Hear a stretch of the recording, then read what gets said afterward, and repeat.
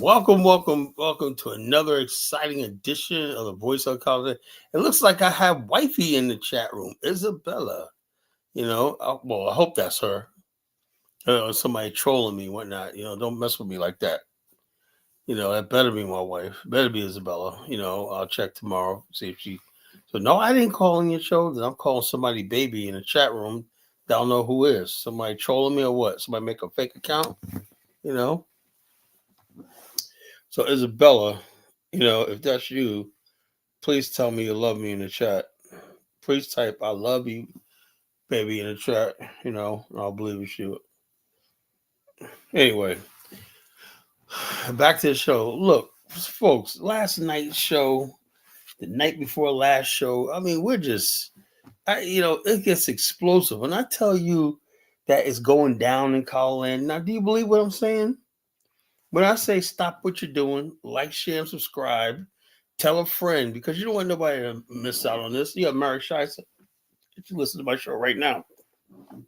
She said anytime she's down, she listens to College Genesis because he's just so funny. Look, I do advise you when you listen to College Nation, don't be drinking anything because you could choke. You like because when somebody gives you outrageous hilarity, and I hate that when I bust up laughing and I'm drinking something, I end up choking. I hate that. That's really dangerous. When you're making somebody laugh and whatnot while they're trying to drink, whatever like that. It's really dangerous. So when you're watching the show, be careful on the drinks. Be careful on the drinks. So I don't want nobody choking to death or having a miss and everything. So because I understand I'm very funny, I'm hilarious. I know that. I got a sense of humor. And speaking of which, when we got topics like being cool, black men, are black men still the standard? I'm asking a question. Are black men still the standard for what is hip and cool right now? Or basically is the cornball culture have taken over the black thing? Or why are black people particularly, what's sad is it seems like it used to be back in the days that the younger people were the definition of cool and hip, right? And older people were like, oh, you're straight and lame and you're straight and narrow, lame and whatnot. But now it seems like the younger people are corny. And the older people, the Gen Xers, and everybody else, seems like they're cool. The baby boomers and Gen Xers were the last bastion of coolness. The younger generation. Look at these people with the skinny jeans on. You know, the wild haircuts and whatnot. I mean, I'm looking at these dudes like, what the hell, man? What the hell are y'all doing? Pants sagging down over your ass and whatnot. Dirty clothes and whatnot, wearing backpacks all the time, man. What the fuck? No, does nobody want to be cool anymore? Nobody want to have style. I mean, back in the days, man, we used to always compete. Uh, what the hell is Princess P talking about? Our Pan Africanist drug collagen. I don't know what the hell he's talking about. Okay, I guess you guys are addicted to me and whatnot. I guess that's what you're saying. Well, I'll take that as a compliment, Princess. I'll take that as a compliment. But yeah, so what I'm saying is, and this goes to underscores a lot of problems in the activism community and stuff like that. Let me tell you something, folks. Tariq she's not cool. He's a cornball, you know. But Tariq has a good thing of he got people think he's cool. I think his name is Marcus Sanders or whatever. And he had a thing like Tariq Nasheed, right? Because a Tariq Nasheed, you think that's some pearl of wisdom and coolness and whatnot. I mean, the only way about Tariq's cool because he got you fools money. So he can drive Bugattis and live in exclusive neighborhoods. He got you fools money, Is a grifter, a grifter. And all these other people like that, they're just grifting off of you and everything. They're not cool. So what I'm saying is this: when we talk about cool, right? It used to be a time where the black man was the coolest of the cool. The whole culture of being cool. It means being relaxed, being in control, being strong but not cocky, being cool, being understanding. That's what means being cool. You're not an asshole. You're just cool. And so we took cool and made it a science form in New York City. And we had names like Cool Mo D, LL Cool J, Cool C, Cool Herc, and whatnot. That came from the black culture. It really started in Harlem, right? And P and hip and swag and cool and whatnot. It's not enough to just have the reason why people center their life around their swagger. When you became 18 and whatnot, and you're strutting down in your nice brand new suit on and whatnot, and you take that picture, that's what people used to do all the time. They used to take that portrait, right? Go in there. So one thing you always did, you always black people always did take a portrait of themselves in their Sunday best. And when you turn 18, 19, you take that Sunday portrait and whatnot, and you look at yourself, you look so perfect and beautiful, and youthful and whatnot. And when you walk down the street in your suit and tie, the next thing to know is how do you keep that what you admire going? How do you pay for this lifestyle or this image you want to keep? And that's been the conundrum to many young black men. That basically the streets was a way to stay cool. You understand how the streets always stay cool? Why? Because the easiest way. If we had other ways of being cool without the streets, it probably would have happened, Yeah, Miles Davis, slang, being cool, being cool. Hey, look, be cool.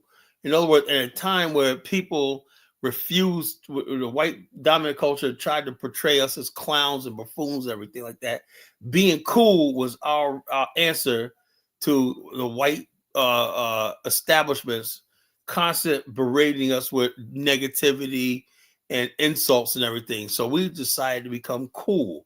We're going to dress better than you. We're going to walk better than you. We're going to speak better than you. We're going to create up lingo and stuff like that you don't understand. We're going to walk in a certain way. We're going to talk in a certain way. We're going to do music in a certain way. And our music is going to take you over. And it worked. The coolest thing out there was the black men who would do this, who did jazz. They called them swing kids because those jazz players were cool. And people who would normally been racist or whatever like that, they were like, man, I love these black jazz players. I get into that. They come into Harlem and whatnot and want to feel that Negro coolness, They want to party with the black men. They want to be around black people. Everybody wants to be around black people, When it's cool, it's cool. When you around black people, you get cool points, You get what they call street cred, Now, are we losing that in the black community, right? Now it seems like Jay-Z is going to people like Tom Ford and all these other people for being cool. Jay-Z is hanging out with guys like Kraft. That ain't been part of the thing. Jay-Z has sold his cool out, because he wants to be in with the rich white people and whatnot, So now being a rich white guy is a symbol of being cool, because that's when you see all the rappers, 50 Cent and all these other people like that. They want to be next to the white man because it seems like if you don't have rich white friends, you ain't cool. That's back in the days, it was white people that had to have at least one black friend, like Michael Rappaport. His black friend was Spike Lee. And you always had that one black friend to have street cred, or be cool points. Now you don't have to have that. The white guys are basically creating their own cool, and you got black people buying into their cool. So when did we lose our cool? When did we lose? When did we stop becoming the standard of cool in the world? Black people I remember back in the 70s, a TV show Happy Days. I remember Fonzie became the symbol of cool in America. Before it was black people, but bottom line is Fonzie became the symbol of what's cool, Before that, you had who was cool was you had people like Jim Brown, and you had people like Fred Williamson, Shaft, and Richard Roundtree. That was cool, Then white people say, something. We gotta find our own cool, whatnot. Make them. What they do is they make them street and whatever like that. Make them like street smarts and stuff like that. But he was white, so it's like this. So the white cool won out back then, because back in the '70s, they were all the black cool things. The mid '70s, the late '70s, they were all gone. They stopped making these movies when I because they used to always fantasize.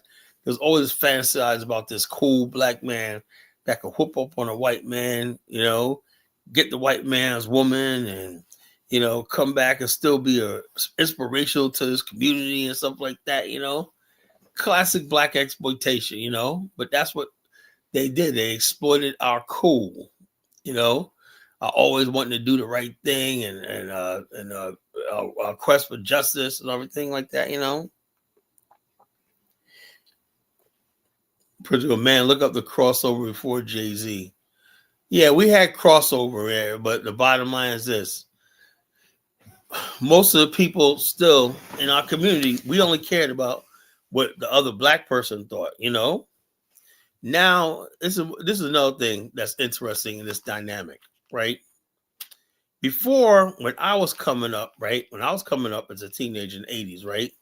We didn't care what white people thought about our cool and not. They had their cool, they had our world, we had our world, we had our way of dressing, our style and everything like that. They did theirs.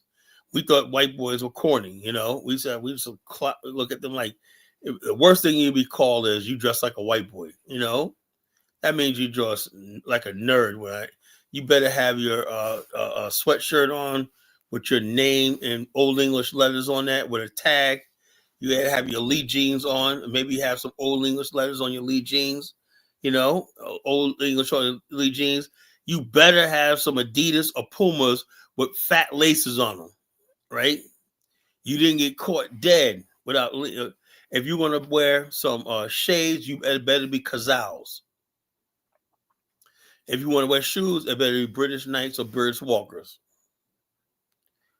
So you had to do certain things. When we was real younger, right? If you had sneakers, you better have Pro Keds with the stripe on them. If you had some cheap generic sneakers on, we used to call them skips. You got clowned.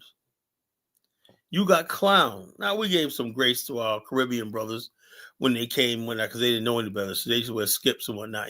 We didn't really clown them because they didn't know any better. Our especially our Haitians. I couldn't really get down, keep up with the style. But the bottom line is, if you knew better and whatnot, you better not walk on the poor court with no skips on because you're going to get clowned.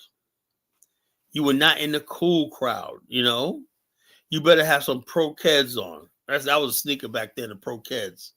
You think about it, the Pro Keds weren't even leather and like that. It was vinyl sneaker, but they used to have this red and blue stripe going on the side. And that was a symbol of cool back then. You had some Pro Keds, you were killed for some Pro Keds and whatnot, and once you had your Pro Keds, you walk down the block, everybody looking, man, he got his Pro Keds on and whatnot, By the 80s, Pro Keds went out because people started buying like leather shoes, leather kicks and sneakers, Yeah, fat boy shoelace. Yeah, the big fat laces and whatnot. Man, where we was at, man, if you didn't have some fat laces and whatnot, you have them sticking out a little bit and whatnot, man, you were joked off the damn block, You didn't come out there with your shoes strung up tight on your feet and whatnot, with some regular strings and whatnot. You got clowned, So what is cool? What is cool?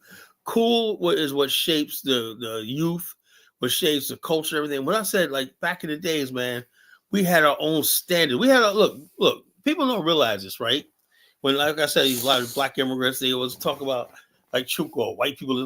We used to live in a world where we didn't give a flying fuck with white people. We had our own standards, our own hierarchy, our own culture, everything like that, And we didn't care if they listened. This is another thing. People think this thing about us caring about white people, the Grammys, that was not when I was coming up. We did our music, whatnot. We did our breakdancing. We did our parties and whatnot, we did our DJing and our MCing and whatnot. It was all about us, our peers, you know. The coolest person in all was the MC. No, the MC and the DJ were the two coolest out there, right? If you were a DJ, right, and you could mix and scratch and cut you were cool. You know, you were cool. If you were MC that could rhyme or not, you got respect. You know, now it's like, and then also we always said that only a certain amount of people had that coveted role of call themselves an MC. Now you got people calling themselves rappers and they just sing anything, whatnot. Anybody get on record and just make record songs and whatnot, and they don't have that respect. Back in the days, an MC was cool because he may be working. Let me tell you something. He may be working at the post office, right? You know, working at the post office, right? He may not have a car. He may drive the subway.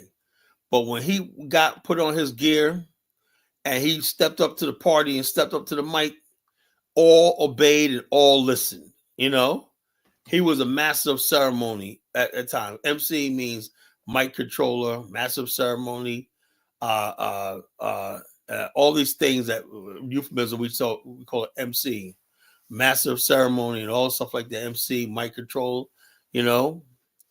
So what I'm saying is, so we set the standard of what was cool and what was not cool, right? Corporate America did not set the standard of what was cool and not cool. You know, Jimmy Iovine would not set the standard of cool. You know, Tom Ford, you know, would not set the standard of what's cool. What other designer? Dolce. I mean, what's the other one? What's the other thing they always buy? Gucci. Man, get the fuck out of here. You know, I could never understand. You know when it started going downhill? When people start wearing Tommy Hilfiger. And we couldn't understand, a lot of us couldn't understand, right? Why were we wearing a guy named Tommy Hilfiger stuff, right? He's not from the streets and whatnot. He's not a black designer and whatnot. So we basically made Tommy Hilfiger cool. Who made Tommy Hilfiger jeans cool?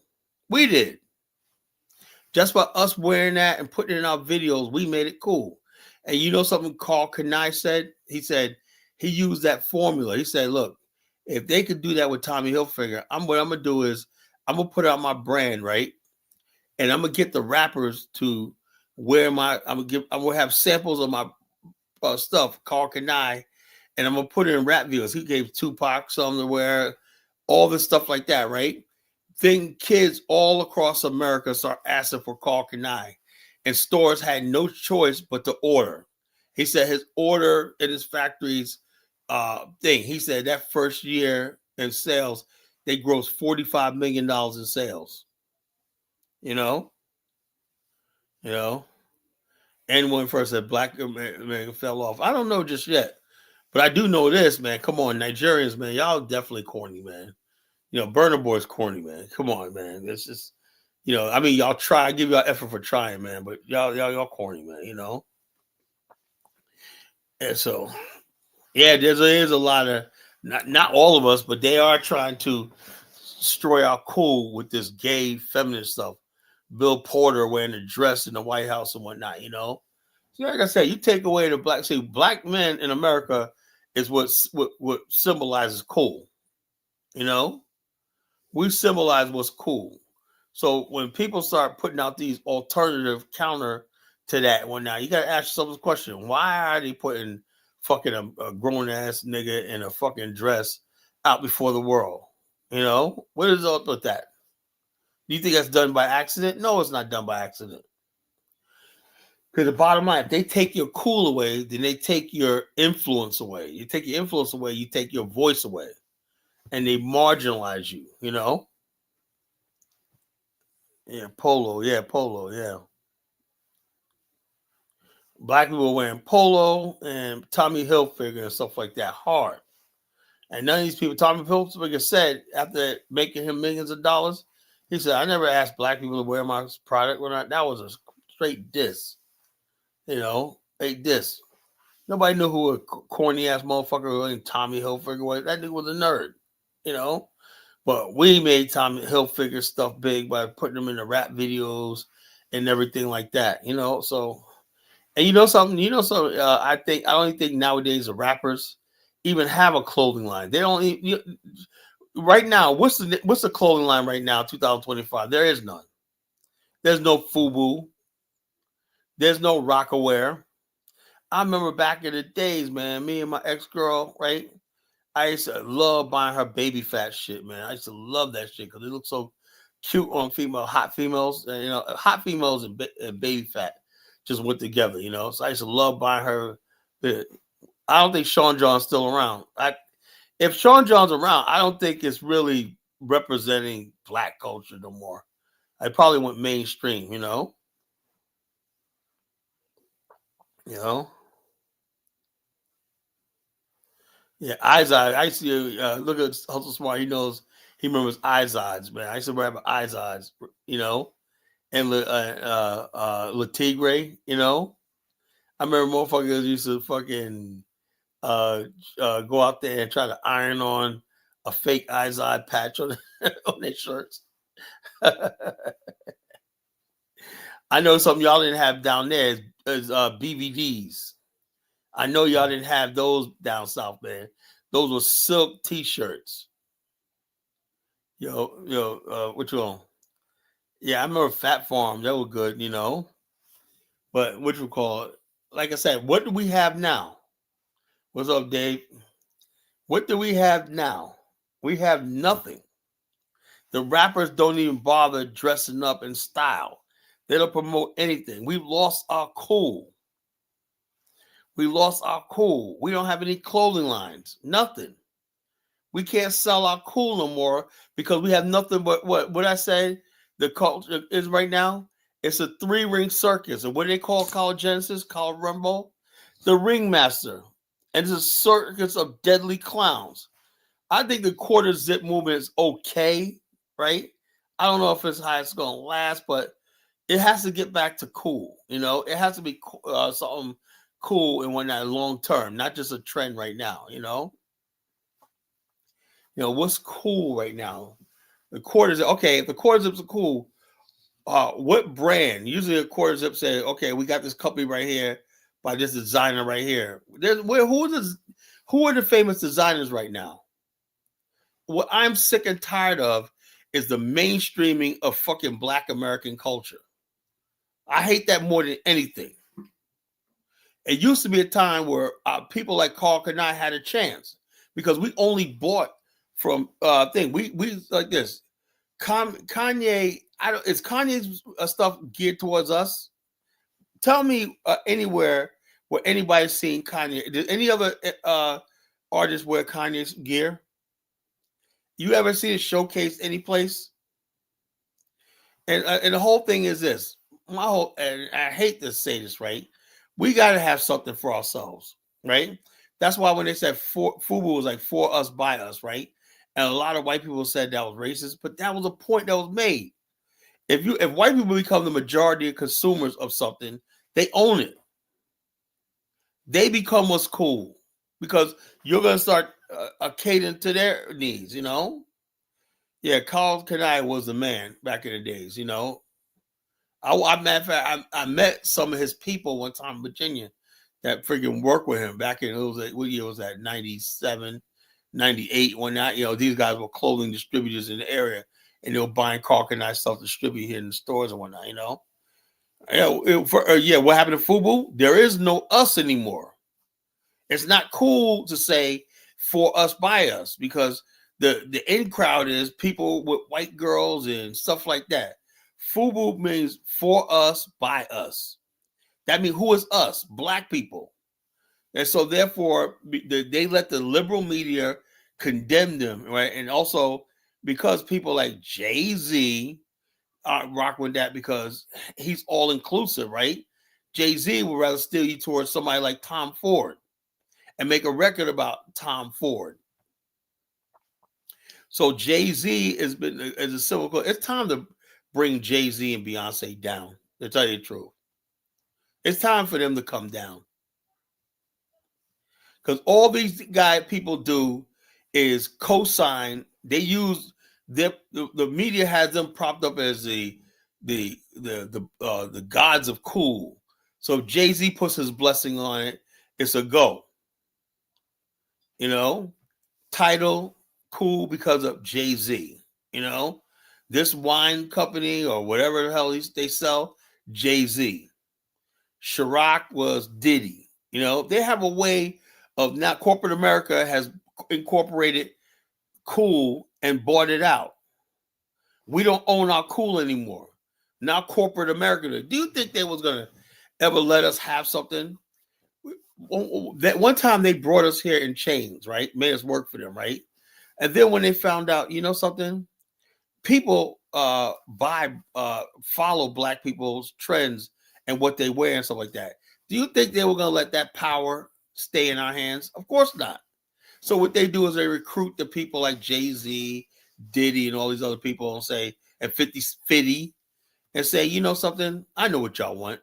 Y'all want to be rich beyond your imagination. We can guarantee that you could probably be a billionaire one day, but you gotta basically sell what we sell, and you have to do it our way.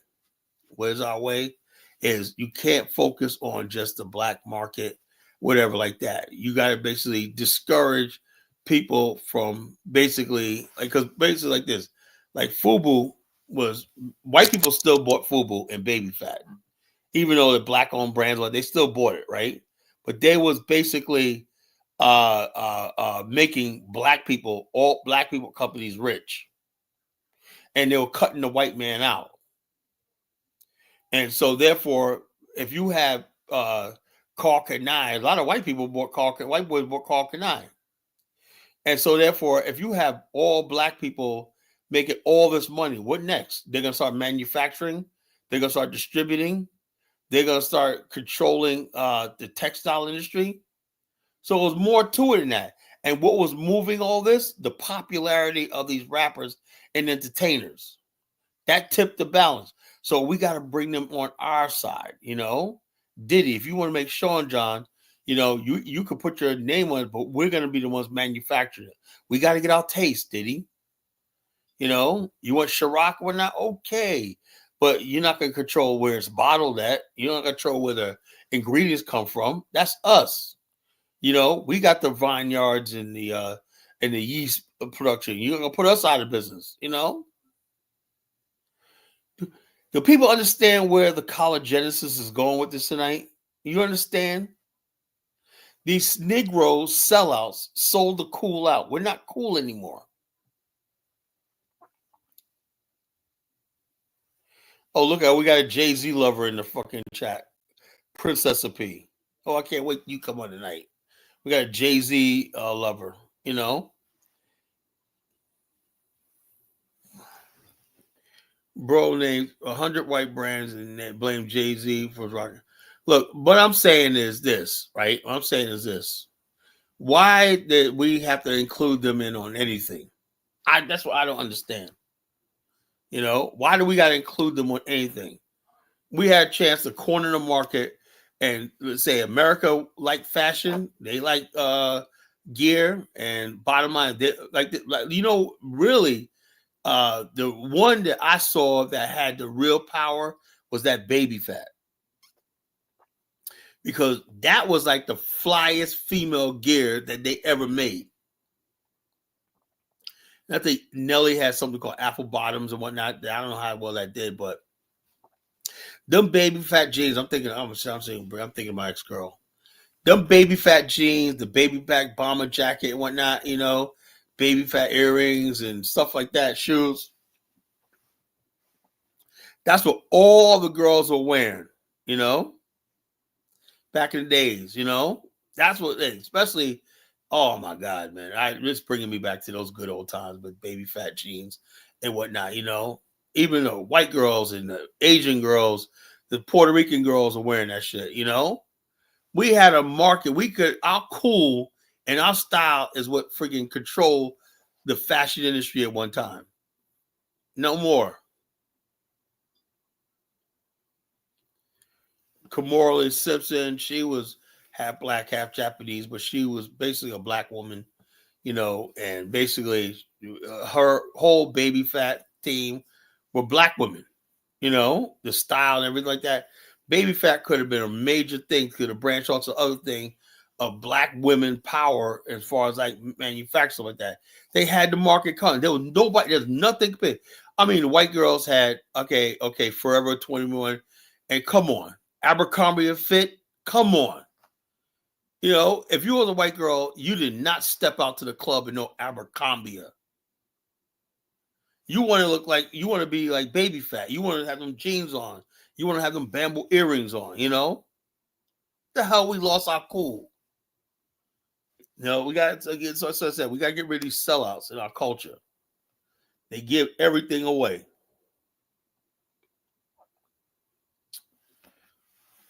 So, when do we get our cool back? When are the black man going to be cool again?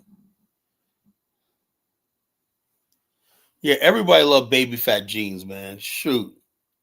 Everybody, that was like, that's when sisters were at their freaking best. That's when black sisters were at their best in the early 2000s. That was the best time period to be black in America, the early 2000s.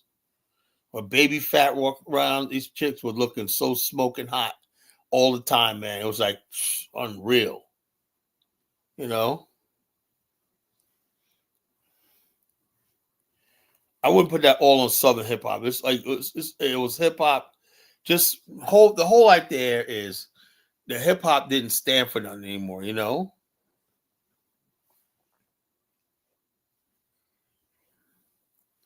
Yeah, I know. Now the Japanese and the Koreans got the swagger, the K-pop. You know, now they got all swagger and everything, you know? And they get a miss yeah. My doobie was so beautiful. What's doobie?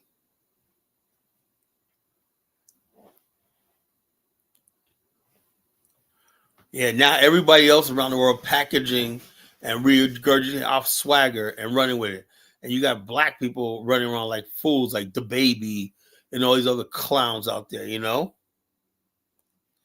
Yeah, well, they always pull the self hate. Look, the bottom line is this, you know, how did we go from fine ass females, right? Brandy, Leah, and friggin' Monica and TLC. I mean, this was black culture was a heaven on earth. And we had fucking shows on UPN. We had our own world to freaking watching things like Sexy Red and Suki Hama. How the fuck did that happen? Outright clowns and buffoons running around representing our culture, you know? Oh no, reparations nation. Yeah.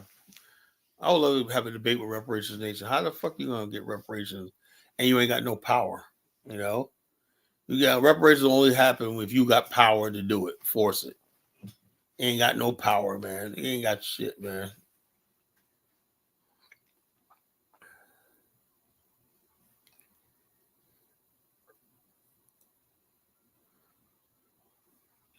Okay, I like that. I liked all the styles back then, man.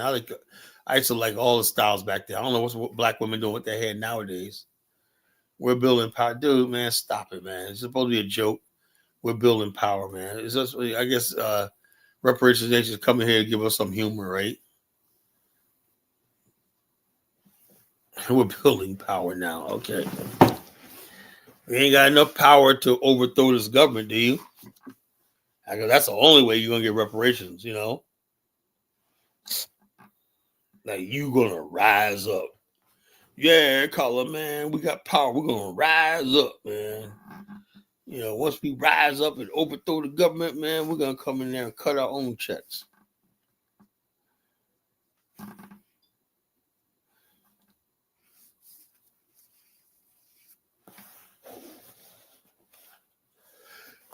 Yeah, so I believe this is an important topic because the bottom line is, you know, bottom line is this: black men always stood for was strong and power. Remember, I forget, you know, you forget the days of Jim Brown, man. You know, a movie that you guys ought to see. You know, I'm gonna give you some old movies from back in the days, right? A movie called Three the Hard Way. That was Jim Kelly, you know, martial arts hero Jim Kelly, Jim Brown, and Fred Williamson. That was cool. That's what brothers were cool, man. Three the hard way. So we grew up on cool. It was cool black. We did not want to be white when we were growing up because most of our heroes were cool black. We had white heroes. We all like Batman and Superman and all that shit like that. But we always had black heroes and black themes to friggin' to enjoy and aspire to. So we always had those black themes and everything like that. What's cool or not. Muhammad Ali was cool. I float like a butterfly, sing like a bee, I float like a float like a butterfly, sting like a. Oh, that must be Reparation Nation. That must be what's his name? IC3. Now I know who that is. IC3. Oh my God. He came up resurfaced under a different identity. He assumed the identity of which we're going now, but that's really IC3. Oh Lord, man, that's funny. Real funny. But yeah, so we grew up watching, Muhammad Ali. He was cool and whatnot. Float like a butterfly, sting like a bee and whatnot. You get up there, say we had to say, and whatnot. When he walked, he was cool. I never forget that movie Enter the Dragon. Jim Kelly, man. That part, even though he wasn't even the star of the movie, man, but we were just proud. Jim Kelly was like, he walked out with his afro up there, man, did his thing, whatnot, And, man, the bottom line is this, man. That's what me, my friends, we all grew up on, movies like Three the Hard Way, Hell Up in Harlem, Fred Williamson, Black Caesar. That's what we grew up on. We knew what was cool. We had an idea what was cool to us and whatnot. What was cool, what was hip, the way we dressed, our style. Back in the days, man. You came outside and your pants weren't creased, whatnot, man. You got clowned. You got hair had to be done. You know what I'm saying? You had to have a certain swag and style about you, You cannot be proper and a nerd and whatnot, And so we knew what was cool. But, and the bottom line, that cool earned us respect. And that respect went beyond, here, because the bottom line is this. If you put a white man and a black man on the stage together and the white man says his point of view, black man says his point of view. People listen to that. Even probably white people will side with the black man because the white man he's scripted. They follow a script. They do everything on a script. We do everything. When you're cool, basically, you can look into other things at different angles.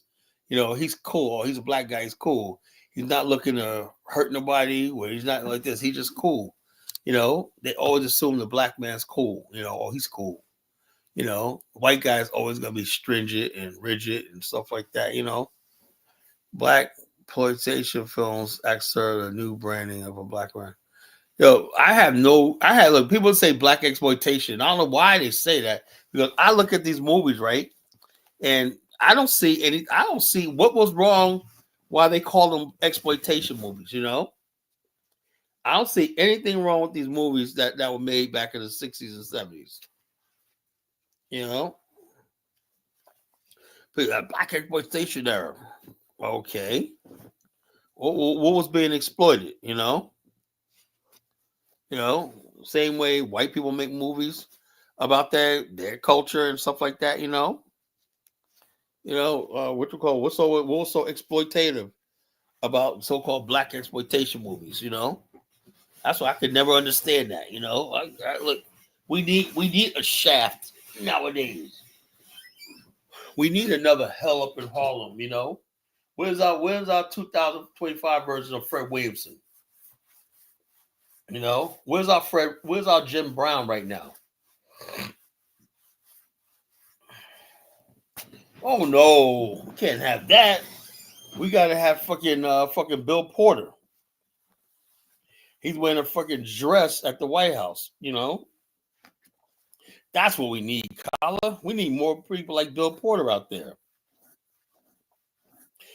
Cool. Our sisters, right? Black women used to be the symbol of beauty, sexiness, and style. Can't have that no more. Now you got all these garbage rappers and whatnot. Now they imported this what's this Cynthia Erivo and whatnot. We can't have beautiful women to look at no more and aspire to and whatnot. Can't have that no more. No. Black men got to be buffoons in movies now. We got to lose all the time. That's why I love what Ryan Coogler is doing, man. He's bringing back that cool, that cool that we once have. So that's why I support Ryan Coogler. Oh yeah, that's another thing. Back in the days, it was unheard of for a black woman. See, that's what they hated, right? Black women back in the days always chose black men. No matter what, she thought it was her duty. But now they're pushing this theme of black women finding love with white boys and stuff like this. It's always like they're saying a black woman, once you are considered deemed as cute by the dominant white society, that it's perfectly okay for our flunky white guys, when our basic bottom shelf brads, to get with the best of black women. That's what it is. You ever notice that? White society is perfectly okay with mediocre white guys with really banging hot black women. But the same is not true with black men and white women. That's still a taboo in this society. How did the white guy become the object of desire, of cool? And white boys are corny. How is that? How was that? How was that? How was the fact that one is because we let them come in our culture and they act like they could do what we do, talk our swag, whatnot. You ever watch that Jersey Shore shit? All them dudes are supposed to be Italians, but they all act hip hop and black. You know, they all have hip hop and black. Everybody acts hip hop and black. They get in. They like I look at that what you call that one guy on the Jersey Shore. What's his name? He got Situation with Mike. The other one, Paulie D. And he's a DJ, right? Now if he's a hip hop DJ, where does that come from? That comes from black culture. That's why there's an effort to discredit Black America as far as the origin of hip hop. They want to basically say anything other than Black America, because if you do that, now you can take ownership of it. So it's just sad. It's sad. Now you got white guys, what you call now you got guys running around talking about. So I'm like this. How you guys following this white guy? We used to be the symbol of cool. What's cool and whatnot, We used to be a symbol of what was up, what was hip, and what was in. That's what hip hop was about. What's hip, Oh yeah, this is what I'm talking about. And you can't become corny, right? Come on, Baruti, man. Let's not have no corny shit tonight, man. He goes, the concept of Ubuntu needs to be pushed in the philosophy. That's what I'm talking about. This corny shit, man. That's corny. Nobody cares about that shit, man. Come on. The concept of Ubuntu needs to be pushed. That's corny, man. There's a time and place for that, bro. That's just corny, man. Nobody wants to hear that shit, man.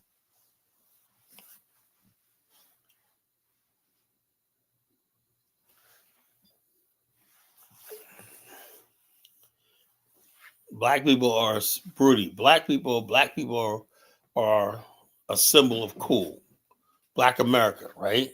So whatever philosophy you want them to adopt, whatever like that, you got to become with it. It's cool. You can't be corny. Black people ain't gonna get down with shit that's corny. I'm telling you right now. If they think it's just corny and whatnot, they're not gonna get with it.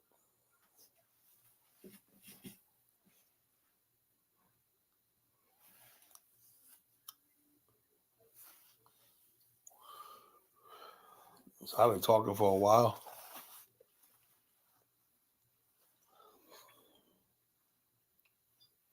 I don't know. I don't know, DK. I have no idea anymore.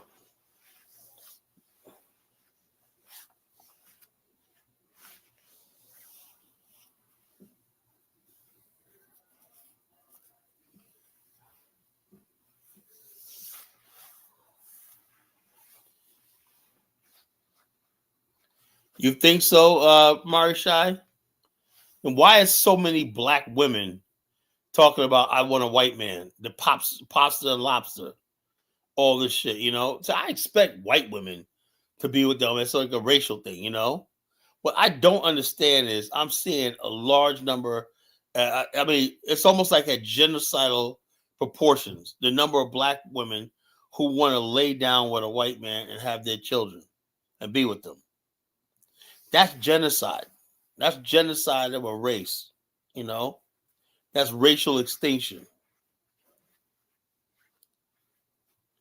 Well, now I think most black women only dating black men because they feel they don't have any choice. But what they're trying to do is they're trying to in every television commercial. You notice that you always see a black woman with half white babies or in an interracial marriage. Even though the reality is most black women are with black men, right? No, this is true.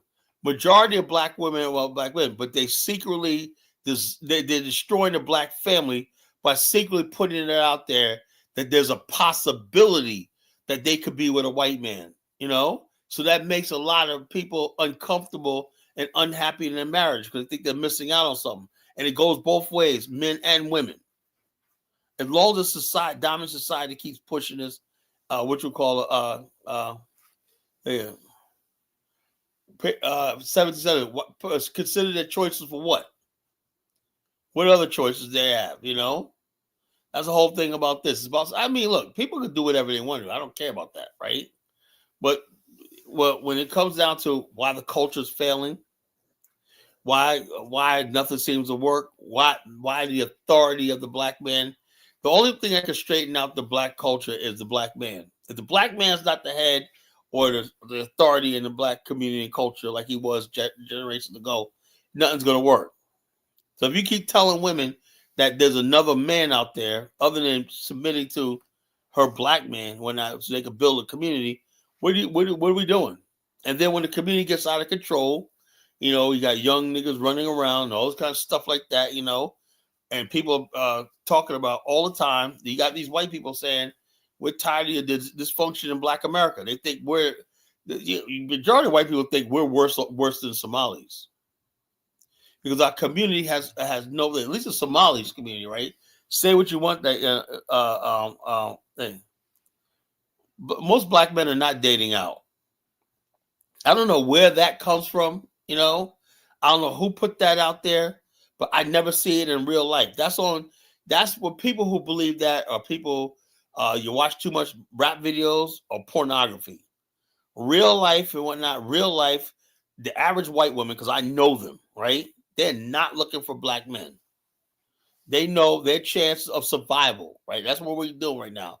Their chance of survival, of having a good life and everything, is a white male. It's almost instinctual. They don't even have to read any statistics. There's what you call their chances of survival and getting ahead is marrying a white man and having white children. They know that. So who are these black men that was white? Who are these white women? Maybe some trailer trash or whatnot, but no decent black people. No decent white women or of quality white women, right, from good family or not. Is really now. There's rare exceptions, right? And it almost seems like the only time black women care is sometimes you do have black men who are professional, right? And maybe his inner circle, and he might date a white girl and they might get married or something like that. But that's only like around, I would say, a small percentage of the black population. And those are only certain, because I've seen it, only certain circumstances, right, where people are in proximity, particularly black people and white people who are in the military together. It happens a lot in a military family because Yeah, they go through certain things when they're together and stuff like that. But the bottom line is this: they, the average white person and average black person, don't socialize like that. Before you can have marriage or dating, you got to be able to socialize. Most black and white people really don't share each other's spaces. Yeah, I've seen a lot of mixed couples in the military. Because they live on base and they go on deployments and stuff like that, and so therefore they're away from the general public. But out here in the general public, no, ain't no white women just go out here get with a black man. No, it ain't happen like that.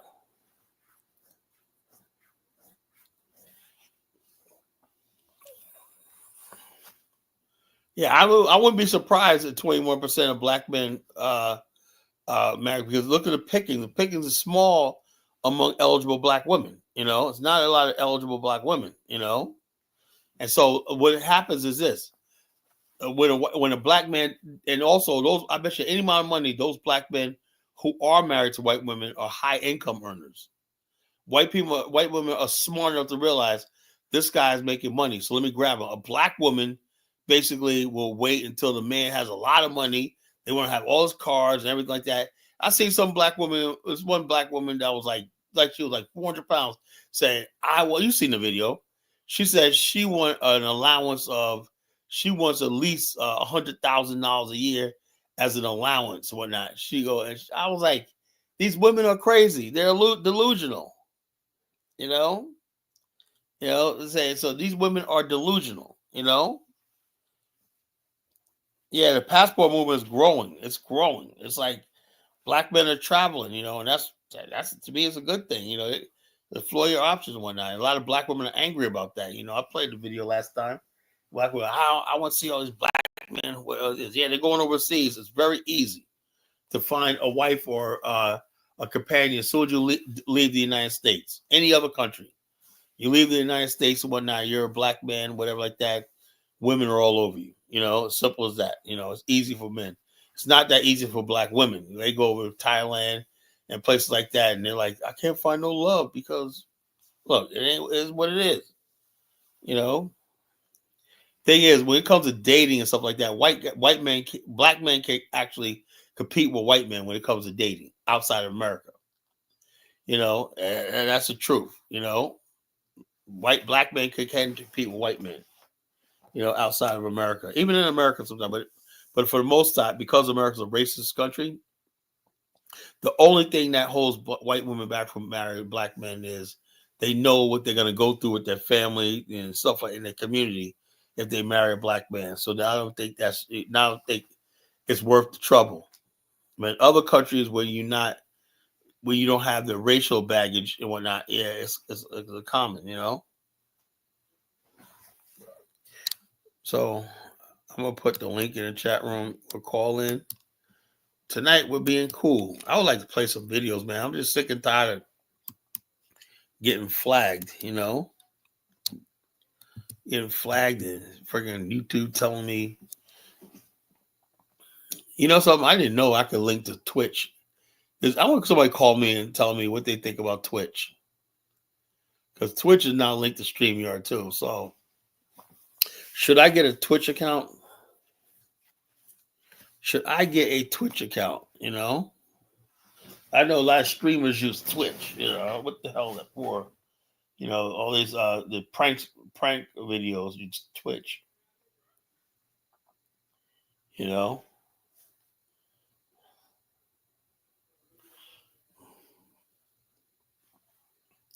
But there's a link right there, folks. You want to call in, talk about this topic, you know.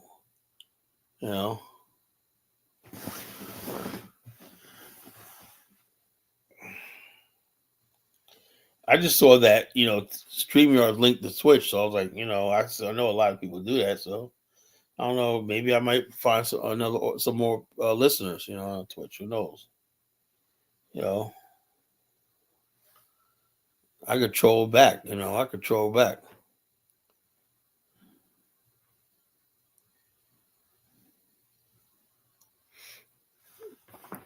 I don't know. I think a lot of this stuff is AI. I mean, people said photos of black men. Look, let me tell you something classic, man, 2024. Go into a club, and look, I worked in a club, and white girls get drunk. Yeah, they'll flirt with you, even make out with you and whatnot, right? And white guys take pictures of that, and it make it seem like there's this all this going on between black men. It's not. I know for firsthand. White girls like hugging, flirting, taking pictures, and stuff is taking selfies with black men, but they're not sleeping with them. They're not going home with them in any significant numbers and everything. It's not happening. You know, you can show all the videos and photos all day. You know, it's not happening. You know, and so what happens is white guys think that's what they think. They think because they see black guys on pictures and it's propaganda that black men are out after white women. Most black men are not attracted. Like, oh, this is not. This is how it works, right? As a black man in America, right, and also when you see a black man with a white girl, I bet you any amount of money he's foreign. He's from the islands or he's African. You know, he's from the islands or Africa. He's Caribbean or African. You do not see black American men for the most part because we basically know the history, you know, of what it means to, go over to that side. With other black men from the Caribbean, Jamaica, Haiti, they aren't socialized like that. We were raised to be like white is white, black is black. We stay on each other's sides, you know? So that's a hard thing to break, you know? The only time I see black men really with white women, right, like, unless they're in the military, away from society, or both the white and the black person is a part of the either the overclass, elite class, right there, or they're part of the underclass, right? They're isolating the underclass. But middle America, black and white do not mix. Anybody telling you that is a liar. You know, elite black people in certain institutions and whites may get together. Blacks and whites in the military may get together, and black and white living in public housing and impoverished areas may get together.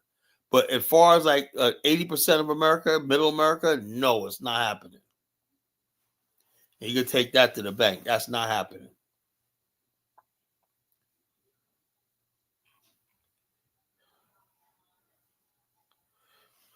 Yeah, black military dudes, they be in Europe and whatnot. Yeah, I see it all the time. They bringing back their Czechoslovakian wives and their French wives and whatnot. You know, I see it all the time, you know?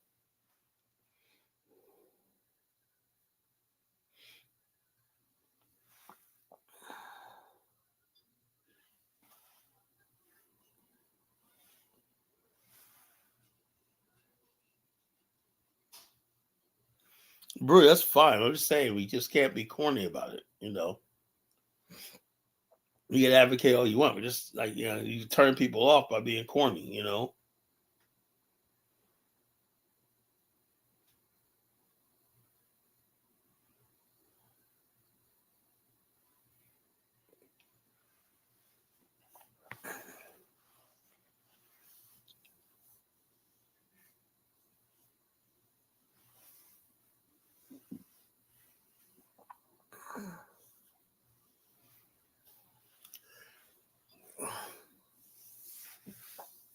Yeah, I don't know if those are real authentic videos saying that, or if somebody's making AI videos or whatever like that, telling black women to date out. That's friggin' dangerous.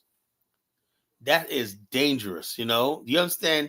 You're telling them to date out to the same people who oppress and enslave your own people, whose the problems you're going through in life are by the same people you're telling to get in love and open your legs and open your soul and body up to. Whoever's pushing this friggin' divest stuff is friggin' insane. But it's becoming so normalized, you know? Yeah, AI. Don't be surprised, man. There's a lot of people pushing a lot of propaganda out there. Propaganda about black people on AI.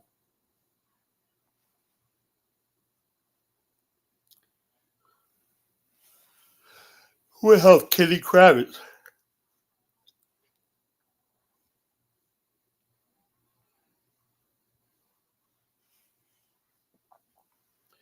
Is what really that serious? Yeah, it's really that fucking serious.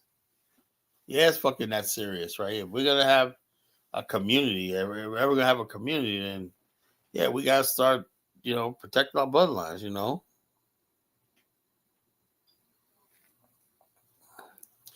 Yeah, black people lust after white society. They lust after white things, white flesh. They love everything, and they try to call it love. No, it's lust.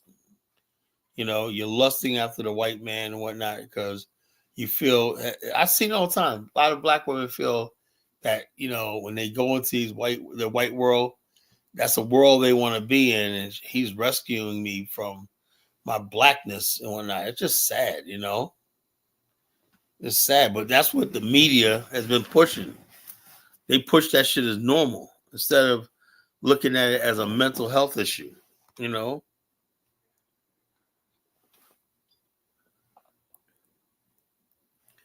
they push it race mixing, and I don't like using that term race mixing, but just marrying out and stuff like that is just mental illness. To tell you the truth. DK, come up here and tell me what is the redemption of ham? What is the redemption of ham? I never heard of that.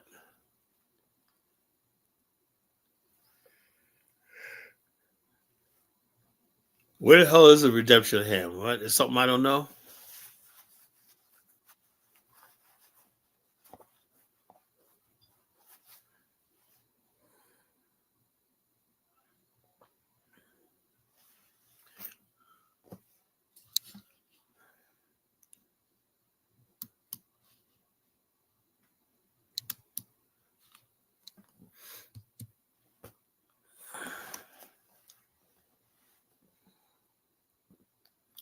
Bree feels some sort of way because I said corny.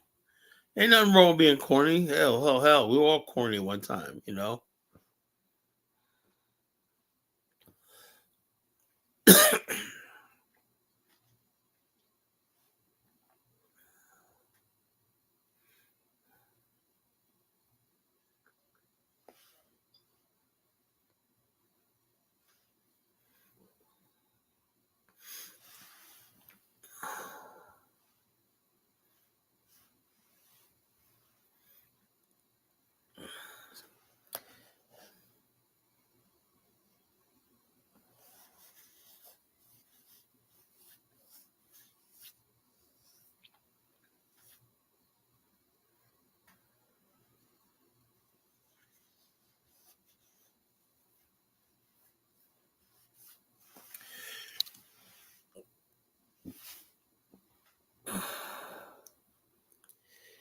Yeah, yeah, yeah. So we're continuing the show tonight, folks. And just yeah, I saw that before. I looked it up. Yeah, I saw that before. It was done basically, uh, uh, uh, done for the idea of the Portuguese to lighten up the race or improve the race. And that culture comes to America.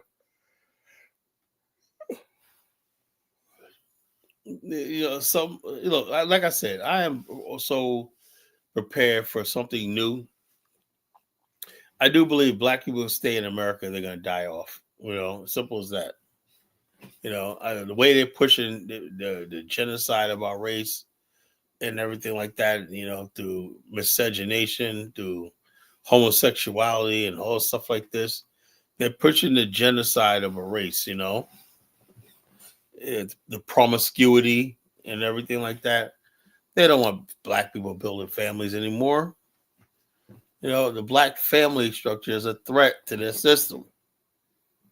Black family structure is a way of leading to black excellence. Black excellence means that white power structure has competition. They don't want that. So they're going to keep putting out negativity stuff and whatnot and make it cool. Where does freaking acting like a fool become cool?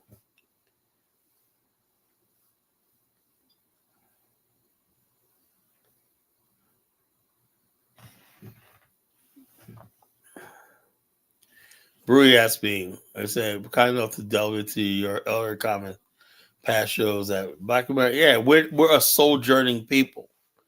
If you don't know that about Black America, we're a sojourning people, you know? But we're only happy when we're together. You know, we're the children, Black America is the children of God, you know? We're pilgrims, we're people without a land. So wherever we go, God got us, you know? The only people that protected us, we're not protected like other people by a border, a language, and a culture and stuff like that. The only thing that we have is God and each other. God and each other. That's all we have. So, Brody, until God moves it, nothing gonna happen, bro. You know.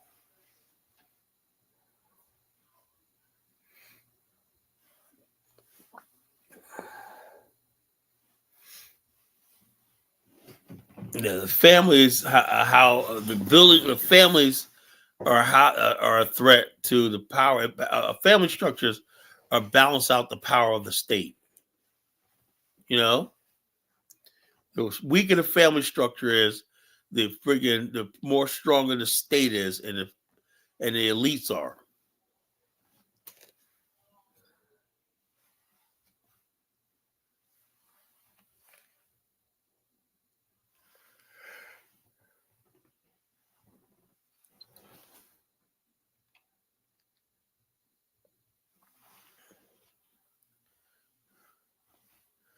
Yeah, that's true, baby Rodriguez. We are the only people. The only thing we have is our self determination and resistance. You know, that's what makes us so unique among other people. We've been together as a people without a country, without a flag, or anything. We're still Black America, still African Americans. You know, and we still exist despite everything they threw at us, despite every attempt to destroy us. We're still here.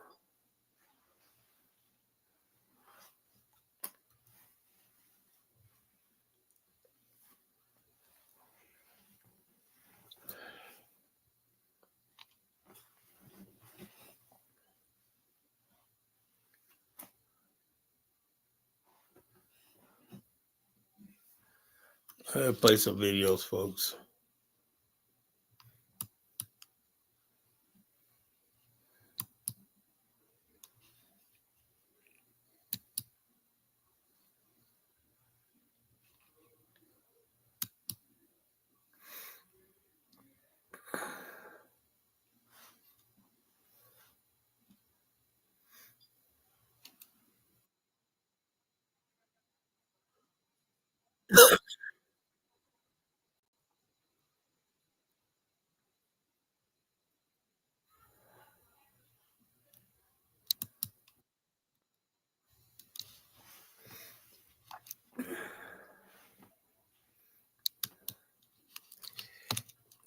I wonder if anybody could interpret what this Somali brother is saying.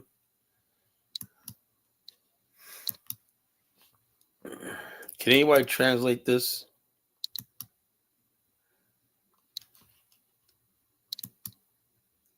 leeyahay jaruur yaar yaar guriga duuga anigu soo sanowyaan halkan ku noola wadankayga kale ma garanayo intaas kadib waan shaqaystaa dugaankan oo aan leeyahay mase arrintani tahay jaruurteeda kii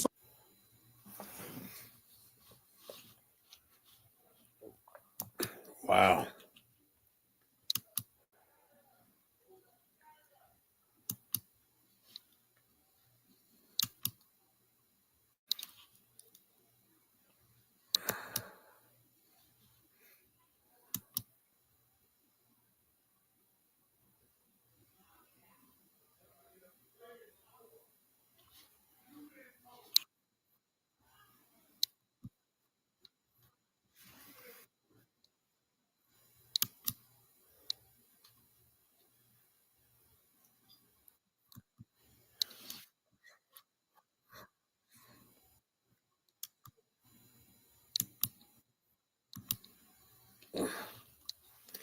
Now this right here is an example of a big girl who don't get it.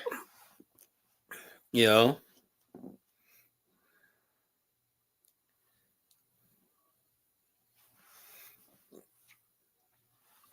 look, Broody. God has been protected in African America. How you think we're still here? We're still here, bro. We're still here building. We're still here strong. God has been freaking what you call protected us, bro.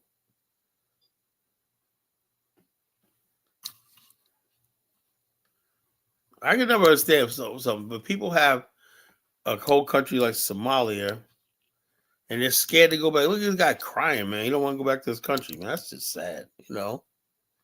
Now watch out what this chick's saying. She just says what we always said when we talk about what's wrong with the marriage rate among black people.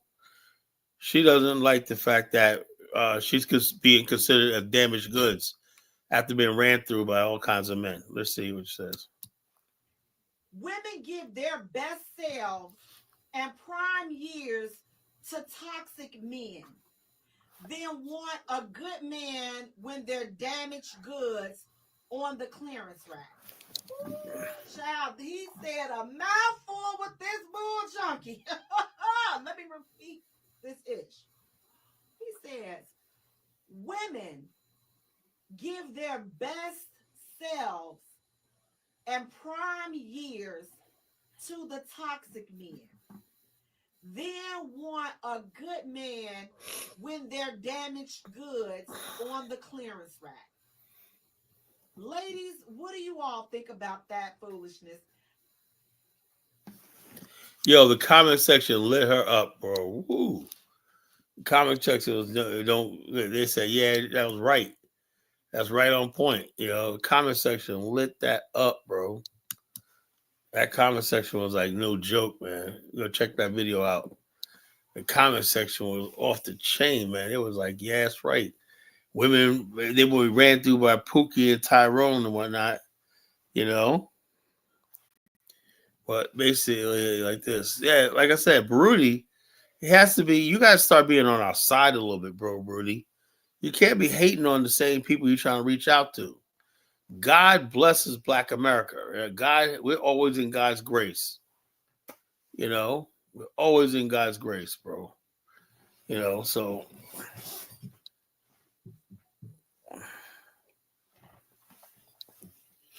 God got this. You know, so when I think we're worried about no goddamn white man, hell out of here. You know, the Bible said, "Thou prepare the table before me in the presence of mine enemy." You know what that means? That means we're gonna sit right. We're gonna be right here in America till we do get our own nation. We're gonna be right here in the fucking America in the in this white devil racist beast face, and not a damn thing he could do about it. In the presence of thine enemy, we're gonna rise. We're gonna prosper. That's it. In the presence of thine enemy. Surely goodness and mercy will follow me to all the days of my, and I shall dwell in the house of the Lord for the rest of the days of my life. That's scripture, brother. That's scripture. God got us, bro. Oh no. Oh no. Here we go. We got Ross Moisture here. Elder Kala, what's good, brother? Yo, you know you're older than me, man. Shut up, man. I got you. I gotta call you Elder, man. You a No, baby man, you boomer, call you older, man. You're like my uncle and shit. and you like my great grandpa. Yeah. You're my freaking a long lost relative Yeah, from man. across the ocean. Let's get to the point, man. What's cooking, man? What are you talking about today? What's the topic I'm talking about? about how Black America men were always a standard for what was cool. You know, Yeah, yeah, yeah. That's true, man. I'm not gonna lie. what That's I'm true. I mean, saying it's is, still are we to this still day. the standard? Are Check we this out, slipping? right? Check this out, right? Still to this day, it's like that, man. You know, even when you go to like third world country, you know, you got like the youth want to imitate like, you know, what black Americans are doing in the ghetto. You know, dress like them, you know, Well, sag not off just their the ghetto. pants. It's like you got Black high society is cool too. You know, Black high society. We also got always had a black high society here too. You know, it ain't just a Your ghetto. your color. I've always wondered why is it like the lowest class of Black America that's very popular and Well, it's like in the that with world. any other group of people, right? But the whole thing is it's like when you talk about Black American culture, right? See, everything Black America is always about being cool and hip, you know? In other words, basically, there's an old thing where it's like if you were not cool and hip, you were called a square. And the worst thing you'd be called is a square. Even though we always say, you know, the being a square is not cool, right? For example, let me give you an example when I was coming up, right? And you're gonna be proud of this, right? Our Haitian brothers and sisters were more square, and we were cool. We used to always clown on Haitians because, they always joined. I'm telling you, man. Hold on. Let me You say are this. truly Let me say messing this, with the right? wrong ones, Hold on. man. Go ahead, go ahead, go ahead. The Haitians used to doing things like be on the band. They used to be in honor society. They used to be in the chess clubs and whatnot, you know. And we used to clown these motherfuckers all the time. The Black American kids, man, we just wanted to be cool. The Caribbean kids wanted them grades. They wanted to be in but we're all still black, right? But I noticed, I'm looking at it right now, all the people who got good grades when I was in high school were, for the most part, from the Caribbean, you know, from Caribbean. And all us black people, we got okay grades, but we weren't stressed over grades like the Caribbeans and all these other people were, you know. That's Us because blacks support. being smart is being Hold white, on. Us Colin. blacks support. It doesn't really matter because we were Man, you just like got the your white. Oh, adversary here, the Carla. white kids were the same way. So you had white kids. Majority of white kids were like, "Oh, screw it. We just want to have fun, party." Same thing with the That's Puerto not Ricans. true. Right? Yes, it was. Yes, it is true. You know, they want all they do is homecoming or late night, whatever like that, the prom night, whatever like that. That's what's important to white America, right? The bottom line is this: there was only a small percentage of white people, right, kids that How were would in you know that, Carla? society. You're not white. How would you know He has Because I no idea. went to He's a just predominantly saying white stuff. school. I went to a predominantly white just school. say stuff, man? My grades were higher than most of the freaking white kids on school, and I was no academic genius in high school. You know, majority of white kids, whatnot. Majority of white kids got was like C plus, C average students. You know, Really, then you really. had that whole. Then you had that. I went one of the top schools in the country, high schools in the country. You know, I graduated with a Regents diploma. That's New York State Regents. You know. The bottom line is this. Then you have the kids in the Regency and the Honor Society. That was like not a small, a good percentage of white kids, right? But Did for the black most kids part, respect the people in the gifted classes and the people who got good I don't know if grades? they're Was guilty. They did. Hold up. no, but All the I'm people. asking a specific question. So if you don't speak Ebonics, Hold on. Hey, right? hold on. You can't. Dude, Hold on. Yo, your ass is I'm keeping it stupid, real. ignorant. Hold on. Your ass is I'm stupid, asking a real ignorant. question. No, you're not. Yo, Truco. Why is Bonquisha the I'm standard? about to get rid of you. You keep Okay. doing it. I'm gonna go out to get rid of you, right? You want to be Okay, part but of the I'm looking conversation? for a moment to Hold on. talk, but you If just you keep want to be going. part of this conversation or not, I'm trying to, but you're hold not on. letting me If you talk. you say one more word and you're out of here. Right now, we're gonna have some freaking decorum, right? I laid it out as the fact that part of our culture in So, Black America. Kala, if you don't want me to speak, All I'll right, just leave. get the fuck out of here. I did it for you. Get the fuck out of here. You know, you ain't gonna Yo, come on my Carla, show and man. disrupt me and Why whatnot. you hating? No, you're gonna come in my show putting words out there and try to his ad hominem Yo, attack. Carla, don't, I'm trying to explain something, right? He's gonna take it. man, He's don't gonna do take that the to Tuku, opportunity man. to ridicule black people. Not we did have black people, African Americans that were really like that, but I said the majority of us, just like the majority of whites and everything like that. But I did say the kids that came from the islands, I noticed, right? They did the extra things, like not so much as even grades, but they did things like the chess club, you know, the Glee club, you know. They joined the chorus. You understand where I'm coming from? And Yeah, so we thought we were it's too where we're cool. coming from, bro. It's where we're coming from, man. Like we really came from the bottom, man, and Right. So we you really want to be appreciated successful. the chance you Of got. course. So if the white teachers told you join the chorus, we're like, man, I'm too cool for that.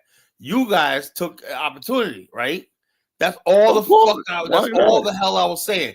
Chuco trying to make it seem like, oh, black people just ghetto and stupid and whatnot. Right? No, that's not what it was. You know, black kids, all the kids I knew graduated, went to HBCUs in college. But I'm saying the Caribbeans, all these other people, they went through the extra mile to be included, you know, and took academics way more serious than we did. A lot of black Americans, right? We went into like vocational shit, you know, vocational jobs. And we always went to jobs like the civil service and stuff like that. That's what we wanted. But a lot of our Caribbean people like that, they wanted that education, But you a know. lot of Caribbean did the same thing you just describing. Yeah, I know, We went but to a I say, lot but of I know, I vocational know that, school but as well. I'm saying like this: when it really came down to it, I just think a lot of Caribbeans felt that they could not compete with us in the regular world, so they had to go into their best chance was in the academic world, you know. So I got a lot of people, like I said, I got people, I know people, my family and friends and whatnot are from the Caribbean and Black America and whatnot. I know that. But the Caribbeans, I tell you right now, because they come from cultures, right, where nobody was telling them that reading and writing was and studying hard was white or basically, you know, so there was nobody telling them it wasn't cool. In other words, the cool kids hung out around the corner while everybody else is going for after school for extra help.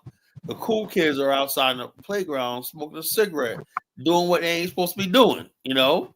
And so therefore, everybody basically were forced to basically like this.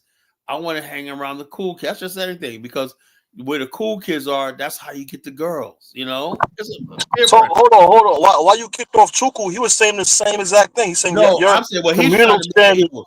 He was trying to Exactly. make it like it's Black American, but I'm saying like this: we had Jamaicans were doing the same fucking thing. Was not like that, but I said on the whole, right? It's when you ask with me, right? I'm just an honest session.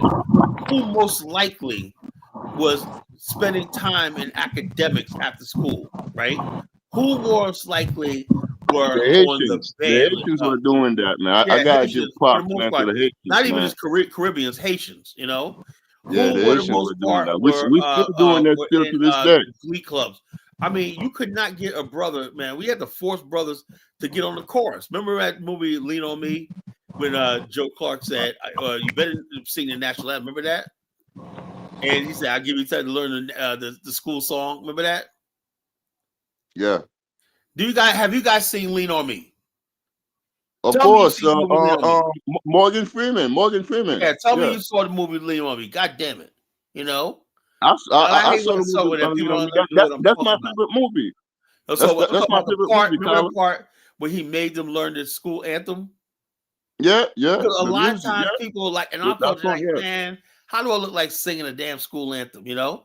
But when you took the Haitian kids and whatnot, you know, tell them, okay, I'm gonna learn it, and they learn to speak like that. But it's just a different way of seeing the world they had than we did. You know. It Mm-hmm. wasn't like Truco thinking that we are just bad people, whatever like that. You know, just that we're different. You know, we thought just oh man, well I'm getting on a band. Like you couldn't get bros to do. Sometimes you had to force that you had to be on this course. Bros like okay, we'll be on the course. You had to mandate people to join the chorus, the school chorus and whatnot. You know, and so therefore you know that's what it. But the Haitian and Caribbean kids for the most part, they were always on the school chorus. They were always in band. They always had an instrument, you know, because their parents made them take up do an instrument, you know. But you know, our parents, all the thing our parents cared about was, well, we're gonna pass and graduate. You know, that's all we had to do was make sure that we had enough grades to graduate. That's all we did. The Caribbean, the Haitian kids, make sure their kids got in those glee clubs, the band, and stuff like that. You know, our parents just made sure that. Your color, our parents were extreme, man, like to the point, man, we have to take every little thing serious, man. Every little Yeah, details so I knew that. we had to I knew take that it growing up. very, very, very I serious, knew man, that growing because up. of I the said, society we they, came look, from. they basically. I said like this. I said I used to always admire because I said I never thought about to recently 'cause all this shit like that. What was a pattern, right? I said some of us. I look. I said Ron Dolphin. I mean, there's one kid, Ron Dolphin. This kid was a Haitian kid, but he was like a black Alfred Hitchcock, right? And I'll Mm-hmm. be honest, we used to clown this dude like crazy, man. You know, We said, yo, I'll be honest with you, I made this kid's life hell in high school. You know, it's a clown this kid like crazy, you know. Give him a wedgie, grab his underwear, give him a wedgie and whatnot, you So know. I know, you Colin, were a because bully. we were So cooler than you were you, a bro. bully We in were high cooler school, than you. Carla. We You were were a cooler bully. than you, You bro. look like one anyway. Oh, you were cooler than us? Okay. Hell yeah, man. Yeah, You you you guys, you gotta yo, you gotta move with look, the crowd, man. yo, check We this move out. to our own drums, bro. Principally, I love Haitians, man, but you guys were not cool at all. We had the slim. Y'all just like us now, bro. You had the slim Oh, jeans, the okay, all shoes. right. We cool, bro. Y'all just not like us now, bro. Man, like I said, look, don't let me go there, man. Don't Them let me baggy go jeans out of style, man. don't let me go Them there, man. baggy jeans out of style, Listen, bro. principally, don't let me go there, man. I love you Haitians, man. You You you got hear that Kanye kind dressing of like you Haitians, hear bro. that kind of my fellow Asian brother. You hear that? Yo, I'm saying my brothers, man, my Haitian brothers love you to death, man. But you guys had to go when the girls came around. We said y'all away. Y'all got to go away, man. You know, Why is Nah, that? that's not true. Why That's is not that, true Colin? at because you all, guys were man. corny, man. Come on, man. That's not Bro, true at all, you Tyler. told a story When I that was the in guy high was speaking school, 5 languages when I and you was was in jealous, high man. school, Oh yeah, Tyler, look. That a wasn't lot what of the black girls thought was Americans, cool, man. The girls a didn't lot think it of was black cool. American women were flocking onto me when I was in Oh high no, school. please. Oh, I swear to God, All man. right, all right. oh. That ain't what I saw. Yo, Ain't what I saw. Carla, how do you think I got 2 baby mamas, man? I have no idea, That's man. nothing to brag about, Listen, man. let's Everybody go. could get that, man. All right, Hold up. But all let's right. see the evidence, right? Are they big girls? Or are they? Man, I Beautiful might just man, see a like baby mamas, slim, man. like slim caramel So complexion. you got some slim baby mamas that are Black American. Yeah, man. Come on, Beautiful women Musa. too, Come man. on, Musa. Still That's a to stretch, man. this day, I That's like love them to death. You know what I'm saying? that's like Truco say he got slim Black American girls growing up. Man, come on, you know. Collar. If they like you, they fuck with you, man. That's how they are, man. Yep, exactly. You know what I'm saying? So, well, like I said, my whole thing is, like I said, growing up. I tell you one thing, man. I would say this. Even worse than Black Americans. You know who was always the coolest? Even worse than us, the Puerto Ricans. Puerto Ricans were niggas on steroids.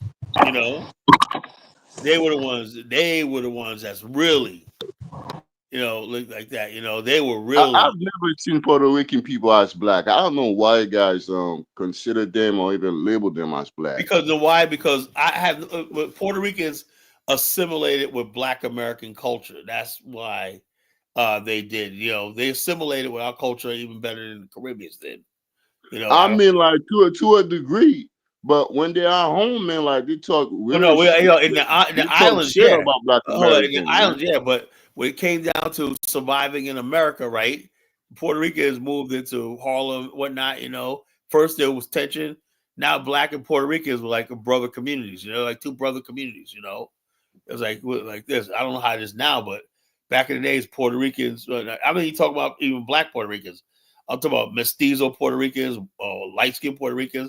They always But they are the basically majority, like the mestizo Puerto Rican. They are the majority, mestizos are a majority. What I'm saying is, right? when I used to the Puerto Ricans, right? What they always did was the Puerto Ricans, basically, when you listen to their culture and whatnot, you go to their house and whatnot, everything is that you'll see books on Malcolm X.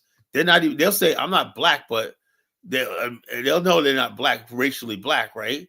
But they basically always had black books, black food, black culture, and black movies, stuff like that. And there was around. There was always around black people, you know? And they basically just like other people will come to New York and assimilate with the dominant white society. Puerto Ricans came to New York, assimilated with the the dominant black culture there, you know? Black American culture, you know? So when Fat Joe gets up here and starts talking about us Caribbeans and Puerto Ricans and Caribbeans didn't get along, you know? Puerto Ricans got along with Black Americans, you know? Dominicans may have gotten along with Jamaicans and stuff like that, right? Because Nah. Dominicans never get along with Puerto Ricans, man. I know they didn't like Puerto That Ricans. truly They didn't like shocked me. Dominicans Your color, don't like Puerto Ricans or they don't like Black Americans, you know? man, Carla, that shit truly shocked me, man. Because as a Haitian person, man, when I was in junior high school, and I was friends with Dominicans, and at that time I barely speak any English, and they were the one that were helping me out, but they were always like in conflict with the Puerto Ricans. I'm like, God damn, like I thought I would be the problem for them, like me being Haitians. I mean, us, That's why sharing the I same say I island. disagree with my good brother Dollar Bill. When he says But you know what all I'm saying? the Hispanics But came Dominicans, together on Dominicans fire. never I hate don't. on Haitians. Like any Haitians that live in the United States, Dominicans never hate on Haitians. It's always the Puerto Ricans, Yeah, the man. Puerto Ricans be saying a lot of racist jokes. That's why I agree with like if you really know their culture, like like a lot of FBA African American types, they kind of welcome them in. But some of the jokes they make about Dominicans is very racist.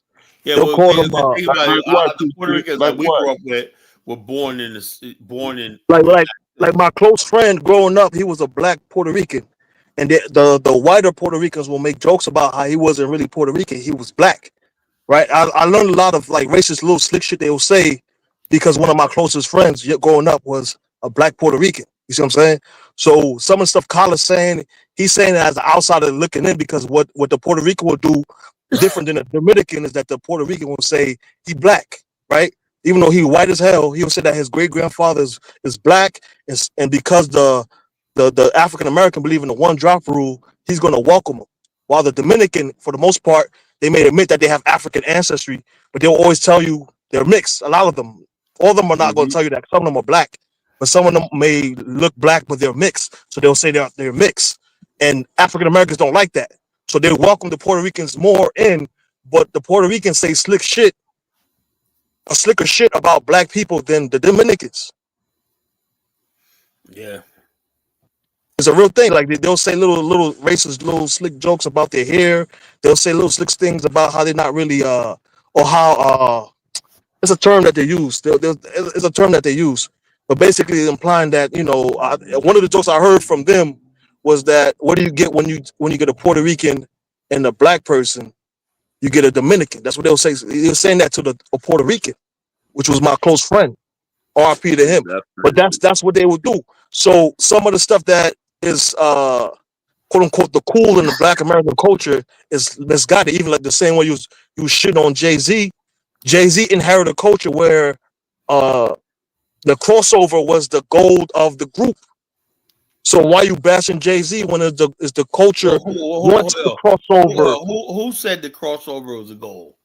That's the goal. Ask any African What goal? American. That's What their goal? What goal. goal? I never approved of that. Nobody ever approved. It was forced on us because these motherfuckers had the money. The people that had power money forced the crossover. But like I said, also all what the problem was? All you people that aren't from United States or New York, right? Particularly the Hmm. South, right? Sick of South, the West Coast and everything, who didn't know the difference between authentic black culture and this garbage, right? So in other words, basically, I would have freaking canceled Jay-Z when he made that Tom Ford record, We don't have the power to cancel. Back in the days, man, EPMD had a song called "Forget the Crossover," right? It's Big Daddy Kane had a verse. He goes, "Crossed over, admit you did sell out. Crossed over, lost over. Now get the hell out." That's how they dealt with people who even thought about crossing over back in the days, right? That's why all these people who Hold on. Who you said that? Big Daddy Kane crossed Oh, over, Big lost Daddy Kane. But Run over. Yeah. DMC crossed over. Well, What did he have to yeah, say I about know, that? but the thing is, Run DMC was able to get away with it, right? Get away with some crossover, right? And then LL Cool J did too, right? So they took some flack for it too, right? But for the most part, right, when you look at the audiences, right, it was still black. The Run DMC audience was still black. Public Enemy's audience was, even though they had black themes, the audience was mostly white. LL Cool J, I don't think LL Cool J until like his like fourth, fifth album that he had a white audience. He was always black New York crowd and whatnot. You can't say somebody's crossing over when your audience is still black. Kumo D always made that point. We always called back in the days white people pop fans. Now you got white people talking about the hip hop audience. That now includes white suburbia. So that facto, the culture is in the hands of white suburbia. Yeah. Yeah. When you say crossover, you mean like to go mainstream? No, it's not crossover. Not mainstream. Crossover means that your appeal is not to just a black. Like, let me give you an example.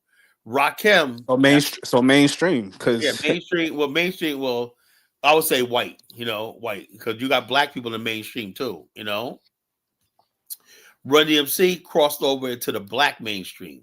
That was the first rapper to cross. Run DMC was the first rapper to cross over to the black mainstream. That means that it crossed over from underground hip hop stuff or not to basically being played on regular radio, being invited to Motown, being invited to black venues, stuff like mainstream black venues, being on mainstream black magazine covers or not, and stuff like that. TV programs, movies. They crossed over to the black mainstream first, and that back then it was a difference between the hip hop audience and a black audience. The black audience was the majority. That's Michael Jackson, Prince, uh, uh, Rick James, all stuff like that. That was the majority. That was the mainstream of Black America back then. Hip hop was just a small subculture, right? Run DMC crossed over into the mainstream of black culture. Inadvertently, that same time, the music became popular, be seen among whites and everything, but they never actually crossed over to the white culture from hip hop. They crossed over from hip hop into the mainstream of black culture first. So that's what happened. yeah, I think I get what you're saying. I think it's like different timelines too, because in my era, there's only one mainstream. You know what I'm saying? But I guess back in your era, there was In two our different. day, in our You had day, like Motown. You there had was all a these different. there was a black mainstream, right? A black mainstream, Right. and then there was a white mainstream. Right. Right. Mainstream. And so therefore, what happens is Now people today, like today Jay-Z. mainstream is just mainstream. I mean, you might have I your know local or now it's like regional kind of everybody. kind of artists, but I yeah. saw the coming of this, right? It was 2003, right? And that's what I'm driving down from New York, right? I was coming from New York to visit, and I was coming back, right? And I was basically in Maryland and Delaware, and I was putting on some radio station because the station Hot 97 was garbage, right? Went out right at the end of the Jersey Turnpike. So I put on some stations in Delaware, right?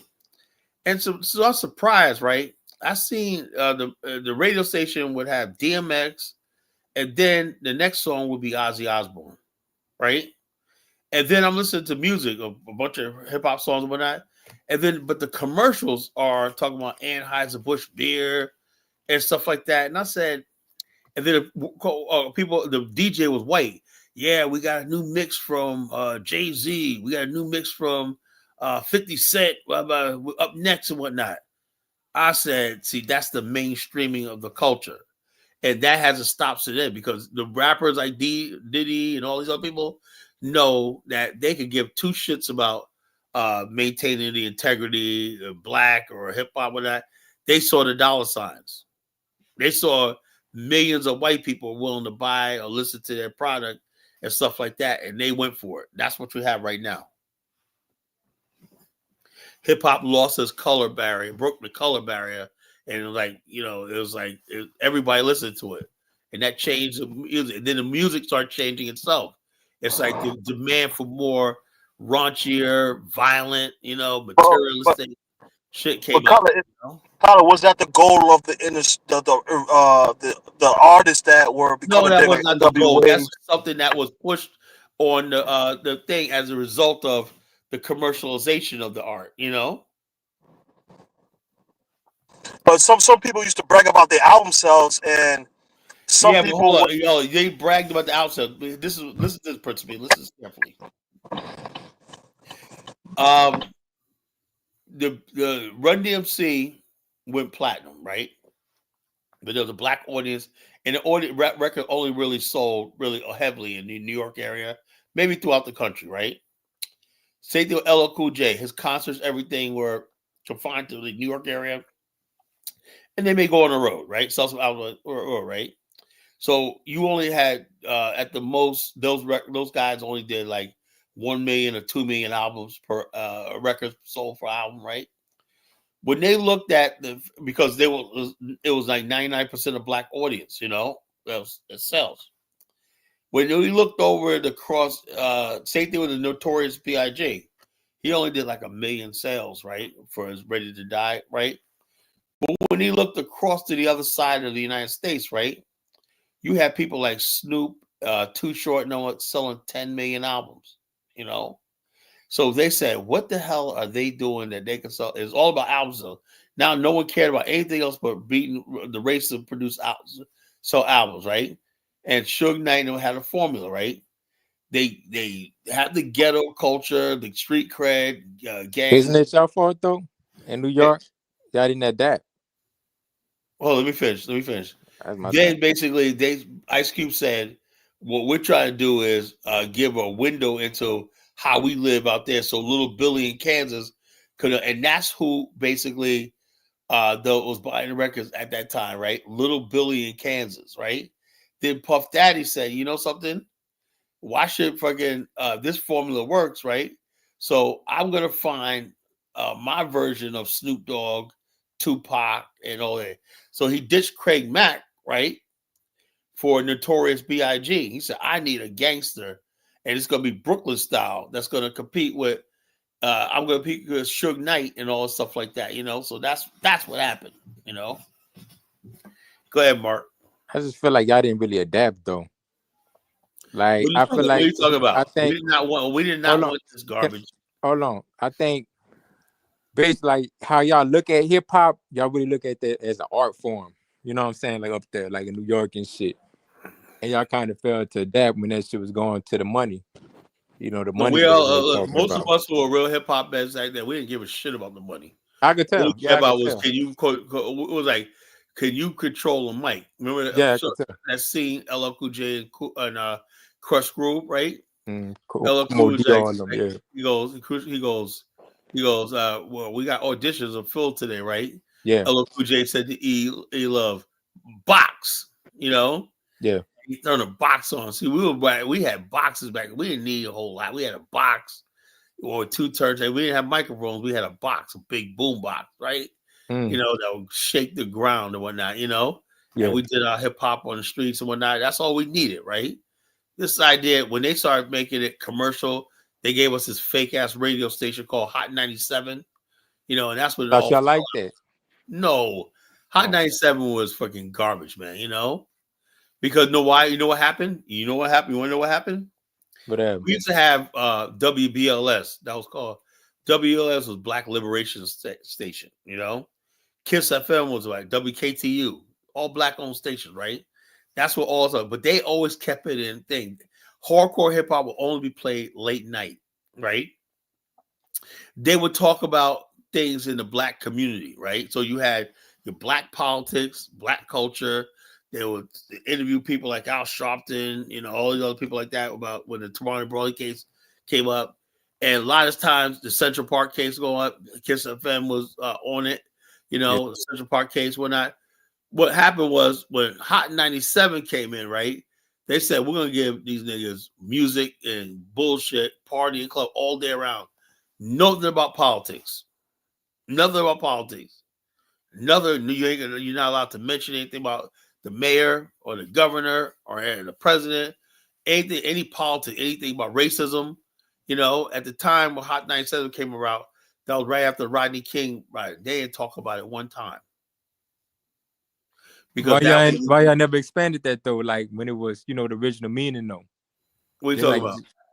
So you just said like the previous radio was talking about black politics. Well, then what happened was the Kiss FM, Hot 97 was able to combine the black audience, right, with the white audience. So they actually dominated the whole market, and these other radio stations went out. They didn't want. Yo, Kyler, hold on. They didn't go out. They still exist. They play oldies but goodies, man. I listen to that station. But I'm saying they don't really play hip hop. Hot 97 is a premier station now in New York. And I'm talking about Kiss FM, WBLS. They still exist. They play like oldies but goodies. But they're not as effective as Hot 97 iHeart. I think more people listen like 105 and like the Breakfast Club and them kind of people than Yeah, I know. Yeah, Hot exactly. But I'm 97 because of saying the as scandals. far as like the hip hop crowd, the hip hop crowd, whatever, like that. Hot 97 has a market on that, for the most part. But they lost it due to some scandals. They had like scandals with Miss Jones in the morning back in the days. They had scandals with what's But that guy name? The white guy. oh yeah, I remember him. Forgot his name. The Jewish guy. Yeah. Peter They basically had little Rosenberg. scandals. Rosenberg, exactly. They had little Yeah. scandals with those guys. So and they used to have the slapathon and all that kind of bull. Like so, a lot of people, like even like DJ Envy and all these kind of people, they came from I think they come from Charlemagne come from wherever Wendy Williams was. I think she was in BLS or one of them. Wait, And on Hot 97. She was on Hot 97. I don't remember her on Hot 97. I remember DJ Envy was with Miss Jones in the morning. So there's some kind of coalition between those two guys crossing over to Power 105. But I think Hot 97 is not as big as it used to be. Used to have Angie Martinez and all these kind of people growing up. But I thought you guys liked it, that stuff. They even get them shout outs on mixtapes and That's what I albums. thought too. No, I mean I wasn't in New York when Hot 97 came there. Uh, I wasn't in New York at the time. I just heard. I used to hear Hot 97 when I went up to New York, and I was like, "What's this called?" so Carla, you saying that nobody they brought the culture down, but it seemed like the culture liked it that they gave them a bigger appeal because they could get more sales. A lot of these guys Yeah, are but hold chasing on. sales. Sales is not everything, man. I If that understand was what you're the case, saying, but I'm saying if that was the case, then I would like Sexy Red and Sukihama and all those other garbage. Sales is not everything, man. Sales is not everything. The bottom line is the culture. Basically, back in the days was how we dressed, how we talked, how we communicated, and whatnot. Just any other thing. Now you don't even have to be a good lyricist anymore. Before when they said, I remember one time watching this one show on the radio, right? I forgot what it was, right? Redman was in the studio, right? And they said, Red, can you pick up the mic, bless us with some rhymes or whatnot? Yo, this dude picked up the mic and was like, yo, ripped it. Same thing with Rakim. You give him the mic at any time, they'll rip it. Even somebody like Eminem can rip the freaking mic. They got skills, So I'm saying to myself, nowadays you got people singing songs and it's about whatever the hell it is. It's not the art form anymore. The art Y'all form. look at it as an art, though. That's what I'm trying to tell you. What? Up there, y'all look at it as an art. Yeah, but the whole thing, Other, it is an art. It is an art. That's yeah, what it was to us. It was an art. Other people look at it as a hustle. It's a Yeah, I racket. know. That's what I said. That's what it had. That's They why I get said, money off of it. They hold up. We supply need it. niggas to get real jobs. These half these Negroes that are trying to rap should be at the post office getting a paycheck. But they get money. If they get money off of it, though, I don't care about they getting money. They're destroying the culture. but it's That's already why. gone. Hold up. That's why the topic of the show: Black people on coke. Can you really call Lil Jerk cool? No. Lil Durk. Yeah. I don't fuck with him, but he made it's a hustle. He I don't care. But he get money. Can somebody look at him and say, "Yo, look, he's cool. I want to be like him"? How many people do though? They fuck with him though. I don't fuck with him. That's what it is. You got a lot of young dudes walking. You got a lot of young dudes walking around looking like you got a lot of young dudes walking around. The thing in Marcus is this, right? What's the sad part about all this, right? What's that? Is the fact that we were coming up, right? Yeah. When I was a teenager in my 20s, 20s and whatnot, we were always held, us younger guys always held what was cool. And the older guys were like, okay, I know y'all gotta be lame, whatnot. Now I look at it now, it's reverse. Us older dudes got the swagger and it's cool. What? And the young guys are corny, they don't know how to talk to women, I see how they approach women. They're like, yo, what up, shorty? Shorty like, yo, I'm not interested, right? No, we can go back to my crib, whatnot. They have no game, They have no style, no swag, I'm like, what the hell y'all generation doing? I'd rather blame social media for that, but anyway. I have no idea what it is, but I'm like, God damn, back in the days, man. Hey, Colin, once the girl rejects them, they start calling her a bitch. Like, come on, bro. Going crazy, violent and whatnot. For real? They lost their cool, man. They ain't no cool no more. Have y'all been listening to these And corny yo, ass, Mark, in New York, it's rappers like that, bro. nowadays? Dudes in New Hell, York would be hell quick. no. They be quick to call a female a bitch, easy. Like I'm like, They damn. can shoot you like a motherfucker. All she got a nigga be. Mhm. That's a family. Hell no. It's Now these crazy. dudes be sentimental. They can't take rejection. It's crazy. Hell. Call And it. they don't hold up. They don't know how to approach women, right? They do not know how to That's approach women. crazy. Now, somebody who's not cool, but he's coming up, is my How friend. would you how would you approach a woman, Carla? Dude, man, you just gotta look. The bottom line is you Afro approach them dominant. by not approaching them, right?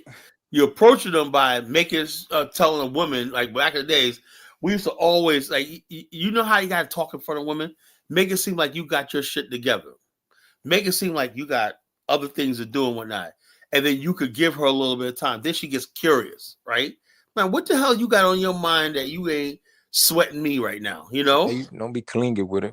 You know, it's Hey, just like, yeah, boom, boom. Yeah, I gotta do something. I got my man's coming in. We're doing this. Blah blah blah. My boy's gonna. I'm working my boy with his mixtape. We're going over here, man. We're about to do this, whatever like that. And like, oh, he's exciting. He got shit going on, right? And then we don't call him, right? Then next thing you know, like clockwork, whatnot. You know, back in the days we didn't have cell phones, right? Gling, gling, gling, gling, gling. Who's this?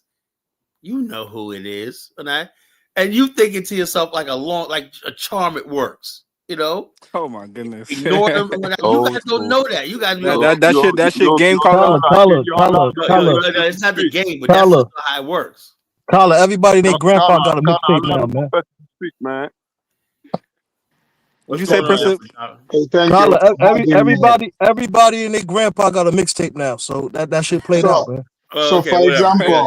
example, You Carla, guys are the one. You guys are the ones online complaining about the females. We never had problems with females Yo, back in the day. You got a new guest, man. Let's allow Professor I Aphrodite said to that. I speak, asked man. him to Hey, talk. he yeah, got, he Yo, got, he well, but got, he Carla, got, most of he those got to red pill guys introduce are like, yeah, himself, man. it's like your era though. So it's Princip, you gotta let me speak. You've been here No, you got to forever. introduce. The crowd don't know who you are. You're the professor. Let them know who you are, man. Yeah, this is Afredamus, the professor himself. Feel free to check out the Afredamus report where you get all your exclusives. You know, no bias, straight shot. You get it right like it On is. the black. You So, get the whole history of the blacks, right? yeah, but Kala, like you are saying, right? For example, you said the black school, like you hitting on the young generation. But if you're not liking how they are rolling, you know, the way they are behaving, where did they learn this from? Where they learn it That's from? I'm where telling you, did they? right now, what they learned it from is they listen to people like Little Dirk. They listen to people Yeah, like but who Biggie. created? Where did Little Dirk, right? Everything that you are saying, if that culture that you are promoting, if it was so sophisticated, why did people like the Little Dirks that you are hitting on? Why did they exist? So Little And Dirk and others. let me tell you, you know Aphrodite. what it was. You know what it was, I'm being Afrodamus. rhetorical. Let me speak. Let me finish. So clearly, right? Is it possible? Is it possible that, you know, because you see it, oh, you know, people might delude themselves thinking that they are cool, but in reality, the young people they are watching, they are looking like, okay, these people are lame. They don't want to, you know, copy what you were doing. You might see yourself as what you were doing was cool. They deviated from that. So maybe you don't So understand what they are doing, let me debunk that, right? but it works. It works for them, you know. I So mean, let me so hold up. Let me ask you a question, right? LL Cool J is 57 years old, right? He could still get on the mic, right? Like he did the verses or not. He could still pack a stadium, right?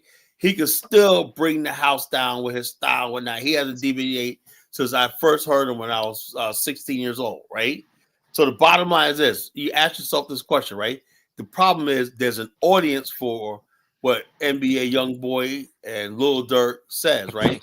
Somebody finances that, somebody convinces them that this is what they want and this is That's what you not the should have, case. and stuff like that, you know. And That's not. so so therefore, so That's not. so what you're saying, Carla, that proves then if you think the culture you are speaking about being cool, if somebody can convince people and then there's audience for it, then that culture is not as cool as you think it is. no, Because that I is say like this. This is what I'm saying, right?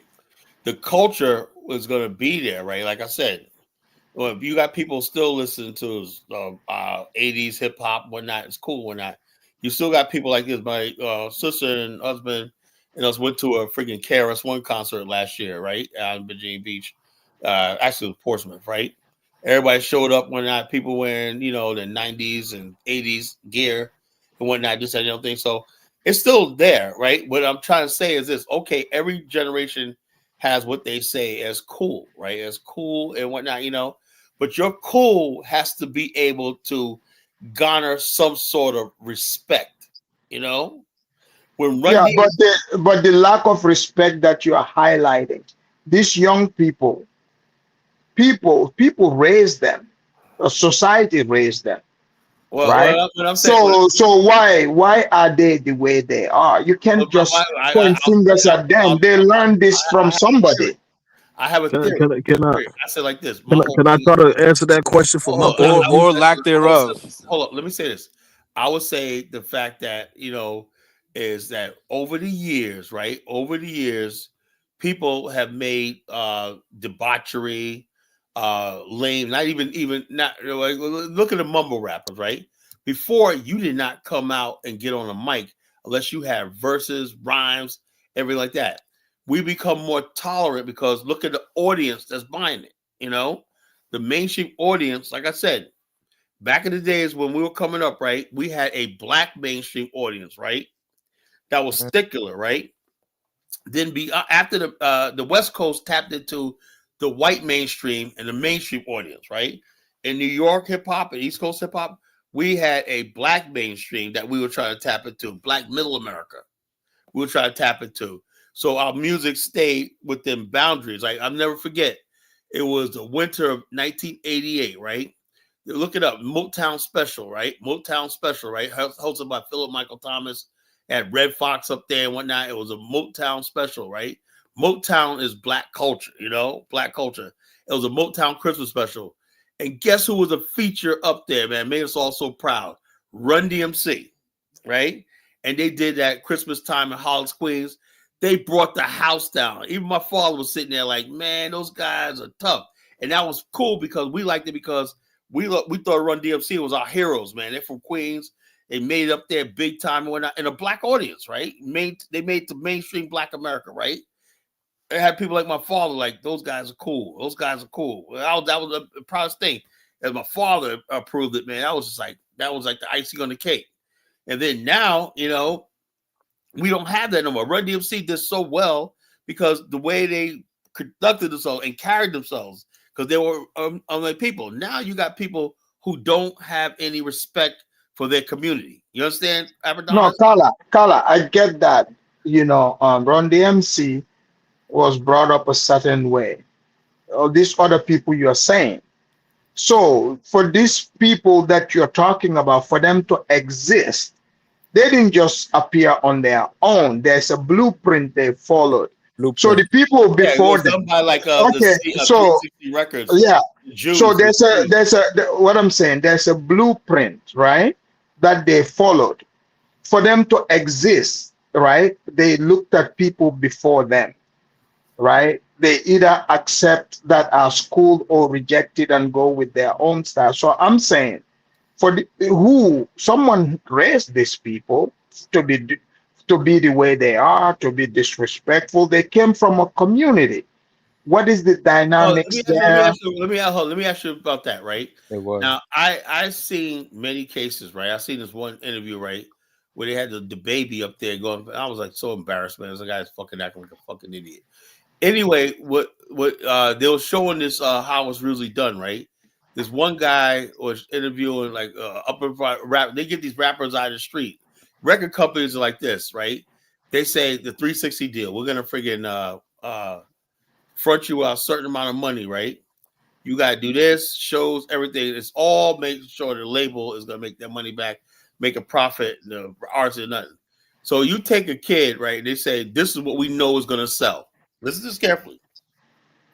If you talk about bitches, it's almost so obvious. Why is everybody got to talk about bitches, blunts, 40 ounces, blah blah blah? You got to put the same. Everybody says the same variation Yeah, of but the same bullshit. To be fair, that did not start with then, even in the I know that. 90s, Hold on. I know that. rappers were, like Tupac, Biggie, all these other rappers, Okay, I know. they Look, did that. I agree. But the whole thing is, back then, they at least Tupac had also had songs called "Mama Just a Little Girl," or "Brenda Had a Baby," So the bottom line is now you got friggin' rap people who don't even make any songs. We used to have songs, Bonita Applebaum, the Lost Boys. I met them before. I partied with them one time.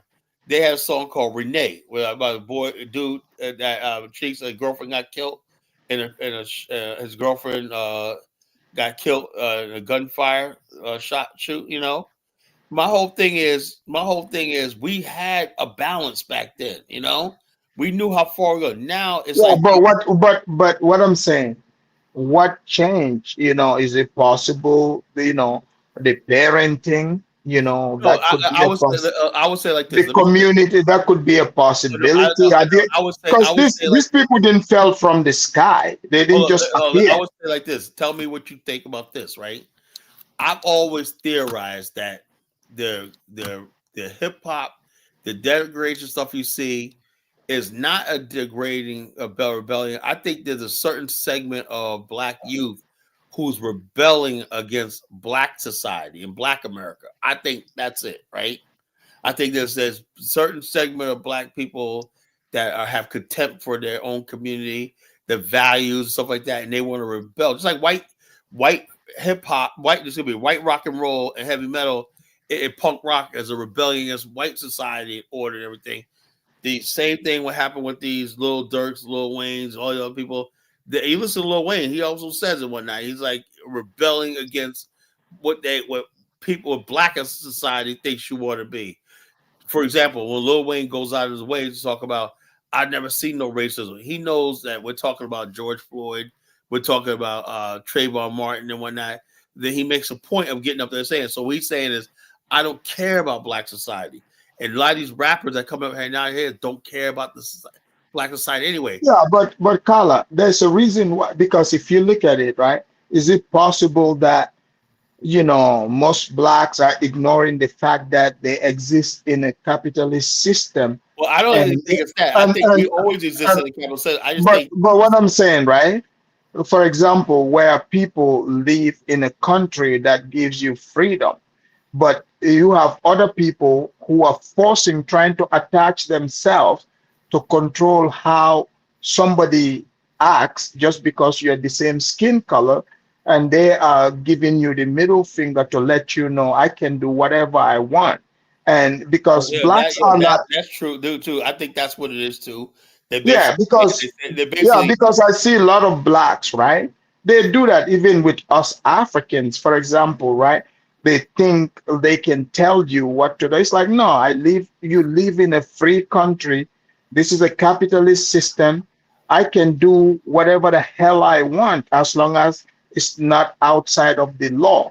Like if Lil Wayne said he's never seen racism, I believe him, because that's his experience. But people want to make it seem like the racism is a religion. But my point that I'm asking, for these little Dirks and these people to exist, they were raised somewhere. It was raised. Yeah, I'm a Somebody raised them, you know. After And whatever. when you hear rebellion, people are rebelling against what they find undesirable, something they are disgusted by, they rebel against that. So is it possible the older blacks are deceiving themselves, They thinking that they were cool, but in reality, the young ones are looking at you like they are disgusted by you. They don't want to follow anything you're presenting. Is that a possibility? hold on. Let me speak my piece real fast, cause y'all going off the top. It's like this. Check this out. A lot of the younger motherfuckers look at rap as a hustle. Like example, Lil Durk. His dad was a big gang leader. He used rap, right? Because he's part of the gang, Black Disciples. He used rap and funneled that money to his gang to kill other black people. So a lot of people, a lot of newer generation from other regions or wherever the fuck, they use the rap money for the block, buy drugs, buy guns, send out hits. That's the main thing. So you really got in this generation, you got the gangsters in rap. You know what I'm saying? And me personally, before I get Elvis on, me personally, I'm like this. This is why I don't like none of the system, right? Because I'm saying like this. When you look at Young Thug and whatnot, they basically found him guilty. He pleaded guilty, right? Yeah, he In gang. other words, basically, if that was the mafia or anything else, they would have, the record companies would be charged with RICO statutes, knowingly giving people drugs, Yeah, knowingly that they're involved in criminal activity, yeah. knowing they're talking about it, inciting and stuff like that, you know. And the record companies, those Jews down there that own 300 records, walk away scot-free. Same thing with Lil Durk. You know he's involved in criminal activity. How come there's no accountable to the people who book his concerts and stuff like that? You know, that's what I'm saying. So it's bigger than that. But Kala, what I'm asking is, right? If you look at the background of some of these people, like the guy gave, yeah, but he comes. Hold on, he comes from a background where a lot of these people they come from, you know, gang infested. Yeah, but hold on. The majority of people in those neighborhoods are not in the gang. Wait. But they come from these backgrounds. Yeah, but so for me, right? For me, they only represent 5%. I mean, okay, 5% of people tearing up a whole entire community. But what I'm saying is, right? Then, you know, why would, you know, because you have no control over these people. Why would blacks simply attach? Wait, let me finish. Attach themselves to people who did not come from the same background. But they didn't come from the same background. You guys live in a capitalist system where people are free because their rap is freedom of expression. I would say like this. I would say my whole thing is this. I know for a fact, right? Although just like Bobby Shmurda, right? Bobby Shmurda, most of his people who are buying his album are white kids, you know, Bobby Shmurda, you know. Well, most rappers, it's black people that they don't buy the albums. It's white kids that buy it. So the white kids are basically financing black. No. They are buying. This is America, right? This is America. You know, it's a capitalist system. You spend your money on the product that you like. That's what it is. You know, and if it's put in the market, it's legal. Let me ask it's legal to buy it. Oh, yeah, a couple of years ago, right? About 20 years ago, there was a group in Nigeria called Zulu Zoo, right? And these were clowns, buffoons, and whatnot, you know. And they basically were making music and whatnot, you know, and it was getting popular, right? But they were Nigerians who were dressing up in Zulu castles with bones in their nose and leopard skin, stuff like that. And the government of Nigeria shut them down. Said, you guys are poisoning our culture. You're misrepresenting us. Without the Ministry of Culture and Information said, you shall cease to exist, you know, because you're a detriment to our culture. See, that's the whole drawback of living in a society like America, right? And it's going to get worse because there's a demand there's an appetite for black destruction. We're like anybody else, right? If this was any other country, right, you think they would let rappers and all these other people, criminals and whatnot, make money poisoning the community with toxic rhetoric? No. Well, but the question, Carla, the question should be then, right? What you're saying, great, in America, because government, you know, like government laws, for example, in the state that I live in and the state next door, you can literally use, you know, heroin. It's, you know, they give you the needles. But if you don't already have the, you know, affinity or propensity to use it, hold on, let me finish. Like, I've lived here, I've walked in the programs, I've seen it, right? People, you know, people that go by to just say, okay, it don't matter what the, you know, as long as the government says it's legal, they don't have any moratorium on it, right? They go for it because they give you that freedom.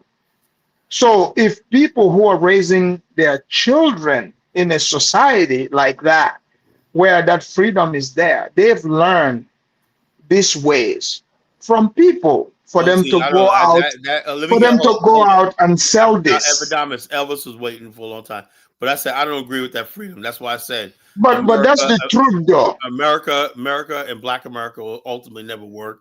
That's why ultimately we need a nation of our own. We Yeah, got but that's why you can capital. claim We need all black people. hold on, we need the death penalty for people who do stuff like that, funnel drugs and things to gangs. Proceeds you made from rap, you gonna put gang war and kill people in that? No, you should be. I believe in capital punishment. Elvis, go Well, ahead. yeah, well, Trump agrees with that, but what I'm saying I is, know he doesn't. Trump is too soft. unfortunate, hold on, unfortunately, in American society, in this society, for example, you were trying, like other black people get offended by Lil Wayne giving his own personal experience, his own personal experience. If I had the power, I would confine him to a re-education camp But why? But why?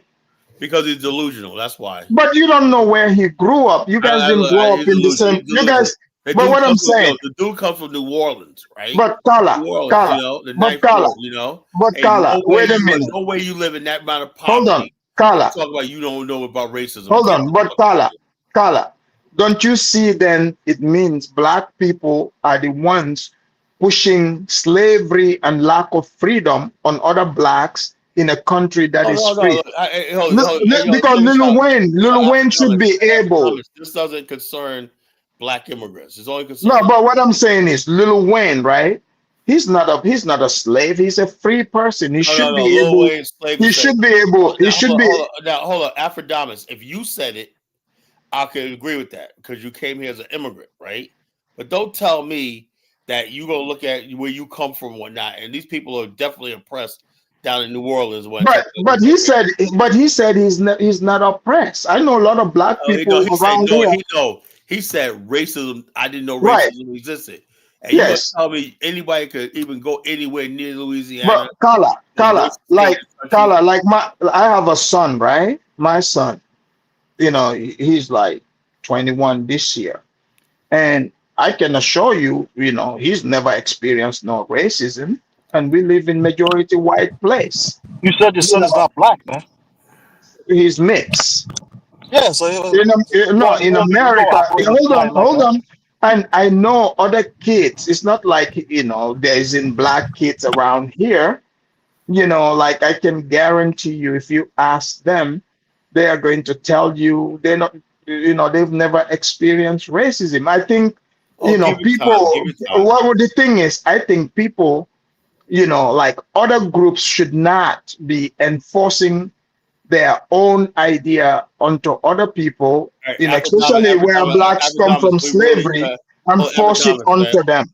And with all due respect, we gotta move on. Elvis, go ahead. We gotta move the conversation on. Go ahead, Elvis. Oh, you don't want to hear this? Yeah, wait. We'll get back to you. I gotta get one because okay, all right, it's all good. Elvis, go ahead. What's up, Carla? I'm just chilling, man. I mean, I'm listening to you. Your topic is, I mean, I don't know. You kind of switch from what you were supposed to be talking about. What? I was talking about. We're talking about cool, and then we got dragged into the rap thing. So, what's on your mind? What's your opinion? Yeah, I mean, you can't tell if you are a cool person. Being cool is only the perception of others, right? Because a person who's really smart can be perceived as cool by all the really smart people. Let me ask you a question, Elvis. Right? Usually, back in the days, somebody was so cool, right? Black people were so cool, right? If you said Run DMC said, My point is, cool is a perception. Everybody thinks. But perception is reality when it could basically cause people financial or make or break somebody. For example, Run DMC in Rockbox song said, "I wear the best and never Calvin Klein." They took a shot at Calvin Klein, right? And people start saying, "I ain't wearing no Calvin Kleins." Why? Because they heard Run DMC diss Calvin Kleins, So therefore, so here's a question for you, Carla. What's cool in your mind? What makes a person cool? Well, cool is basically standing on your own square, right? Not letting somebody tell you that, and then convincing other people to know that this is cool and you should follow and look and consider what I'm doing as cool. Everybody know who's cool, and people who are cool, Nah, Kyler, everybody that's wants not to be true. like. Everybody wants to be like. A Everybody wants to be. person, a person who's cool in hip hop, a white person could look at him and think he's a buffoon. He's playing a caricature No, of black I people. tell you what. I tell you what. I tell you right So now. not Real, necessary. hold on. Real, I did that. Hold on. You made my point. These or hip hop now artists nowadays, yeah, they could look at it like that. But there was no way back in the days, man, when you saw LL on the stage or Big Day K on stage or KRS One on stage, you didn't say these guys were cool, because the way they moved. When Chuck Berry was doing his moves on the stage and whatnot with the guitar and whatnot, that was cool. BB King, same thing. We knew we were the masters of cool. We changed them and said, like, Elvis had to imitate what we did. We were the authors of cool. Now nobody wants to do what fucking these rappers coming out here now do, because everybody thinks they're a bunch of clowns. We went from cool to clown. How the hell that happened? That's not true, Kyler. You Here's the think they're truth, man. listen. Your perception of them is different than the young people. The young people nowadays that follow these young rappers, they think they're cool because their perception is different than They yours. think they're cool, or just what the media puts out there. Yeah, cool isn't stagnant, Kyler. It's dynamic. It changes over time and over eras. People think different kinds of music are cool, different styles of dressing is cool. So Okay, well, it's hold up. just what Back you here, hold see up. in your Hold up. mind. Wait, hold up. When did like, let me give you an example. My father, I told you, when we was watching the Motown special, right? And Run DMC, he wasn't no rap fan, nothing like that, right? He goes back to Otis Redding and all stuff like that, right? And that's the reason why he watched a Motown special, because he got these old school. They had the Temptations there, My father wanted to hear the Temptations, right? That's cool to him, the Temptations, right? So when our segment came on, Run DMC came up, he was like, "Oh man, these guys are tough. These guys are cool, man. Cool." Like, it transcended his generation. I'm looking at this stuff now, and I'm saying, if I was sitting there and Lil Durk or NBA YoungBoy came up there, I'm like, I'm not gonna be impressed with them. I don't think they're cool. Cool is cool, and people from all generations can recognize it. No, that's what I'm saying. That's not true. It is the truth, because No, Kyler, you just gotta accept that. The young kids nowadays think NBA young boy is cool. They love his music. They give him a lot of support. Somebody like you think he's not cool. no, he's not. That's a, but if he Exactly. was cool, I would say so, because of it.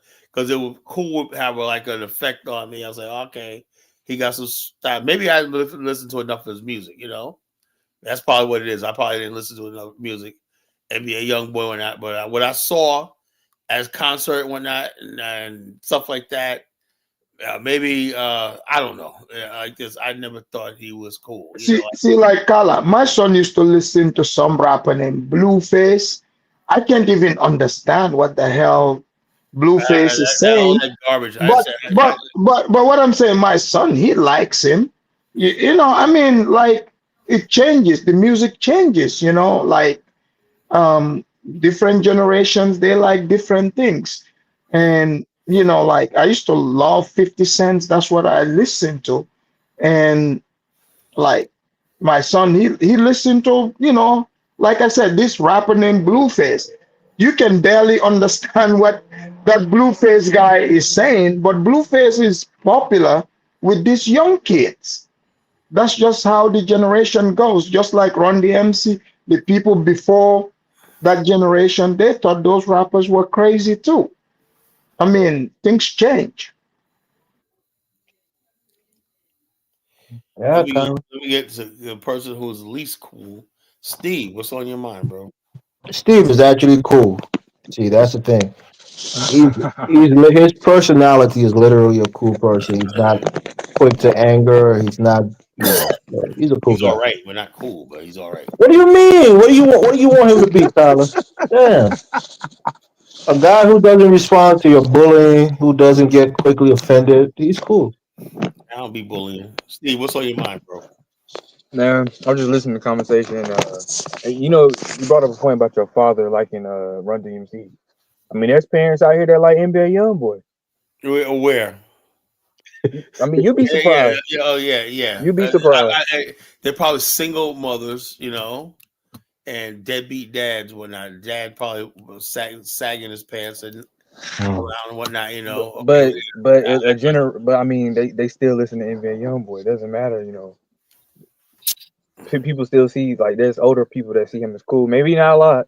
I mean, but even like you look at your generation, right? How many people were like your father that like Run DMC? Oh, he didn't say he didn't know who they were, but he was like, we were watching the Motown special, man. It's on YouTube. You go look it up. Right. 1988 Motown special, man. That was like a bad show. We was like, whoa. That's Carla, I mean, was your even you father?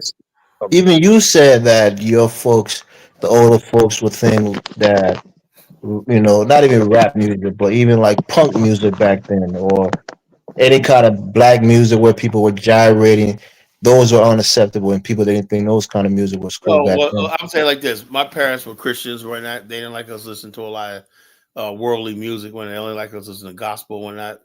So therefore, when we did experiment with listening to hip hop and stuff like that, they sort of been like, took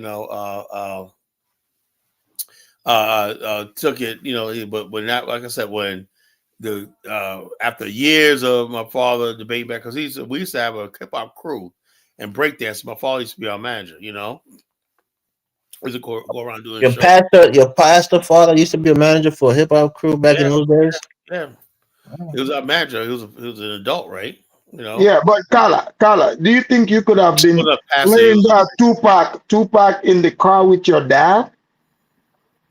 No, my dad was, I'm not gonna listen to nothing somebody cussing, you Yeah, know. that's what I'm I saying. said I my mean, whole like, thing, Run DMC.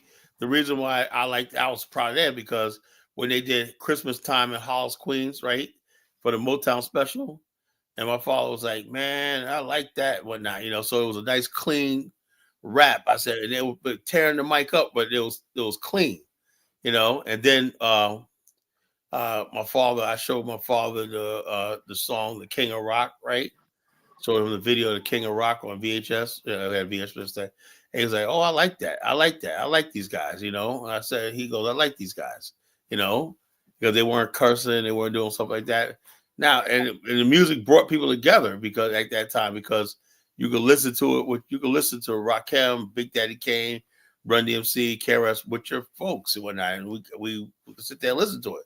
Now, man, you can't be talking about fucking putting Molly in somebody's drink and whatnot and talk about killing the ops, my ops, that's shit like that. And so therefore they knew that this stuff was going to divide the community. They know what they're doing. My whole thing is, like I said, and I don't know why people are not following up on this and nobody back except for Mari Shai. Why is it that record companies are able to get away with this stuff, right? To me, it's basically knowingly engaging in criminal. Because some of the That's stuff, not true, Carla. what?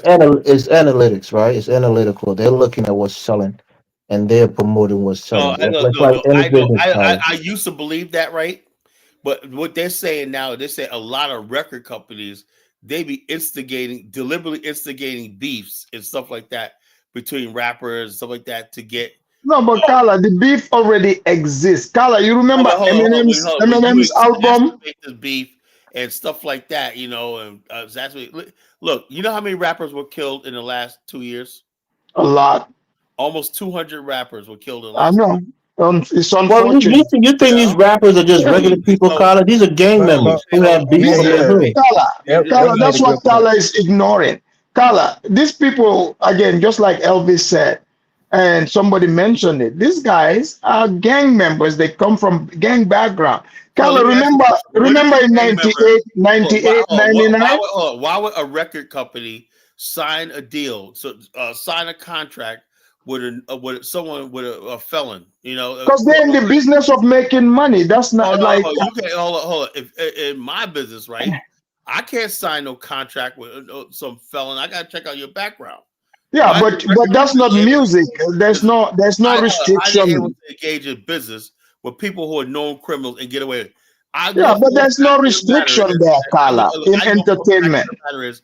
If the record companies, all that, if all the chain of command from the distribution, the Mac Parkers, everything, if all that was owned by black companies and whatnot, making money and everything like that, and the records were affecting white suburbia and whatnot, and they were making money off of that shit, and no white people were getting cut in, it was just black people making money selling poison music to white people, they would shut that down in a friggin' But minute. Carla, Kala, you remember in No, I'm 98, telling the truth. 99, I'm telling the truth. Eminem?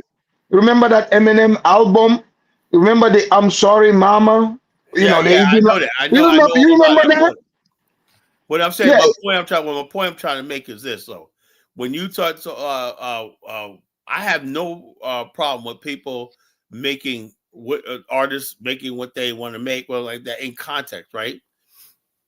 But if you're dealing with somebody, and also when you talk about some artists, they're talking figuratively, you know. And when you're talking about people who are known in the now, it's like this: you cannot be a rapper unless you have before you could have street credit. That was Jay-Z's time period. I was in Marcy 20 years ago, or not. You know, I haven't been there in like 50 years, but you know, you can claim Marcy. You get away. You can't do it that now. Now Carter, you gotta have hold up. Now to even make it as a blood or rapper or famous, you gotta have a body count. You think Carter, about it. you're a business person, right? So what's the bottom line? It's about profit, right? You want to Yeah, maximize the profit. hold on. Yeah, it's about profit, right? It's about profit, but I could give you many examples, right, of things that basically was hurting white America, and they shut it the freak down. You know, they shut down shit in a minute if it's affecting them and their kids. Do you remember the singer Marilyn Manson? Yeah, yeah, the from Yeah. Nine All Inch right. Nails. Let me take you down memory lane, right? 1999, you had the Columbine shooting, right? And it comes out that these guys were inspired by Marilyn Manson, right? Marilyn Manson was a guy who talked about shootings and all this kind of shit like that, right? The media and the powers that be say, hell no, right? So they shut Marilyn Manson down. And you know what they did to that, right? They did two things. They said we need to create a new wholesome sort of music, right? That's going to go out in suburbia, suburbia, because too much of this crass music and ghetto music is starting to affect, and this hardcore heavy metal and stuff like that is affecting our youth, right? So they created in Orlando, Florida, not in Hollywood, not in New York, in Orlando, Florida. They created these studios, Disney studios, that basically gave us acts like Christina Aguilera, Britney Spears, Justin Timberlake, the Backstreet Boys. All that they spent $1 billion, right?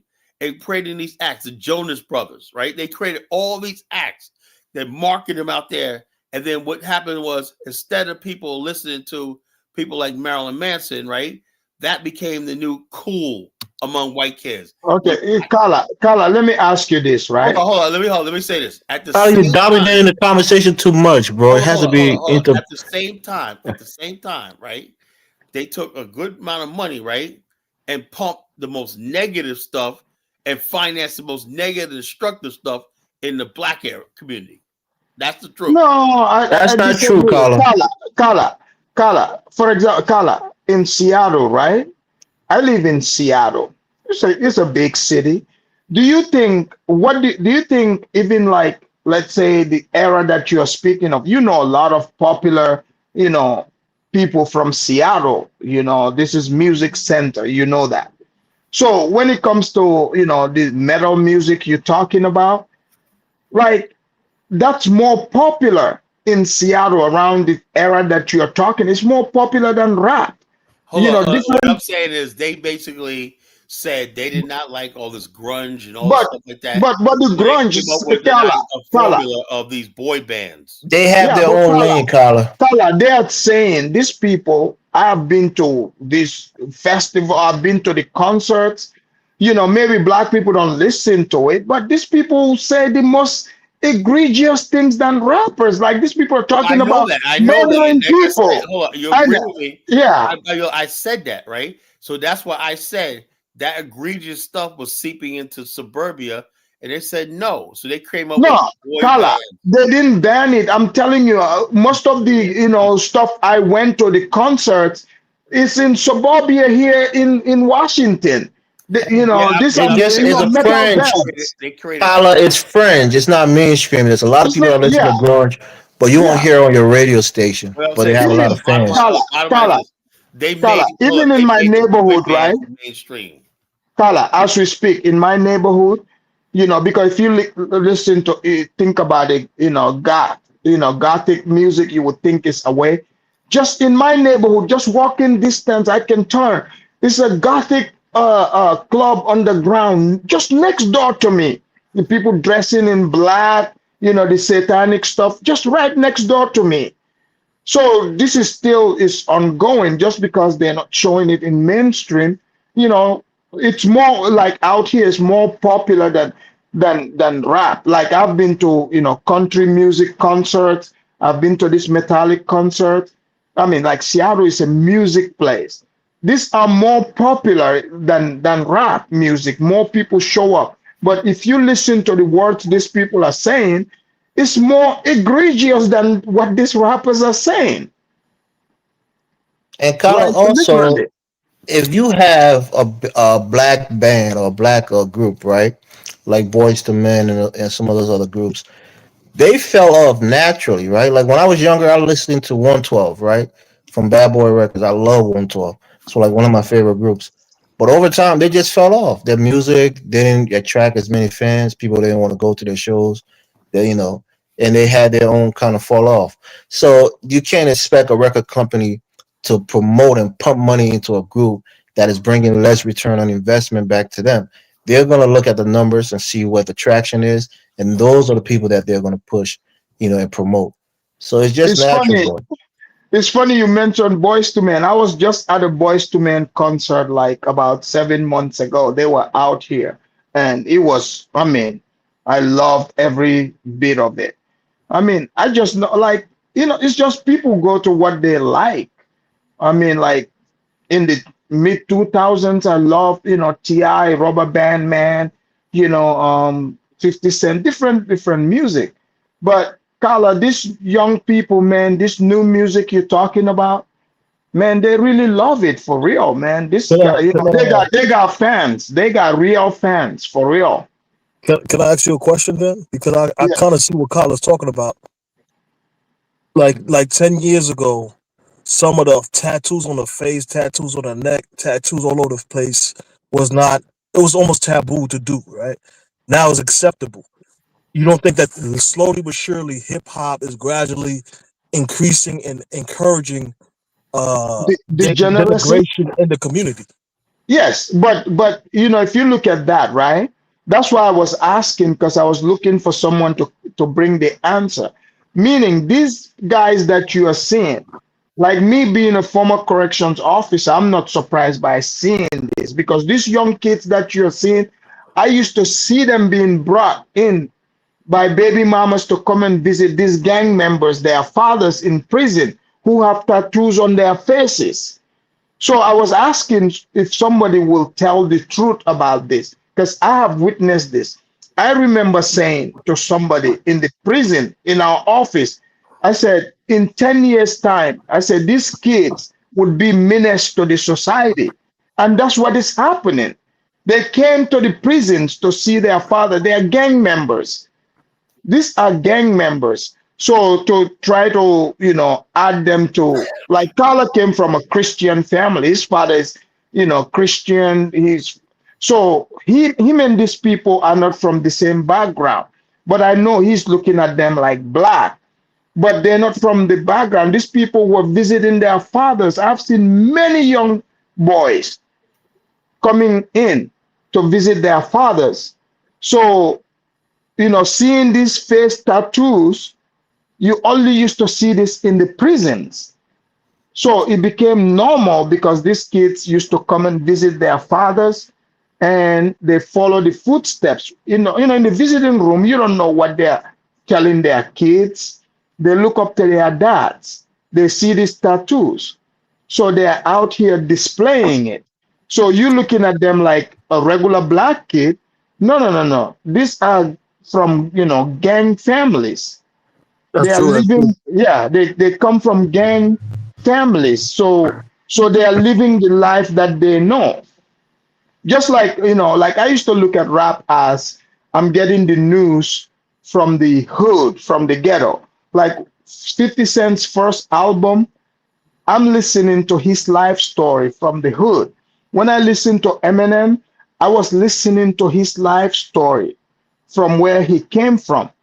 These guys are telling us their story, their life story, whether we agree with it or not.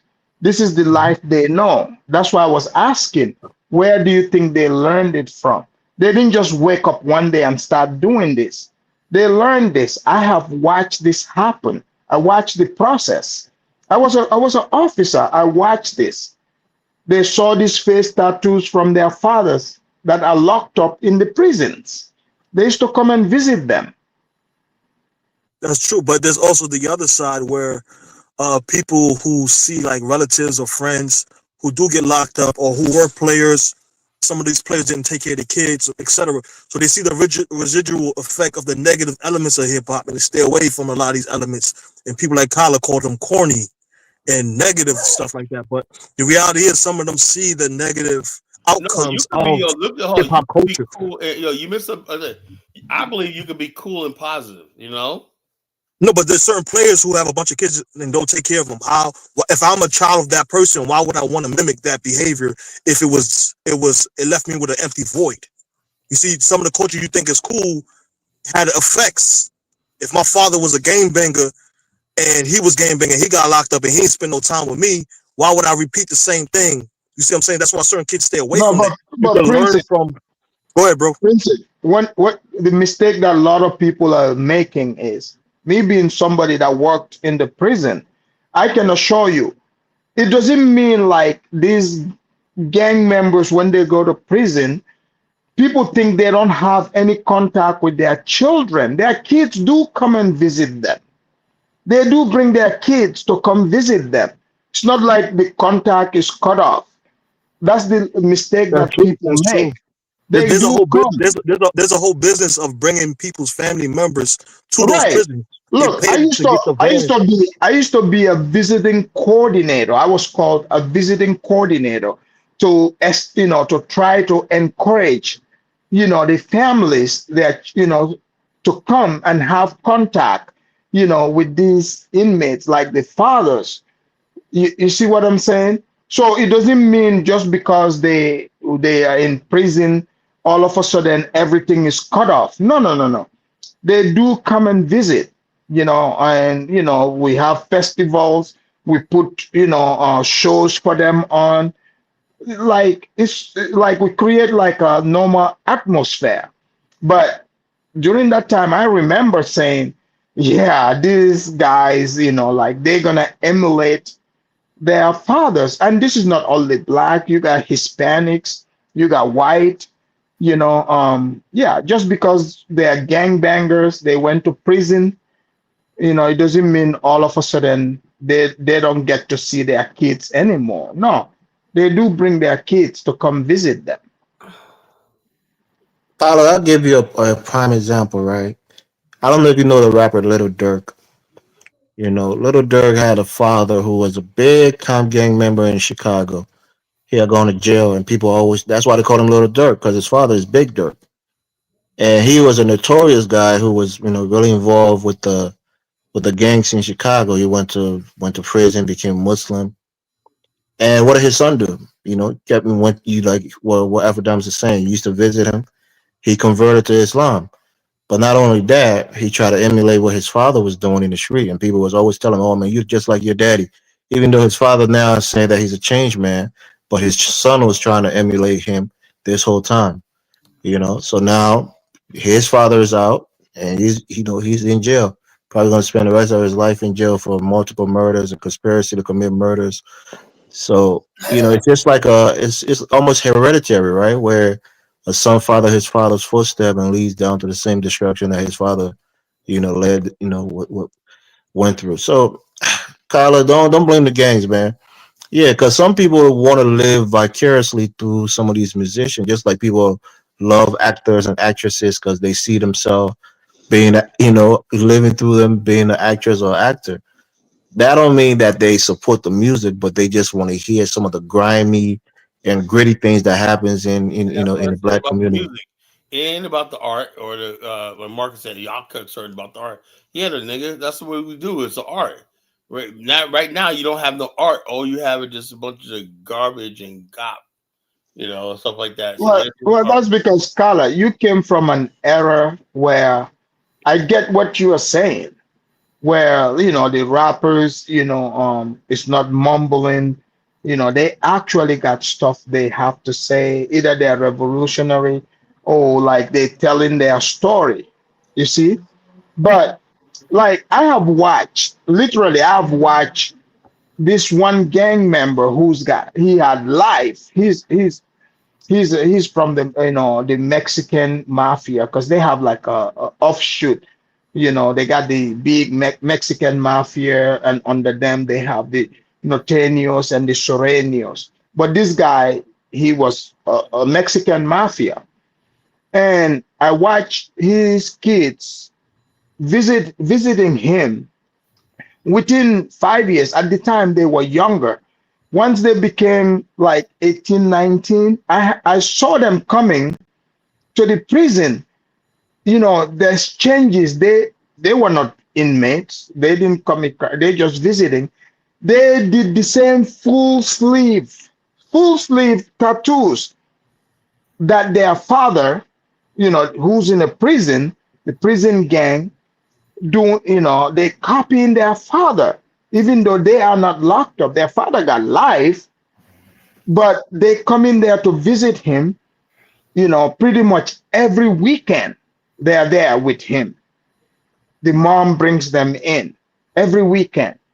Do you know how many black kids I see that come in every weekend? I was a visiting coordinator at one point. I facilitate all this, I check the backgrounds and I approve it. That was one of my jobs that I did. It's a lot of them that come, and I watch these kids, they change as they grow. These kids, they have full sleeve tattoos just like their dad, and they are not even in prison. So obviously, they are copying, they are following the footsteps of their fathers. So that's why I'm not shocked by what I'm seeing. So that's why I posed the question to you. Where do you think they learned this from? It's not a black thing. It's about individual families. There's a lot of gang members Yeah, that are but locked up. the thing is, this is what I would say. First, like I was saying about the how they spent almost $1 billion creating this Disney, like Nickelodeon and stuff like that. They create the environment. Like suburbia, white suburbia is a myth. I grew up in it, right? It's a myth. Let me tell you something, Afrodamus. I grew up in a predominantly white suburb in the 80s, right? Now, by all metrics, everybody think my life was perfect, right?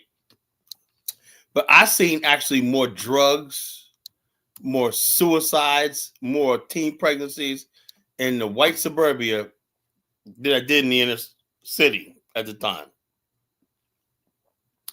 People have this myth that because they create this myth that, see, the thing is, the difference between white society and black society, white society always has the promise of whiteness in the American way. Black society does not have that. We can make the American way, but it's not promised to us. White people have that going for them, that there's a birthright promise. The good life is promised to them, and as a birthright. Black people can make it, right? But you got to work twice as hard, keep your nose clean, and stuff like this. When you basically put temptation in the black area, right? Temptation in the black area, drugs or people flashing cars and money and stuff like that, yeah, people are going to fall to temptation, fall to temptation. And yeah, people are going to basically develop bad morals on the whole thing because there's nothing to counterbalance that. If white society, nothing has ever been able to counter white society than the promise of the American dream. That means if you keep right, keep upright, work hard, you'll achieve the American dream. Now, when you can't have generations of black people who, despite all that, never do, kids look at that and say, you know something? My grandfather he worked at that place till he died, dropped dead. My father's working himself to death or not. We're still broke or not, It's very easy for that person to say, you know something, if I move this package right here, if I hang out with those guys on the streets and I put in some work or whatnot, I can have this or that. Because I look at the thing, what Black America society has to do is create more. I don't know, because I have no idea. What is it, a catch-22? Because in order to do that, that's got to be some kind of confrontation with white America. White America. We cannot Yeah, promise. Carla, you're right. You're correct about like the drugs and suicide rates in the suburbs. But also, you got to remember these kids, right? Whose their fathers are locked up. They come and visit their dads, right? So when they come and visit their dads, these dads, they're in prison. They got plenty of time. These guys, all they do, they're there lifting weights. Those who are into books, they do that. And even though we monitor about tattooing, they got tattoos all over them. Like these guys are looking healthy. Like I'm talking muscular, big. Because they are lifting weights almost 8 hours a day. So their kids come and visit them. They are seeing them. These guys are, muscular, standing there, looking like real men. They don't see none of that out here. So they look up to their dads. Whatever their dads there in that prison is telling them, that's what they go by. This is what people tend to forget. Because people think once you're in that prison, even if they give you life, it's over. No, these guys, it's like in prison, it's like an open space. They can go to school, they go to work. The only thing is they cannot leave the place, but they have gym, 24/7. They're out there lifting weights, and these guys, they're looking healthy. I'm not gonna lie to you. They're looking healthy. They got tattoos. So their kids come and see them. And these kids look at that and then they come out here. Some pastor is trying to tell them something else. They don't see that as cool. They see their dad as cool. Some guy, a nerd, trying to tell them something. They're not listening to that. They're looking at their dad. They're comparing their dad in prison to this person talking to them. But They're like, yeah, Alpha some of the people that are influenced by that messaging of the music is not their father is not in prison. The thing is, the people who were their family got destroyed by what, drugs or prison, or their parents going to prison. These guys are advocating this lifestyle to people who family don't have nothing to do with that. that's Good true. black American families. That's what I'm talking about. So when my question is, why do you think that this energy has become a cool to these individuals, besides the fact that these degenerate blacks are pushing that kind of music and media to make this cool image of negativity in even jail culture? Because the reason being is they've given power to the degenerate black part of the culture over the proper black culture, Well, let me meaning they look hang down on on, education. They look down on education. hold on, Abadamas, let me say this. What about, and I hate to talk about your favorite people in the world, white people, right? What about the fact that I think that let's say you're on a cliff, right? Let's say you have two sons on a cliff, right? Both of them say we're gonna jump off, right? And next thing you know, one of them you say, I can't lose both my sons. One of y'all have to live, right? They say Mhm. you sort of nudge the one, right? And he loses balance, fall off. What does that mean? That you say, oh, I just touched him, but you sort of nudge him on that. Let's say you can't prove that your intention was to do that, but your simple nudge, right? So he lost his balance, and that one kid fell off. It's going to be forever known that you favored that one that didn't fall off, right? Let me ask you a question. When white people give a nudge to the negativity rap, right, and they give their stamp of approval to negative, they platform them, they finance them, and whatnot. Couldn't there be a hidden hand that's doing that? Because there's a lot of conscious rappers and whatnot That like J. Rue the Damager, he's bitter right now because they destroyed his career. Yeah, but Kala, they don't the I get what you're saying. I know I used to know a lot of grassroots rappers who were conscious, even there was plenty of them here in Seattle, but for some reason it doesn't sell. But another thing also, Yeah, nobody, hold on, the white people, right? The white people that you speak of from prison, I can assure you, there's way more white gangs, you know, there than even, black gangs. They have their degenerates too, but for whatever reason, white people are able to separate it. they, you Like know why? As long as they got the promise of the American dream, they could do that. We don't yeah, have but you know we what have white no we people have do? no we have nothing to offer people. We have no reward or punishment. Reward and punishment is not in our hand. Yes, but white people, what they do with those people that in prison, right? They put out an offer because even in prison, like I said, they have schools there. You can learn skills whatsoever. So to be able to come to proper white society, you would have to conform. There's some of them who conform, even black people. They take up Christianity, they learn skills. You can come back into the society. But I notice with black and Hispanics, I can see why it's more promoted because these guys, you know, um, they want to continue being the OG. You see what I'm saying? Because that's what is promoted in the black and Hispanic communities.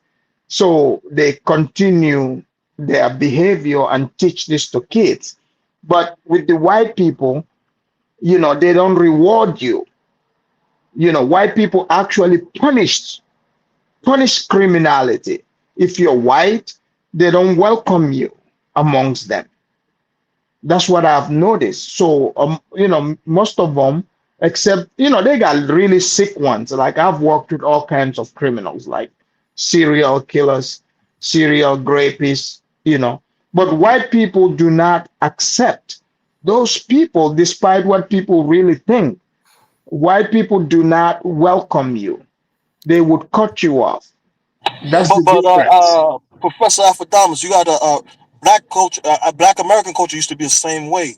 So I think what college also trying to indicate is that there was once a thirst for minstrel music in white culture, right? The white community used to like minstrel music, and some of the minstrel music was black individuals as well as white individuals in whiteface singing about degeneracy.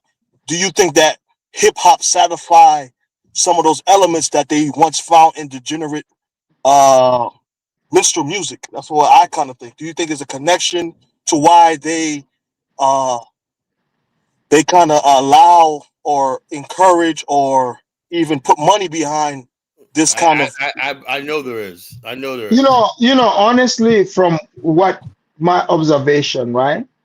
A lot of the blacks that even go to prison, they are not from like regular families. For example, like they're not from like every now and again you would see one or two who like you would see their parents come in, this is even your interaction with them, you would know. Majority of these people, because we had access to the files, you would see that this individual, have been through like foster home upon foster home over time, right? There isn't like this family connection type. I mean, you would come across that. Um, and every now and again you would come across because I've seen a guy who, like, he probably came from a family like Kala, they are like Christian. His parents used to come and visit him, and his mannerism is different. Like I've had conversation with him. His parents used to tell him, like one time I was at their table, his parents would tell him straight up, like, look, we're going to support you, but when you come out, like, you know, what you did, if you do that again, we would completely cut you off. So there is some black parents, especially intact, they would give the hard, you know, hard love. I don't want people to think this is just a white thing. There are black families, people who came from regular black families, like they would put the strict law down. But most of the time, you know, you would run into gang members, people from, you know, foster home or single parent home. So they just only go by what they know, you know, like that's what they know. So you can't really, you know, fault them because that's all they know. Let me say something real quick before Hustle Smart go. A lot of them come from broken down families or just I like there's a saying that says the apple don't fall too far from the tree. Because when I was in school, I used to see some of these kids that act wild. And, you meet their parents, they act the exact same way if their parents were in their life, and a lot of them just come up from some jacked up families. But that's all I got to say. Well, can Well, I say can I say let me something say this. before Let Tip me say go? this. Hold on, Principal P. Hold on, You Principal P. gotta introduce yourself, Listen, Simp, man. listen, Go ahead, listen, bro. bro. Introduce yourself, I bro. always do, man. You know what I'm saying? First, I have to shout out to the host, you know what I'm saying? Because he back in effect, man. And I'm, liking what he do, man. You know what I'm saying? And let keep the conversation moving. But, when it comes to this right here, like a lot of your, Afro Dumbest is coming from a officer standpoint. Kala is coming from a intellectual New York standpoint, but you know what I'm saying? I'm the only one up here that is from the slum, from the hood, been to prison, did a few years in there. I ain't gonna say how many years I did, but you know what I'm saying? So the difference is it's geographical. In California and out west, it's more hereditary for as like who you know and your parents and who your cousins is to be in the gang. Like out there in California, to sell drugs to certain gang, you got to be in that gang. In the South, it's not like that. You get what I'm saying? We got gangs in Atlanta the same way, but the drug dealer was considered neutral. You get what I'm saying? Like he didn't have to be in a certain gang. Like me, I dealt with a lot of the folks, the GDs, and the Crips. You get what I'm saying? So what they did was they just like, hey, we'll continuously buy from you so you won't sell to the Bloods. That's all it was. But the reason why these young dudes act the way they act is because these hardened ass young black chicks out here, bro. These young chicks out here is doing drive-bys, walking around with straps, walking around with goddamn hitters, working around with sticks. They work around with choppers. They will fight you. They will kill you. You get what I'm saying? They will set you up. You get what I'm saying? They will do all of that. So a lot of the things we do is based on what the women want. You get what I'm saying? So if you see women out here throwing up gang signs and got tattoos on their face, this is what the young dudes in the hood gonna do, because ratchet hood booger dudes like ratchet pussy. It's just the way that it is. Now, Kala, he was bringing it back from the age where when we grew up or whatever. Kala's older than me, but, I remember when it was happening. But, back then, you know what I'm saying? You had to dress like kid and play to get some pussy. You had to wear parachute pants. You had to have you had to be able to dance. Like, do you understand? Like the times have changed. So I agree with Afrodumbers about the times have changed. You get what I'm saying? Like you had to walk around with an Adidas jacket on with no shirt on and look like LL Cool J to get some box. It's just the way that it is. But what the answer Afrodumbers question is what happened. No, it's when the music industry changed. I don't know if y'all remember this. About 20 years ago, all black people rappers started talking about white boy wasted. You know what I'm saying? They want to dress like the white. They all start wearing mohawks. They start popping pills. The Yup. rap game went to the white side. They I say start also, wearing. I They said that. hold I on, said that. Carl. Let me take it on. Let me break it on in. They start wearing skinny jeans. They start wearing the chains with the wallet in there. You know what I'm saying? The dudes was wearing mohawks. The chicks was wearing mohawk, and that's when all that pill popping stuff. See, the way we grew up, only thing you could do is smoke weed or if you was trapping, only thing you can do is smoke weed and drink. When that white boy wasted area, you know what I'm saying? Like that party like a rock star. I know y'all remember that song, Party Like a Rock Star, all that shit. Then when that Yeah. age came through, that's when all of the clothes got tight and it got real. I'm talking about all up in niggas' asses, pause. But what I'm saying is that what that brought about hardcore drugs to the black neighborhood that we didn't know nothing about. See, white boys know how to do roofies. They know how to pop Adderall. They know how to pop Oxycontin. You get what I'm saying? They got them Molly, 3-6 Mafia on it. 3-6, the white 3-6 Mafia started hanging with them white boys, and they got them caught up on that Oxycontin. You get what I'm saying? And then that shit, and all that shit. So hold on. So I believe me, I'm out there selling this. So I'm telling you how it happened. It went from powder and crack being number one to Oxycontin, them bars, them Xanax bars, to X pills. You get what I'm saying? To uppers and downers and goddamn ice. See, y'all like the meth is just a upper version of ice. Ice was the new drug, so niggas start putting ice with their weed and everything. So what it is that just like black people, we always have to go to the extreme with everything. Y'all can go with sports. You can go with basketball, football. You know, back in the days when we was younger, they ain't do all that shit. You know what I'm saying? They ain't jump up in the air, stick the ball in their ass and make it come out their mouth. Instead, black people always take things to the next level. And we took that white boy shit, white boy wasted, white boy high, that white boy swag, we took that to a higher level. But the thing about it is, our bodies weren't conditioned for it. So then you got the generation of my generation, we saw that shit, and we like, man, we ain't finna do that shit. We just gonna let these dummies do it. And these dummies procreating with other chicks that's dummies. They creating these NBA young boy that they got this shit. It's retarded music. You get what I'm saying? But what it is that the difference is that the parents still try to support them kids. So therefore, you got these artists like NBA Youngboy, all these rappers that are Boss Man, D-Lo, all these dudes are richer than any rappers back in the day. They richer than LL Cool J. Only reason why LL Cool J is rich because he started doing movies and TV series. He didn't get rich from the rap game.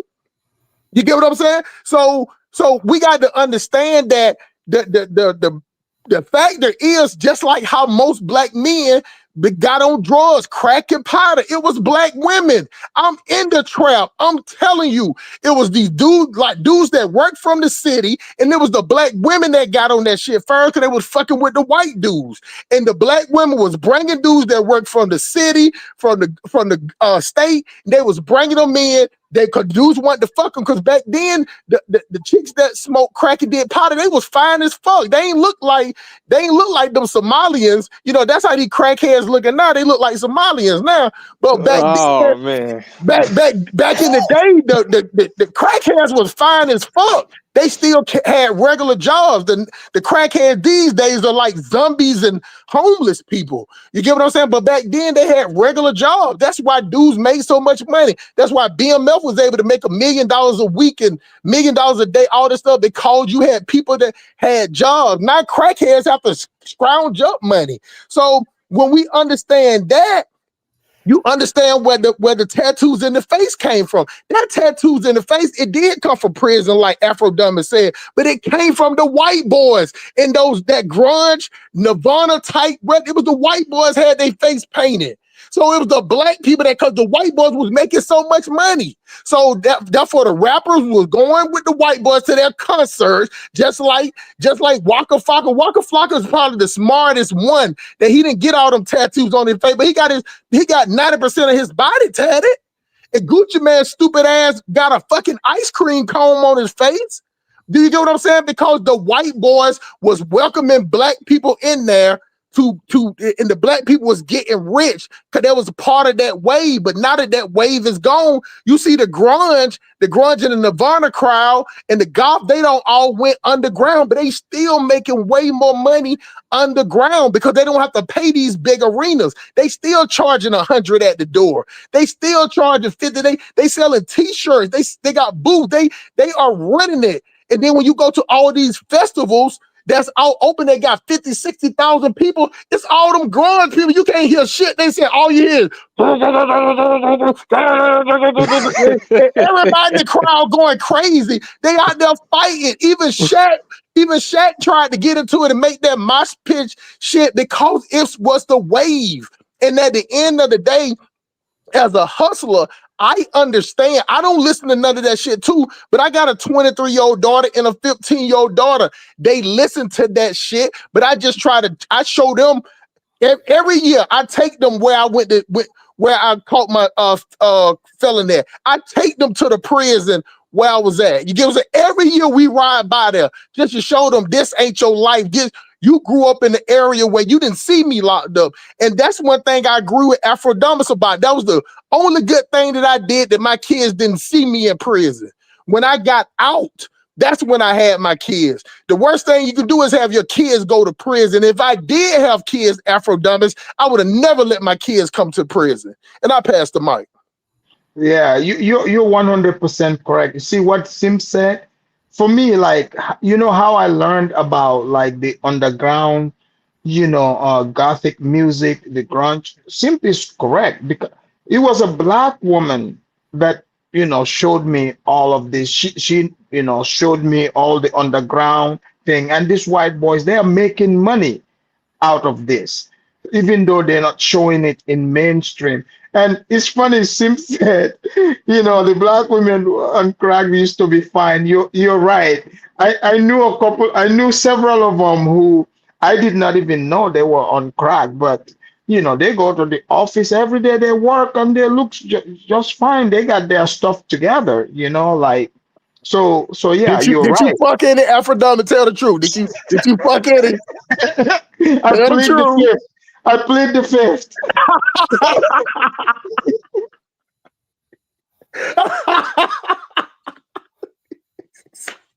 I Man, plead the fifth. man, y'all crazy, bro. Steve, you don't understand. Think about the baddest chick you know that either you saw her working at a Walmart or working at a store anywhere, and then a month later you see her, she still looked the same, but Uh-huh. now she on drugs. So now when she come around, she ain't asking you to take her out to eat. She ain't asking you to buy no jewelry, to pay for no phone. She want $20. $20 and you can bang her up all night. You know what I'm saying? That's crazy. Ooh. So No, I ain't gonna tell no but lie. Simp is right. I Simp is banged right up a about few of this. them. He's right, because if you look at it like, over time, like I've watched how stuff started changing. Even like I used to say this, I was like, man, I don't know how they were able to convince black people to even smoke crack. Because most black people I used to meet, the most they would do is smoke weed, to be honest. Like they wouldn't even drink that much. So I used to always question. I'm like, man, how did they convince, black people to smoke crack? Like it just didn't make sense to me. Because even in prison, when we used to do the raids, like the white boys, like the prison where I worked at, most of them, the Aryans, they would run the laundry mat, the laundry system. You know what I'm talking about, right? They would always control the laundry system. That's their way of running the drugs Right. into the prison, right? But with them, we would catch like super hard drugs that we don't know about. But with black inmates, the most you would catch is weed, to be honest. Yeah. Like they're not interested in anything else. So I always used to question. I'm like, how did they convince black people to smoke crack? But I used to see a lot of black women who are on crack. That's true. It's a lot of black women that used to smoke the crack, to be honest. That's how it was. And they used to give them to the hotel. Think about it like this, y'all. The hotels back then were nothing but $10 or $15. You know what I'm saying? $25. And most of these dudes was married, so they would go to the hotel with these chicks. So the chicks that was from the neighborhood, they would come to you and say, hey, I got this dude, you know what I'm saying? Just hang around. Let me get your pay, because I had a pager. And you know what I'm saying? When I hit you up, just bring me something to do. They'll keep that dude in the room all night, butt ass naked, fucking him on top of him. When she's smoking the pipe, she'll just hand it to him. He already, like, think about it. He getting the type of sex that he don't get at home, because the crackhead hoes is giving you porno style sex. You get what I'm saying? Like, it's straight up, my baby got back 38. You know what I'm saying? Like, they giving that type of sex. So these dudes is on their back chilling, they drinking, and they'll be like, oh man, I'm trying. Because what they do is how they used to get to do, because I escalated. I did this chick named Arnaz. I was like, how do you get the dudes to try it? Because black men have so much bravado, Afro dumbers, they'll be like, oh man, I can't get hooked on no shit like this. Like, it take a weak mind to get hooked on it. You get what I'm saying? They'll be like, I'll try, put it with some weed. So you had a lot of black men was willing to put it with the weed, and they was doing it off the can. That's what I'm saying. Like, that crack pipe thing was a up north thing, and down south they used to do it off a can. Yeah, You get what I'm saying? Sim, out here, what they used to do that used to mess up the dudes. It was sham. Oh yeah, they to dip it. Yeah, They to dip. yeah. Oh, Yeah, they Sean, used yeah. yeah, they used to, mess up, these guys, their brains for real, like the sham. My uncle best friend was on that stuff. He ended up he smoked it, and he ended up like acting like going buck wild and killed his best friend. It's But crazy. see, the reason why that Oh it was wow. down here, but we couldn't get that sherm like it was in California. So, bootleg black people in the South, they started going to the mortuary and start getting embalming fluid. See, these dudes smoking embalming fluid because they tolerance don't got built up. Now you got to get higher and higher. That's why the regular weed that we used to smoke 20, 30 years ago, that shit right now, we'll call that dirt. We call that Bobby Brown. Like, you Yeah. can, like, people, if you came to somebody and say, hey, it go a whole pound of some regular, you know what I'm saying? People wouldn't even Reggie. take it. They wouldn't even take it. They would be like, what a camera, you're punking me or something. They wouldn't even take it. The weed now have so much THC in it. Yep. You get what I'm saying? And then on top of that, they Well, popping well, pills with it too, and then they popping mollies with it too. So now they went from popping mollies to snorting molly. Then they went from snorting molly to popping molly at the same time, then popping the Xanax, then popping the X pill, and then you got this chick, she freaky as fuck. And you like, shit, I'm trying to get freaky too. That's just the way that it was. It was the most hardcore users that I saw on the street it was black women. The dudes were kind of cool with it because the chicks was cute with it. They was come out there dressed in their little booty shorts and they little dress, and they still had that thickness. You know what I'm saying? They ain't fall off. They had a little twitch. look, guys, They look. Simp is telling the truth. Look, back in the days, man, the crackheads, you wouldn't be able to tell, man. They were on point. I remember one time I met this black girl. Her name was Khadija. Man, I'm talking beautiful, beautiful. But there was no but she was a crackhead. I couldn't even tell at the Yeah. time. I'm talking super beautiful for real. Man, it sounds like y'all reminiscing. But this was the way that it was. You know what I'm saying? So it was just like that. So, like, the crack area didn't get bad like that until the price went up.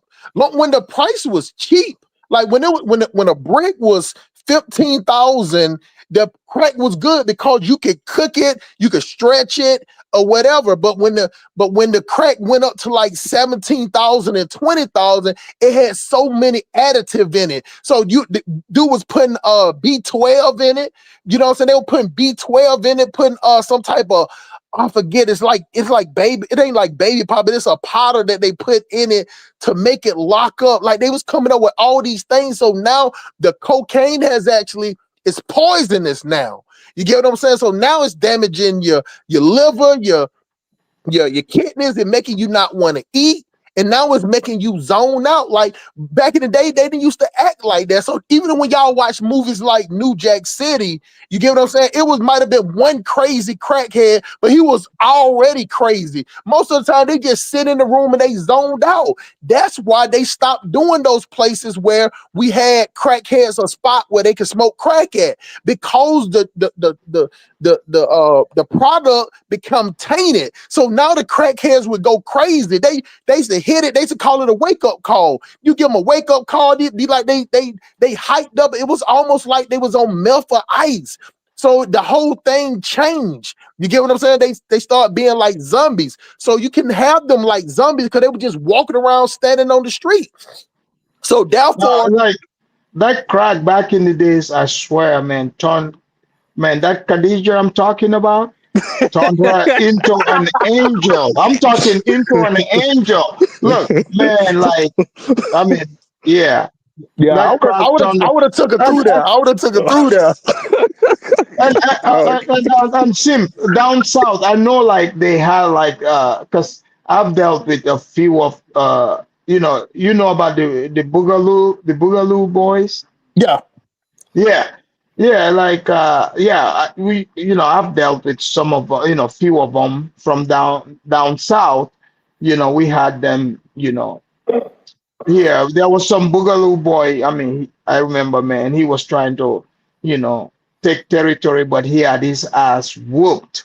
He had grills in his mouth, but let me say, after they finished, there was no grills in his mouth. It was like that because they had the guys from Florida. The Florida boys came up, and see, the thing about it is, what I'm saying, I was just so much one of them type of people that, so I was raised up with the dudes in the alley. So you get what I'm saying? Like, people knew that, if it wasn't mine, I didn't touch it. If you love something, I'm gonna give it back to you the same way you came. So therefore, that's how I got the name like that. Like, man, look, dudes used to come by at the house. My mama go to work and I'm at the house. Dudes come by and drop me off like that. I'm talking about, I don't even swear because I don't believe in God. Dudes come by and drop off like 10 pounds, 20 pounds, 30 pounds. You get what I'm saying? They used to leave me at the trap house with like a brick or two, like be scared. Like, these dudes all at the club. I'm like 16, 17. You get what I'm saying? Like, I'm in there with a Tech 9, an M16, all this shit, and then all this drug, that it was just so much going on right there. And then after that, you know what I'm saying, they taught me how to cook it. So when they taught me how to cook it, that's how I knew how it changed, because you can watch just like a chemist, you can watch how it bubble up. You can watch how long it take to lock up. You can watch the color and the smell of it. Even the smell got bad. You get what I'm saying? It started, let me tell y'all something. When you knew that the powder was bad, it was like it started smelling like Revlon nail polish remover. That's when you But know it has Sim, too I much got a chemicals in question it. for you. I got a question. So, like, because like you were just a neutral dealer and you're not part of a gang. I've dealt with, people like you as well here out Right. in out west. So, how did you navigate? Because you're not part of a gang. You were locked up and you're dealing with, the gang Oh, politics this in gonna be there. easy How, for you. So since they knew me as the hustler, as the loyal dude on the streets, I became the store man when I got locked up. I was the store. ah, I was the okay. I was the store man. You get what I'm saying? Because Uh, you know what I'm saying. So when dudes gambling, I would take. They used to play the game skins, and I used to take the cards, and you chop in the up in the day room, in the day in the room. day room, yeah, you know what I'm saying? So I would like front the dudes, you know what I'm saying? They used to give me cause you couldn't put your snacks or your zoom zooms and wham whams. They ain't nothing but potato chips and cookies. But then cookies in the prison, they call the cookie steaks. For whatever reason, I don't know why, y'all, they call the cookie steaks. So, they would put the order in, I would give them these pieces of cards so they can gamble with, because if you got caught gambling, throwing honey buns up there and all that stupid shit. You get what I'm saying? So I ran the store. And once you run the store, you like the man on the block. You know what I'm saying? Because Oh, dudes didn't get. so Sim, because sometimes I used to conduct the store. So you were like one of the dudes that used to always pretend to help me, but because you were the one running the store for them.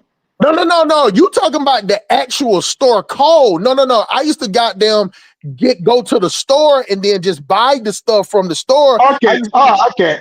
I was I got you. the dorm store Oh, man. okay. So like Sim, what about like like on the phones, right? Mhm. Sometimes there used to be like some of these dudes like on store day, like they would hold up the phone. Like, what's that all about?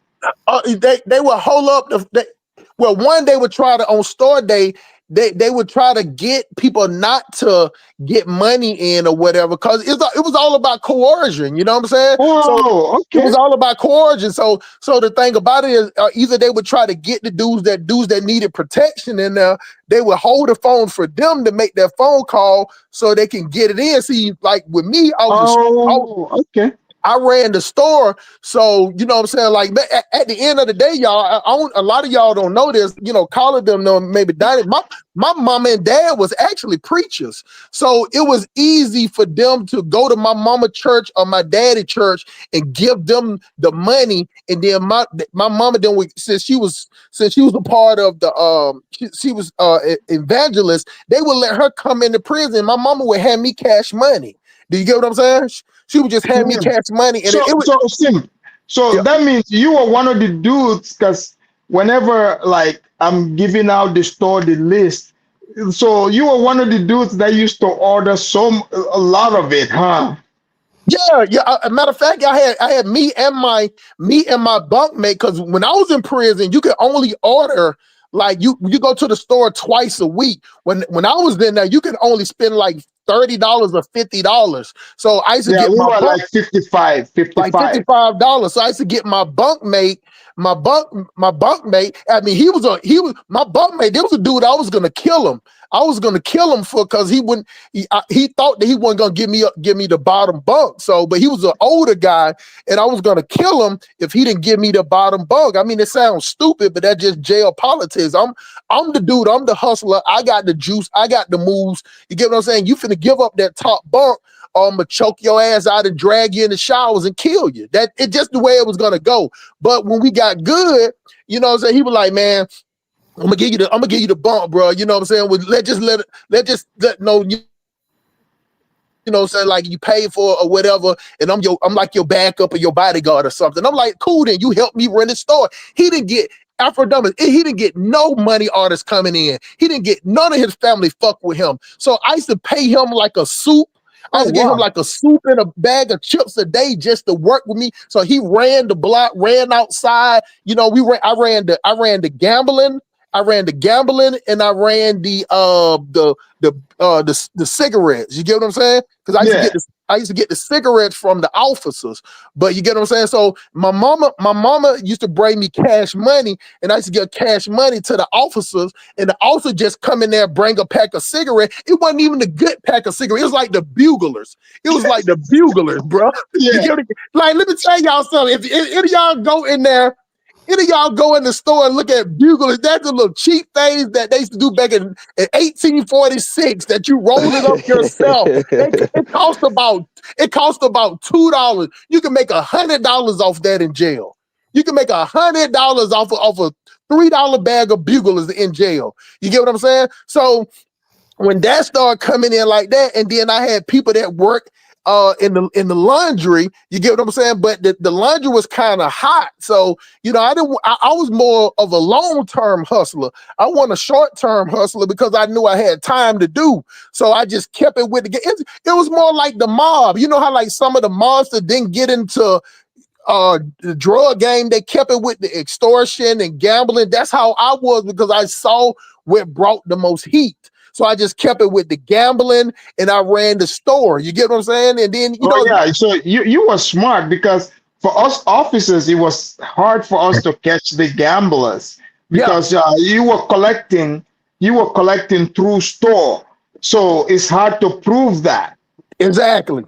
So I would catch it through the store. So what they would do is the dudes would come and be like, hey man, buy this for me on the store. I'm gonna put this on there and put this on. Then you had the green dot and everything. So it was just so easy because you know what I'm saying, the church that my mama was evangelist at, it was on the west side, and the church that my daddy was a part of was on the east side.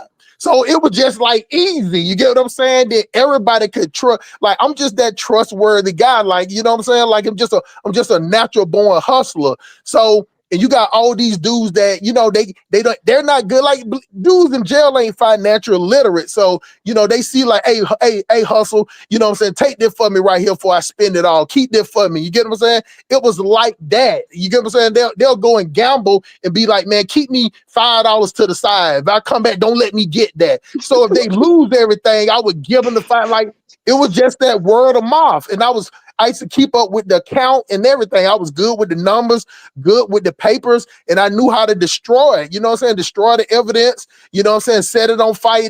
We used to do it every night, you know, with the batteries and the SOS pad. That's how we used to set stuff on fire. Oh yeah.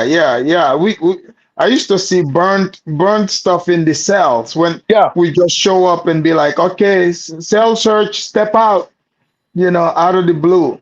That's how it is. We didn't care if you smelt the smoke or whatever, because it was nothing left in there but the SOS pad and the battery. And you know, long as you didn't have no lighter or nothing when they shook you down, the police wouldn't say nothing about a battery and the SOS pad, because they thought you would have used that to clean. You know what I'm saying? Because the dorm orderlies would have the SOS pad, to do the floor, to clean the officers in the counselor's room. Because the dorms we was in, the counselor room and the officer room was in the dorm. They just had a room that they kept locked inside the dorm. So the counselor, you wouldn't leave off the block to talk to the counselor. The counselor would come to your block. She had a way to get in from the outside to come in, and then they would open the door to come in one at a time. Was it a closed dorm? It was 2-man dorms. You get what I'm saying? Okay. It was 2-man rooms. You get what I'm saying? Now, the thing about it, I started off in the open dormitory. Open dormitory is like the terror dome. You get what I'm saying? Yeah. Like that's dangerous up in there. So, you know, for being the star man, I got cool with the officers, and then the officer helped me get to the 2-man cell room, because I was a level 5. So, you know what I'm saying? So that means that I'll go to the roughest part. I got to work my way down to the 2-man cells. You get what I'm saying? Because I was labeled as dangerous. So damn, you've been through it. Man, you all don't know what Simp is talking about, but this is some real stuff, man. For real. All the way through it. Like, that's what I'm saying. Like, even though I was nice and I was cool, but I was the type that if I wanted to have you killed, or I would do it. And on top of that, I was the type of person, if I wanted to choke a motherfucker, I would do it. You know, catch a motherfucker in the shower, catch him taking a shit. You know what I'm saying? I'm choked out plenty of niggas taking shit. You get what I'm saying? That's crazy. Like, it's but what I'm trying to tell you, dog, that's how prison is. Prison is so petty. It is so fucking petty. So you got to get petty with it. But let me tell you something. The thing that I noticed that set me apart. Have y'all ever seen that scene in the movie Life, where Eddie Murphy, they was like reading letters and dudes couldn't read and shit like that? Yeah. It was so many dudes in there that was illiterate. They couldn't read. Yeah. They didn't understand. I knew that. I knew a dude. They used to call him True. His name was True. So he used to be the one that writes all the letters for, like, the love letters to the for the females, and they pay him in soups. I used to see people like they line up in front of his cell. So Simp, you used to do that too?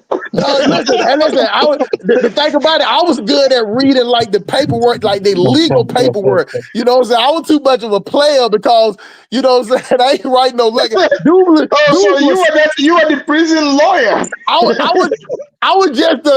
the lawyer. I was just the one that to understand their paperwork. You get what I'm saying? Like, they had another dude that worked in the law library, but like when dudes would get you had a grid sheet that you would look on, and then you would get your paperwork from like these guys that's coming up on appeal. They didn't understand the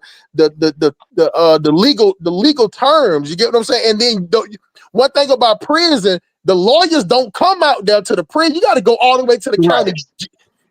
You got to go to the county jail to get with your lawyer. So you don't get to see your lawyer unless you got a paid lawyer.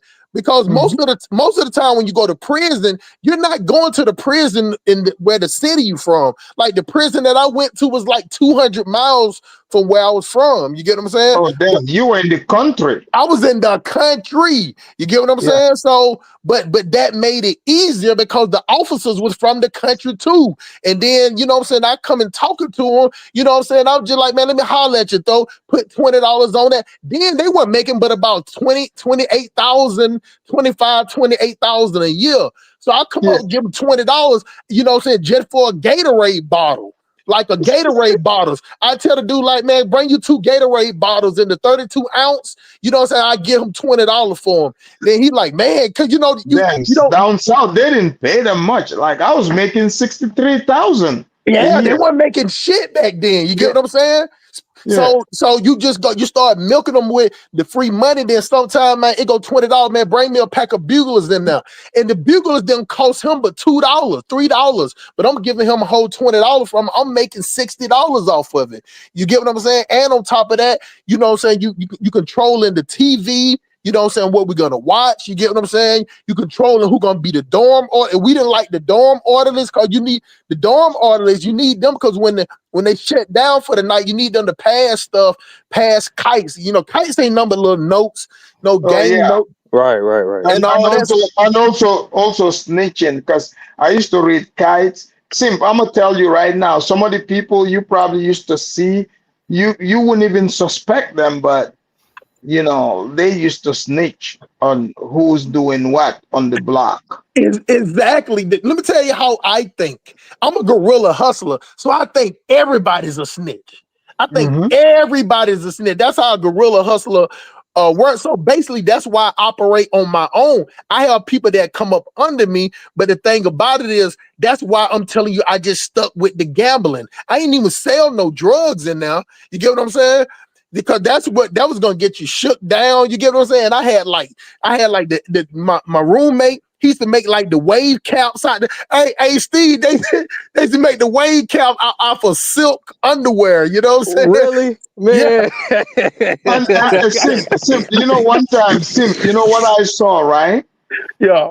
Myself and another officer, we brought this guy. I mean, I think he was a blood, you know, and he's supposed to be at the top. So we brought him, you know, to go see the, the INI, the intelligence in there. Right. So they needed some information. And so we took him to the different facility, like in this, segregation area, right? Right. So that's where he got to talk to them. But so they started asking him. The lieutenant was asking him. He's like, man, I ain't no snitch. I ain't about to talk, blah, blah, blah. You know, man, I watch this. Like when I tell people this story online, they think I'm just trolling. No, it's real. Yeah. So they brought like a Subway sandwich, right? For real. Man. Like I watched this Subway sandwich. You know, they put it on the table. They're like, hey, man, you know, if you ready to talk, man, this can be yours Eat and fresh. everything. Eat Yeah, fresh. yeah, man, Listen, the say, Subway sandwich made him snitch, boy, bro. That's all y'all it was took. nice. Y'all was nice giving them Subway sandwich. Dudes was snitching when I was in there for like 4 stamps. You give them like 5 or 6 stamps. Oh, 5 or 6 that. postage stamps, dude telling you get what I'm saying?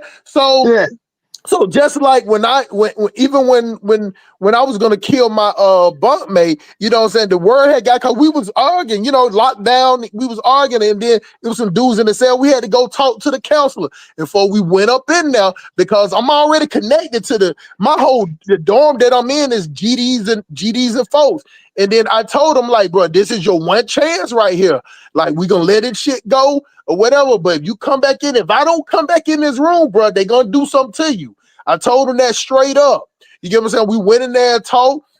And I was like, no. So I went in there and I was like, I said, the story we're gonna run is that since you older than me, I'm like, no, that's my OG, man. You know what I'm saying? He was just trying to school me on the rules and regulations. You get what I'm saying? Because they don't know he a crackhead. Because so most of those crackheads, when they come to prison, they get all their weight back. So you can't even right, tell that. Only way you can tell they're crackheads is by their teeth.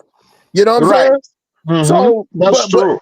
but we know they crackheads because nobody don't fuck with them on the street, and they usually come back in there for burglary and all this little stupid shit. You know what I'm saying? So me and him went in there talking. We came back in and we got back to the set. I'm like, well, this is how it's gonna work. He was like, all right, man, I'll do this. And the only thing I gave him was like a honey bun and a soup.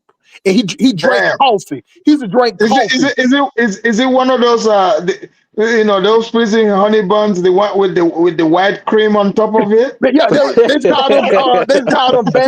call them bear claws. You know what I'm saying? Yeah. They call them bear claws, and Hey, yo, that's what he wanted. You get what I'm saying? But Sam, can I ask you a question? at the end of the day, I was gonna kill him. Though I was gonna kill him straight up. Go ahead, Steve. So I know on the West Coast, prisons are segregated. Was they segregated in Georgia too, or as far as like race? No, in Georgia is mostly black. Oh, okay. So you ain't all right. Y'all ain't So have a lot of black people running. We didn't have to be segregated. So the white dudes that came in there, think about it like this. One thing that Brandon says that's true in the South, black dudes, if you got a country white boy coming in, he talks just like us. It is you when you hear a country ass white boy talk, right. He talks just like us. So long as he come in there and he's goddamn paying this money, he's still gonna have to pay to be in his room. You get what I'm saying? He gonna have to pay a fee, but long as he gambling and paying for the store, like a dude like that'll come to me and be like, hey man, let me shop with you. You know what I'm saying? And if he shop with me and he run a tab, then I let them know he cool. You get what I'm saying? But at the end of the day, you know what I'm saying? Like the thing that used to hurt me was that when dudes come in there and dudes want to rape a dude and shit. You know what I'm saying? Man. Like I could not facilitate it, but I just try to stay clear from as much as I can. But some of these dudes coming out, man, and they hungry and everything. You get what I'm saying? They ain't got no family on the streets. You know what I'm saying? And the dude want to fuck them straight up, Paul. Man, you know what I'm saying? That's why I stay out of prison. I remember we used to have a dude, right? I mean, this is before this, the country went woke, before Obama, like. So this dude, he was going through the process, I guess, outside to become a woman. He got the boobs and everything. So summertime in the yard, like when this dude comes out, because you can take your shirt off, he's already got the big, wankers and everything. Wow. Hey, bro, when he's jogging around the yard, I watch all like the gangsters, everybody sitting there watching. Man, listen, man, that shit was so crazy. Like these dudes coming down and they like these dudes that would kill people on the street. They coming down, they can't fight. You know what I'm saying? They feminine looking. They look like little Chinese, little built up like Chinese girls. You get what I'm saying? Like they ain't got no muscle tone to them. But on the street, they walk around with the stick and they got the mask on. But now they don't. So the dude came to him. He was like, "Hey, man." He was like, "Hey, this is my little bump mate right there." Dude had already gave me the sign, like he gonna fuck him.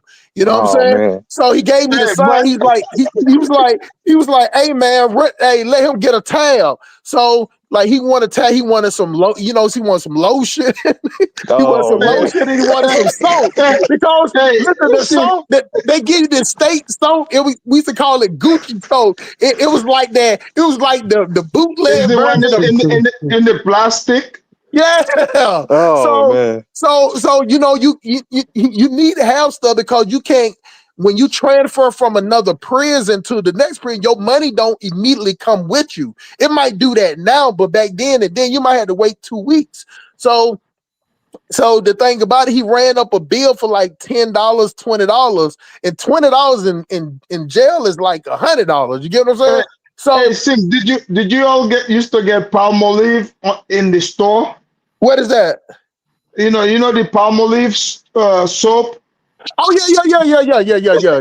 Yeah, the green one. The green one. You could get the green one, or you can get Ivory soap. I mean the Ivory, white. Yes, the white Ivory soap. That was it. You know what I'm Yeah. saying? So you needed the lotion, and they didn't even have the good lotion. It was called Lander. Lander was Yes, the soap. Lander. That's right. So the dude ran up the tab to like $20. And then when he came at me, he was like, I was like, hey, bro, you know what I'm saying? When you gonna get the $20? And he was like, oh man, my stove coming in with that. I could have now if he would have came to me first, I could have told him to tell his people to go holler at my mama or holler at my dad and give them the cash. But then his bump mate like, all right, man, I'm gonna take over his bill. You know what I'm saying? He like, I'm gonna cover his bill. You get what I'm saying? So that's how it was. So once he took over his bill, that's his bitch. You get what I'm saying? So when they got back to So the that's how set, that worked. if a dude pay your tab, you get what I'm saying? Like if a dude Oh come up man. and say, if you got a tab with me and a dude talking about he want to pay your tab, you better immediately turn around and fight like, you know what I'm saying? And Sim, You the better guy fight I'm like telling Scrappy Doo up in that bitch, bro. But he, Sim, the guy I'm telling you, right? right, So he used to go to pill line. I remember one time, like I'm walking like down the hallway. I was the one conducting pill line. You know how right. like I checked them out, all of that. But I watch him. He's standing. He wouldn't leave, right? So I walked up. I was like, "What's going on?" He's like, "Oh, I'm waiting for you. If you're going back to the unit." I was like, "What?" But he's like, "You will see." So when we walked, see, I was shocked because it was like some Aryan dude with pillow, and Mhm. there's like black gangsters. These are supposed to be big gangsters. Everybody was trying to give him gifts for his Yeah, cell. yeah. Yeah, it's the weirdest thing in the world. Like you know how like if y'all watch the movie Barbershop when a fine lady walked by and all the dudes But he damn, didn't cause want to. they He jumping up didn't like want to that's take how they it. would. That's how they would do when those feminine dudes coming in there like coming in a sack with his pants sack. Like man, later all I know is later that night, the dude, the way he got him, the dude was like, cause we used to get like Blacktail magazines and all that shit in there. And the dude was like, man, I'm gonna show you how to use a Fifi. You know what I'm saying? So, Yeah, but he requested a cell in front of the booth, in front of the officer booth. oh shit. Because like I was surprised, like, man, some of the dudes I saw, like, these are supposed to be gangsters, bro. Like, white gangsters and black gangsters, Hispanic gangsters, they all were trying to give him gifts, but he didn't want it. Because Man, he got real boobs. Because I guess he was going through the process outside. So like that was before they changed stuff, putting this, he she's in female prisons. right. As you know, they got the women pregnant in there, but um they used to bring them in male prisons. So I watched these men who were supposed to be gangsters, like they were, I mean, like, man, I wish I had cameras to record that. Man, they were lined up. Even one guy, he's supposed to be like a Aryan, one of Aryan the. Brotherhood. I think he's like a Peckerwood, whatever. Yeah, Aryan Brotherhood or yeah. Yeah, and like he used to work for me, like so he controls like the blankets, and the pillows and stuff. And he was bringing gifts. I was like, what the hell are you doing? And he told me straight up, he's like, man, I'm trying to hit. See, when we was in like they didn't say you couldn't say that in when I was in there, you had to say slick leg. You're like, man, I'm a slick leg him. Y'all, I don't know what the fuck that means, but that was the word, slick leg, slick leg. You know what I'm saying? So, but the thing about it is like when the dude bought his towel, and then later on that night in the room, a Fifi is like you making a pussy Mhm. out of a Right, glove right. and a towel. So when the dude was teaching him how to do a fifi, he he's like, man, this how you do it. You put the magazine on the top bunk, and then you put the pillow behind it, and then you put the pillow on the top bunk, and then you put the magazine on the Damn, pillow and raise it that's up. why I used to hate working graveyard, So because when I do so overtime, man, you see that Fifi shit. I'm like, oh God, what the hell, man? Hey, Afro Devin. So with the dude, he like let him use the Fifi, was like coaching him, and I don't know why he like you getting coached. As soon as goddamn dudes like on the Fifi, he just choked him out, and all you heard was goddamn niggas just grinding up in him. You get what I'm saying? The dude was like Oh grinding and man. moaning and shit, and then after that, all he heard was like, man, he like you. It was only 20. All I heard was you only two, cause you.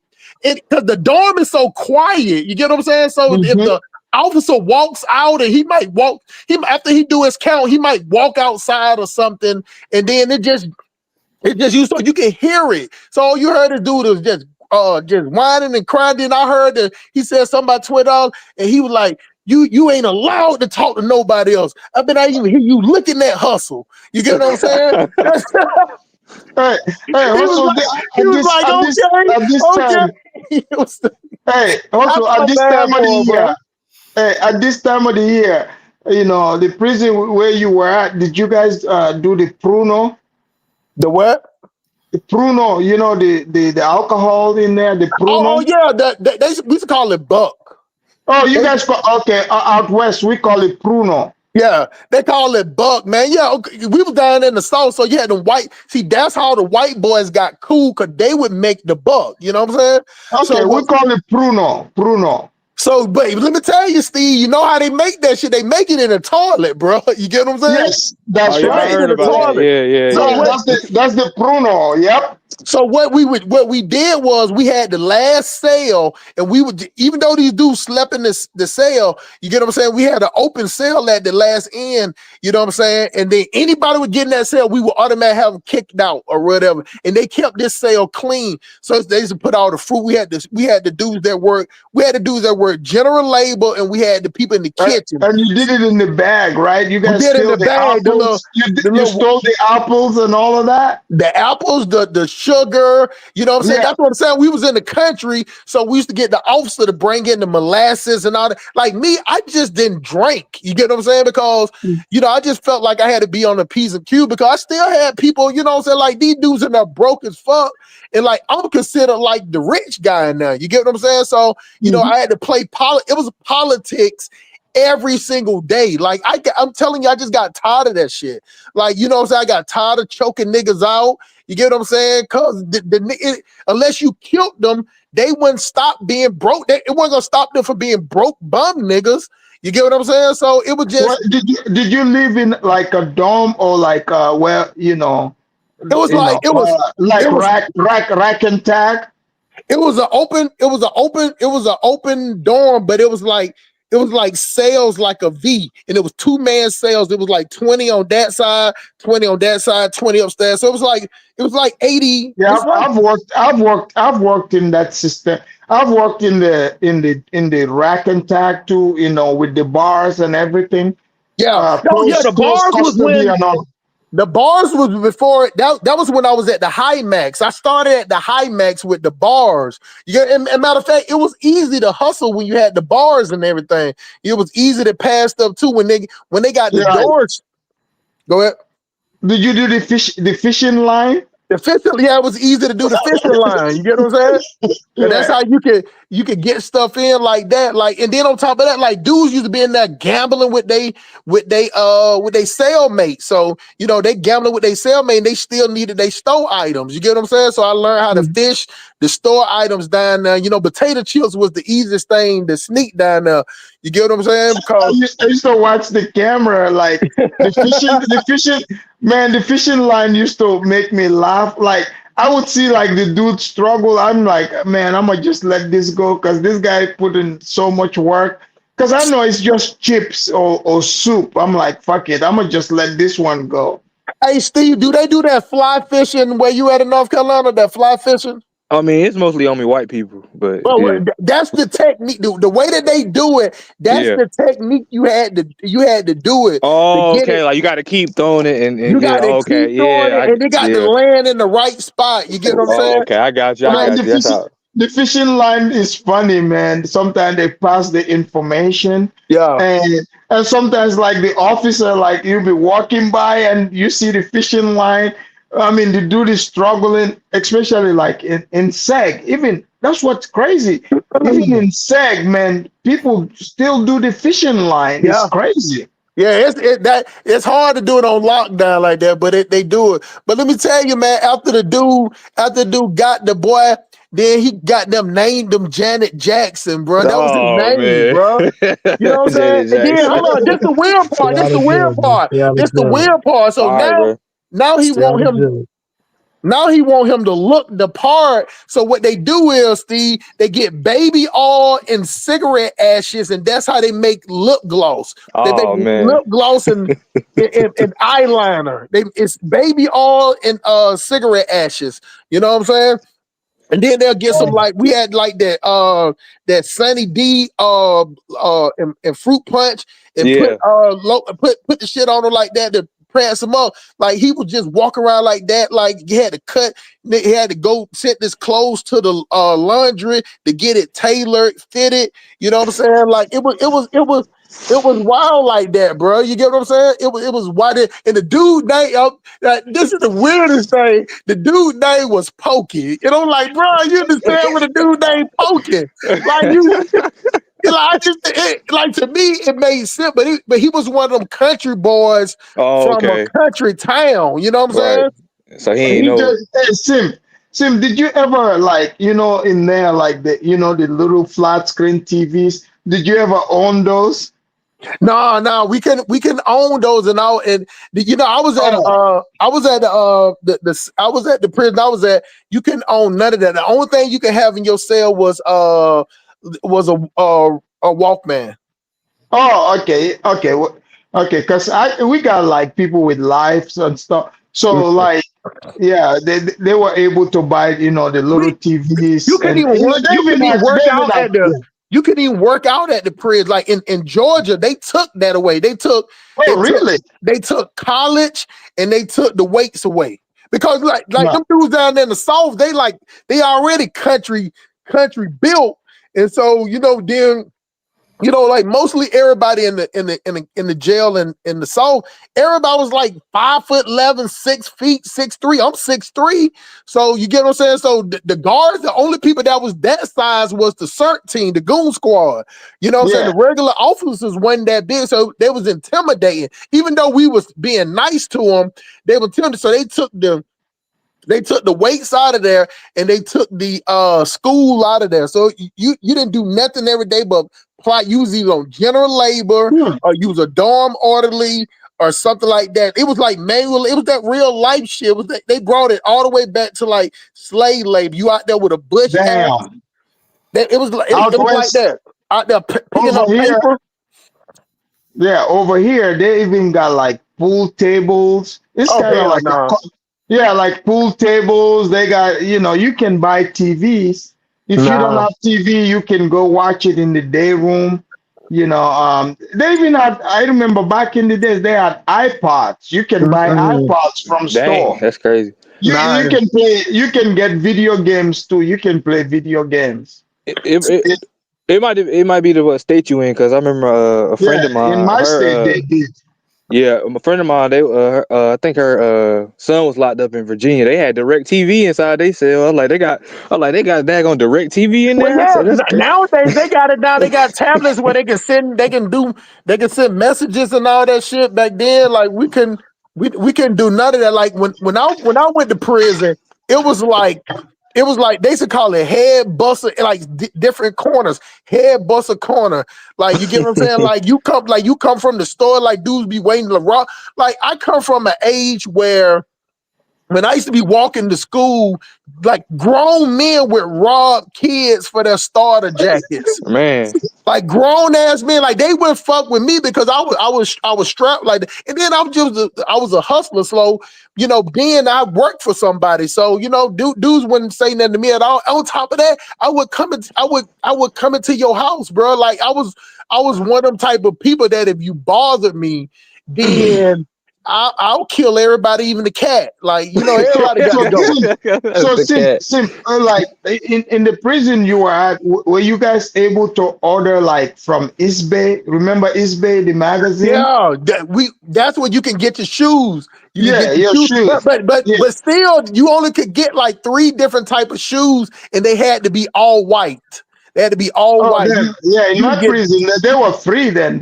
Because they can get, some people order Jordans, all of that. Like they nah, were free to do it. man. Why? You had some Jordans, boy. You would get your ass killed. That's what I'm thinking about. Like, why Well, you get some Yeah, there you Jordans would were get for? people. killed. There were people with. I'm telling you, there were people there with Jordans, like in the prison there. I Yeah. believe you, but like, I don't know. I feel like you make Was yourself you a working in target. a working in a federal prison or a state prison? State. Oh god damn, they got it good out there. And Yeah, now we can order from East Bay. You can only order Fila, white Fila, because we was in the South. So Fila, yeah, it was Reebok, popular. it was a Fila, Reebok, or I think it was Adidas. And I had the When Reebok, they I had the changed it. Reebok pumps. I had the Reebok pumps. When they changed it to JPay. You know about JPay? Yeah, I know JPay, yeah. Yeah, they changed it to Yeah, JPay. it's all different. Like my little cousin, she just did 15 years. So you know what I'm saying? I Man, talked to her, and she did 15 years, man. She was at a house. It was her. I'll tell you, this ain't gonna take like 2 minutes. Her and her girlfriend was messing with this guy, and they had the guy had an apartment with his cousin. So she said, "Hey, come over to the house with me."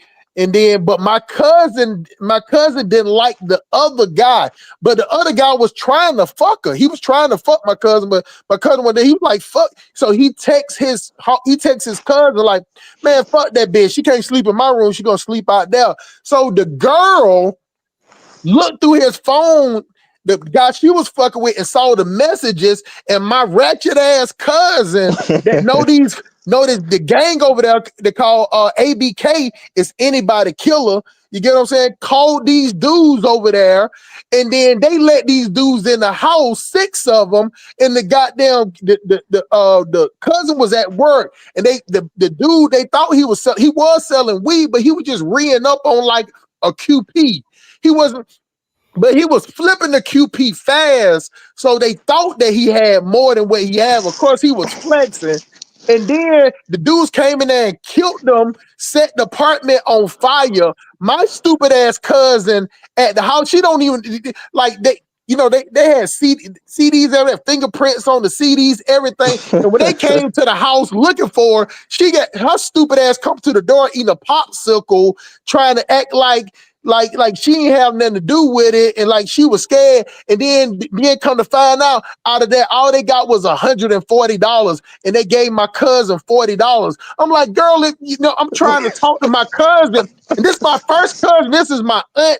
This is my aunt's daughter. So I'm talking to her mom. I'm like, look, don't get her no lawyer right now. She's going to prison. I said, the dude lost his life. I said, the only reason why they called the dude there. They opened up the door to let him in. She's going to prison. I said, but what you don't want her to do, you don't want to get no first-degree murder charge, premeditated murder. You want her to just get like an aggravated assault or armed robbery or voluntary manslaughter. So I'm telling my cousin not to get a lawyer, see what the court-appointed lawyer gonna get first. Then when the court-appointed lawyer say, this is how much time I can get you, then get the paid lawyer and try to be like, okay, now beat this deal.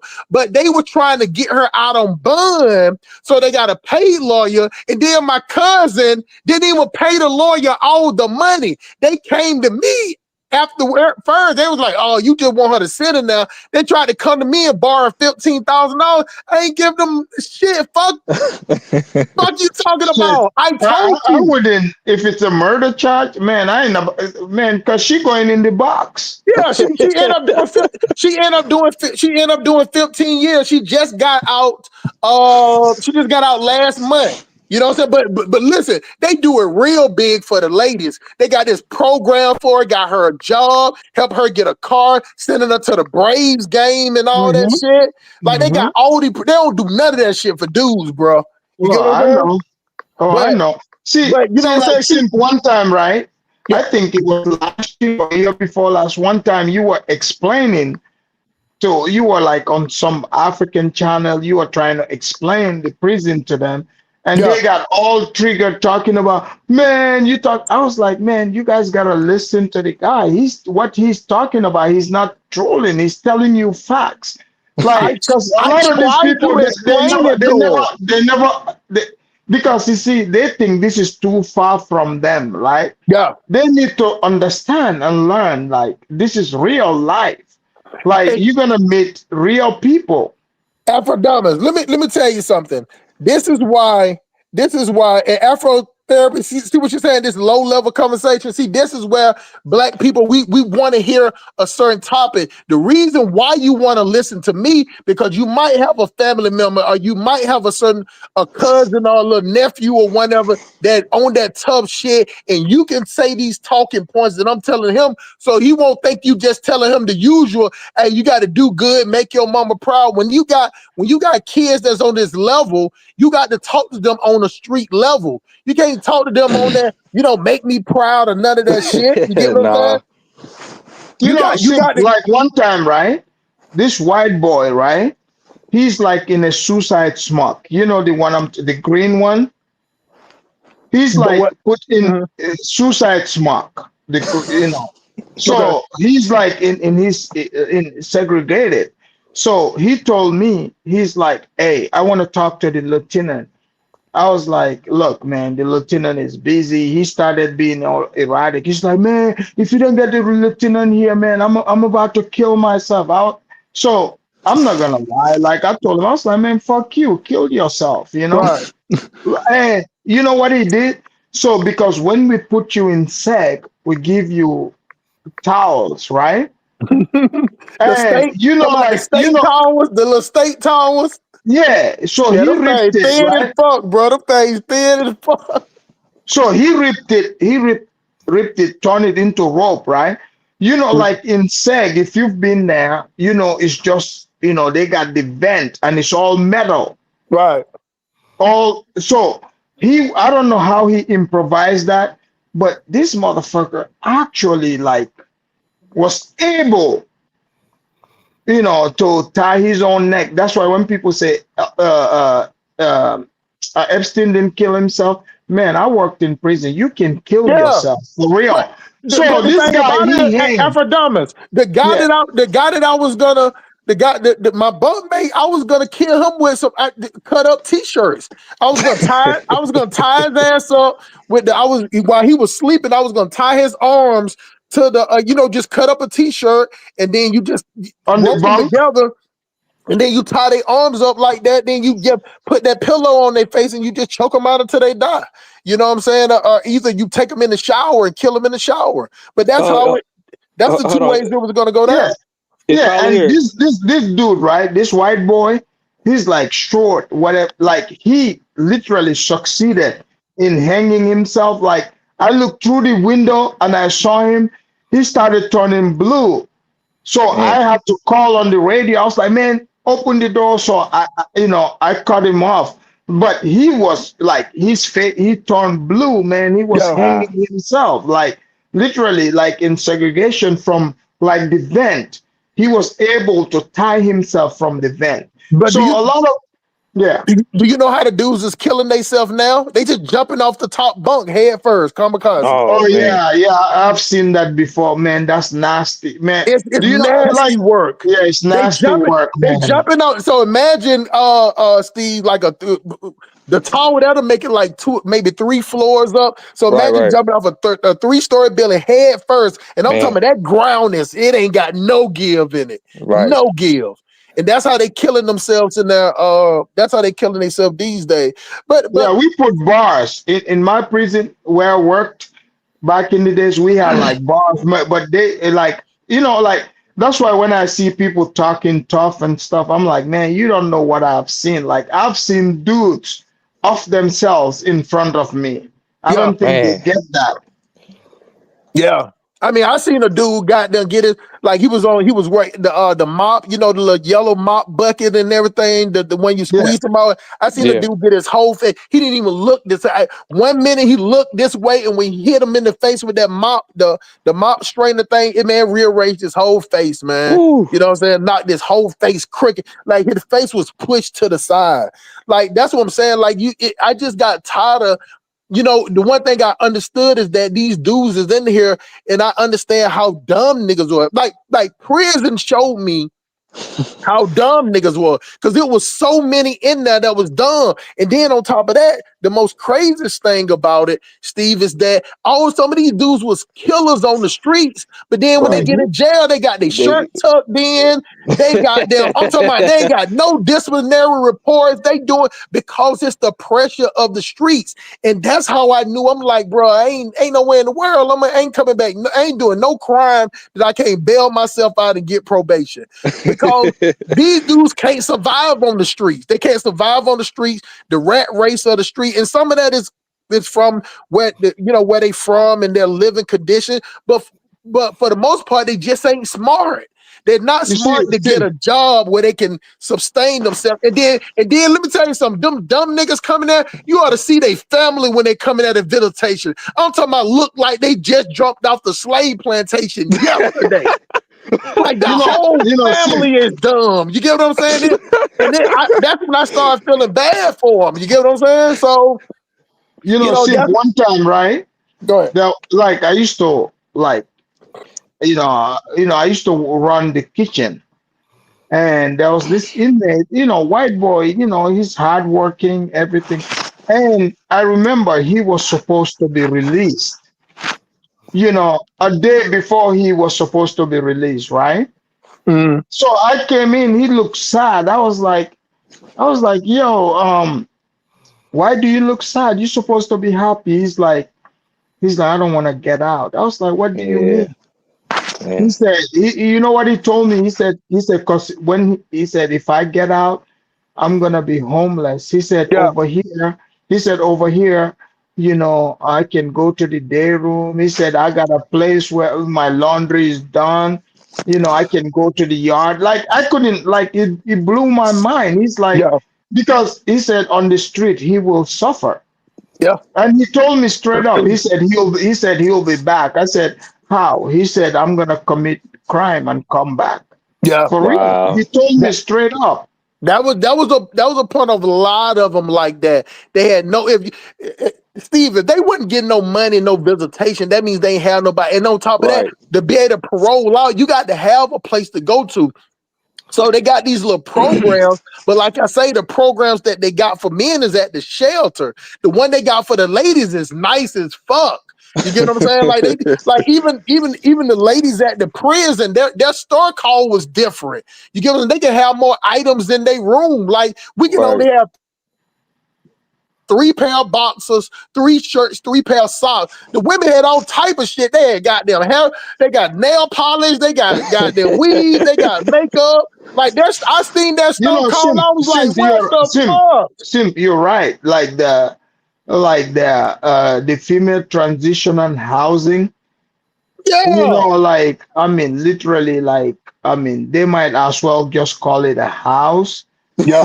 Like this, I mean, no, really, they got it really good for real. Like They have the it. They have men, it the well. men. That's why that guy, he told me, the white dude, he was like, so like people think like this white dude's got it good. No, F that. Like they do not. Like this guy is like, nah, man. He said at the time he was getting out, it was around this time of the year. He's like, man, it's cold out there. It's winter. He's like, I'm coming back because there's some of them, Simp. I don't know if you noticed that with some of the inmates when you were there, they attach to us, the officers, they see us as their family and Yeah, friends. yeah. I seen that a lot.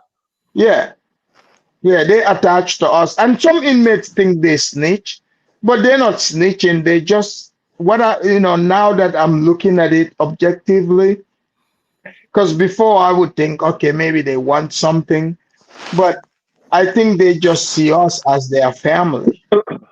And think about it like this, Steve. Like some of them, they didn't have like think about it. When they went to prison, they like me. When I went in, when I got out, I was like a grown man. Like none of the Right. clothes I had fit.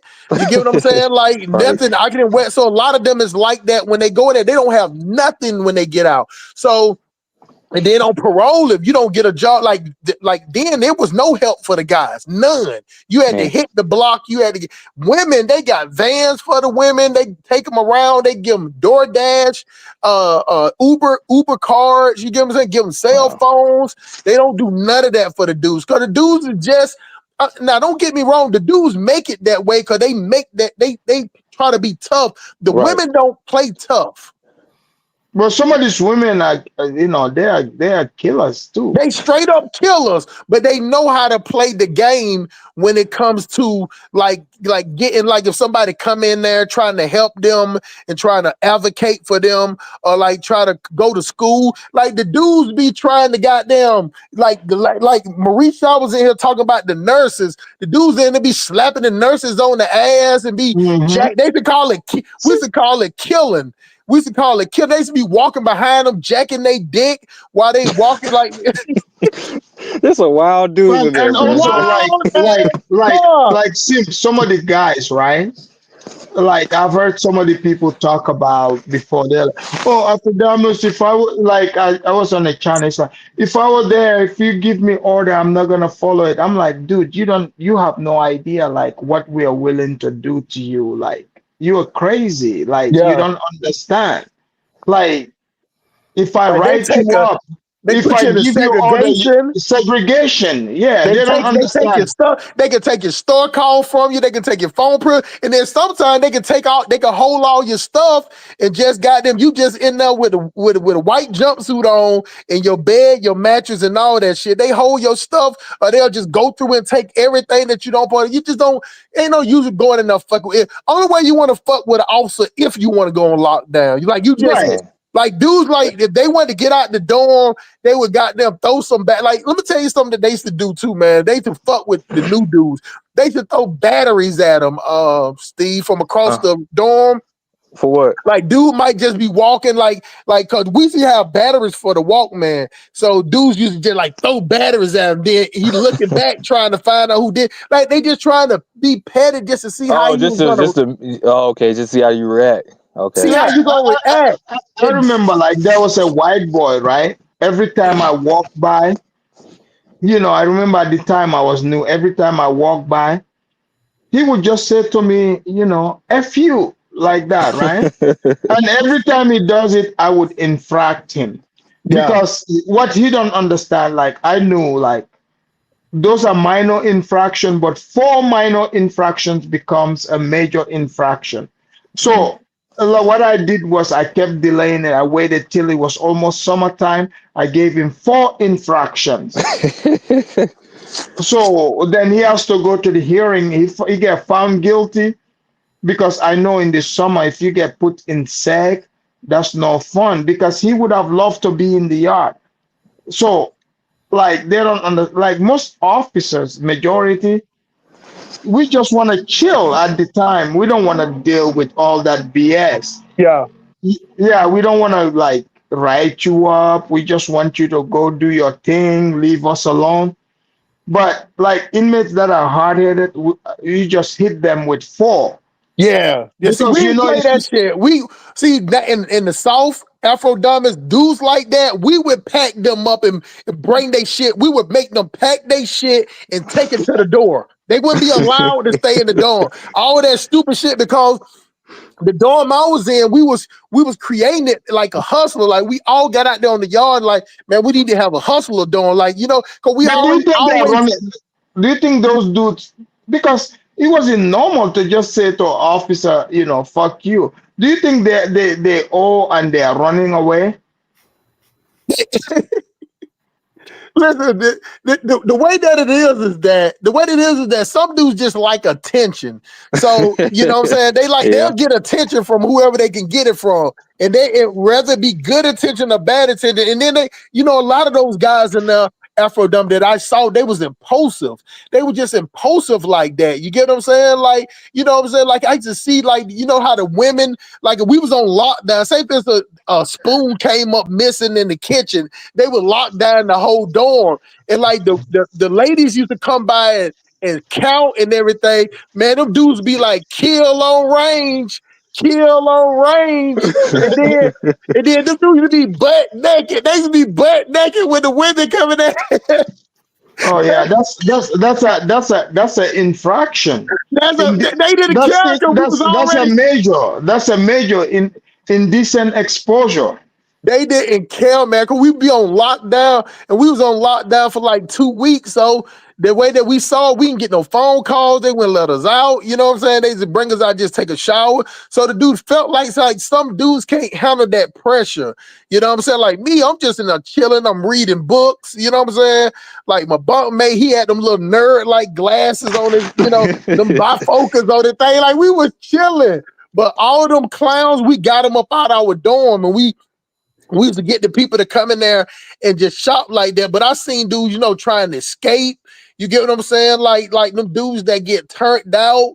You know what I'm saying? Then you got the dudes that get beat up that can't fight. Then you got the dudes that come in there and they from different part of towns and they don't did something to somebody else and they don't got their word up in there. Like, you know what I'm saying? Like, dude, like I'm gonna tell you the craziest thing they used to do, man. Like the GD dudes, man. Like if you but from another gang or you did something to one of their homeboys with it, what they would do is they would beat your ass, choke you out, shave your head, and then spit in his butt. All of them would be spitting in the dude's butt. That's crazy. You know. I want to tell you. I'm about to, leave, but I'm gonna tell you the craziest thing I've ever seen. I was running pill line, right? And this white dude comes. He looks like a nerdy white dude, weak, skinny. He got on his glasses, and he walked up to pill line, and there was this white dude, big. He's an Aryan guy. The white dude, he walked up to him, right? After he got his pill, he slapped him in front. He slapped him, and then he came and knelt down on me. He put his hand on his head, and I cuffed him up. So that means, I called on the radio, send him straight to segregation. The white dude that he slapped in front of everybody, he's supposed to be an OG, and he can't do anything. Bro, he was so mad. He was so mad. He cried. I literally watched it because like this nerdy guy, I don't know what he did to him in the unit, but the guy came and like slapped him, and then he walked straight to me and knelt down. He put his hands on his head, and I pull out my handcuffs and I cuffed him and took him to segregation, because at that point he requested to be transferred. The big white boy was so mad he cried. Man, the thing that was so crazy to me is that, it was just always so shocking to me because since I was the store man, and they would leverage the store. It was just so shocking. One, how dumb niggas was and how gay these niggas was. You know what I'm saying? Like all these dudes want to fuck. They like these dudes are hypersexual. And they want to like, hey man, get the officer. Like they used to be paying me, like, hey man, get that officer to get that dude to switch dorms and come over here. You get what I'm saying? Like, you get what I'm saying? Like they used to, cause you can change dorms. You get what I'm saying? Like, and they used to be goddamn just choking these dudes out and raping them. You get what I'm saying? Like that, that was the crazy thing to me because I just didn't like how they was doing it like that. I'm like, bro, the dude is gay. He's gay. I just don't see a weak guy as gay. I just never saw that. You get what I'm saying? But then you find out what the dude was doing on the streets, goddamn, slapping old people, robbing them. You get what I'm saying? Like, shooting at people, shooting up the neighborhood, shooting out the light. Then when you find out what they did on the streets, then they come in there and they can't fight. I'm talking about like skinny, like most of them dudes like that was like Pookie from New Jack City, skinny. You know what I'm saying? Like, and it's wild, bro. It's funny you said that. There was like a black dude there, I mean, you can literally tell by the way he walks. He was like super gay, but he was one of the gay guys. He was like the slut of the prison. He was giving it out. He was giving the ass out for free to a like none of those guys even wanted people to know they were fucking with him. Yeah. Like he used to come to my desk and I'm an officer. He wasn't supposed to tell me the stories, but he would point out guys. He's like, yeah, look at how they are pretending, but in the shower, they come Uh, to me and get it in. But I'm about to go eat my dinner here. I'll talk to you guys later. Hey man, All right, man. it do make you hungry. Right. Yeah, I know. Peace. That's the weirdest thing, man. I'm telling you, out of all that stuff that went on in there, man, it was just so sad to see us acting like that. Right. Like they always talk about that savagery. I'm talking about the savage nature of it. You know what I'm saying? And they used to always act like, like I'm sad. Don't get it fucked up. I'm just like, I'm that type of savage to the point that, you know what I'm saying? I'm that 0 to 100, but I won't stay on 100. Right. I'll go to 100, then come back and I just talk to you like I'm normal. But the thing about it is that prison respects a hustler. You get what I'm saying? It respects a hustler because we're how things get into prison. Like old gangster nigga can't walk up to the officer and try to scare him like that. The officer have his ass put in segregation in the hole for 6 months and get his ass shipped up out of there. So they needed guys like me to talk to the officers good and parlay the game. You get what I'm saying? But I Mhm. just didn't like how we preyed on each other. Steve, Right. I just didn't like that at all. And then you had the white boys in there, and see, they always saw the white boys as useful because the white boys knew how to draw, they knew how to write. They used to make those cards, you know what I'm saying, to send to the families and stuff. Like they Mhm. was the white dudes was real creative, you know what I'm saying? And to boost up your Walkman to get extra channels and to boost up the equalizer, you know what I'm saying? They was more technical. The nigga just was like dumb animals. And I'm telling you, and I got tired of that shit. And I'm telling you, one thing that the black dudes did was like when they find out you got 3 months left, they would go fucking with you, Steve. They'll go stealing your shit. They'll Yeah. go, you on the phone with your girl, they'll walk by and hang up the phone. You get what I'm saying? Like Because they, they, they go they to they probably don't want you to leave. They just no, they, they don't they want want to you mess to it up for you. leave. Yeah. But but that's that thing to where I say how we are as black people, man. We like you don't see the white dudes doing that. They don't do that shit. Only us do that shit. And it's like, and I see it like that how we are on the streets. I see it the Mhm. way we are on the internet like that. You get what I'm Right. saying? And now we trying to separate from the Africans. You get what I'm saying? Then the Africans want to talk shit, and then and my thing is me and Color talk on WhatsApp, and I try to tell him that I like the reason why you shouldn't get. I said you should look at it like a lion and a cub. We're 45 million. It don't matter what they say. It shouldn't even bother you because Right. Don't bother me. I don't give a it shit. just. I got you, Colin. I'm just telling the conversation. Oh yeah, Like yeah. I'm just saying that the conversation. You know what I'm saying? I was telling Colin that it's just them like the lion and the cub. Like the cub sitting up there biting at the lion, you know what I'm saying, and everything. But the lion just looking at him like he ain't even like Right. it. But the thing about it is that the thing about it is the problem is, Steve, is just like Colin said, we we want to go over there. So then when Mhm. we go over there, we're looking at it differently. And now like I told me and Colin had a conversation, and I told him the first person that said that I wasn't African was an African. It was an African that told me that. You get what I'm Oh saying? yeah. So that's how they talk. You get what I'm saying? Like this is how they talk too. So, but you can't speak for all of them. But when you Right. go over there, you're gonna really see that Pan Africanism doesn't exist. Right. It doesn't exist. So any type, that's how them people get killed over there. That's how they get scammed because they coming over there want to hug anybody. And you know what I'm saying? No shout out. And you know, Diners is my boy. You know what I'm saying? Don't go over there and pay nobody, let them name you. Don't do none of that shit. Don't let nobody else pay nobody give you no fucking name or something like that. Because they want to be in your position, Steve. But you going over there, you know what I'm saying? And these dirt enclave, you know, with all these mosquitoes and flies, and then he sit up there looking at you crazy because you ready to kiss the ground and you acting like you having so much fun, and You he's ever know some hustle smart? It's like people don't understand something.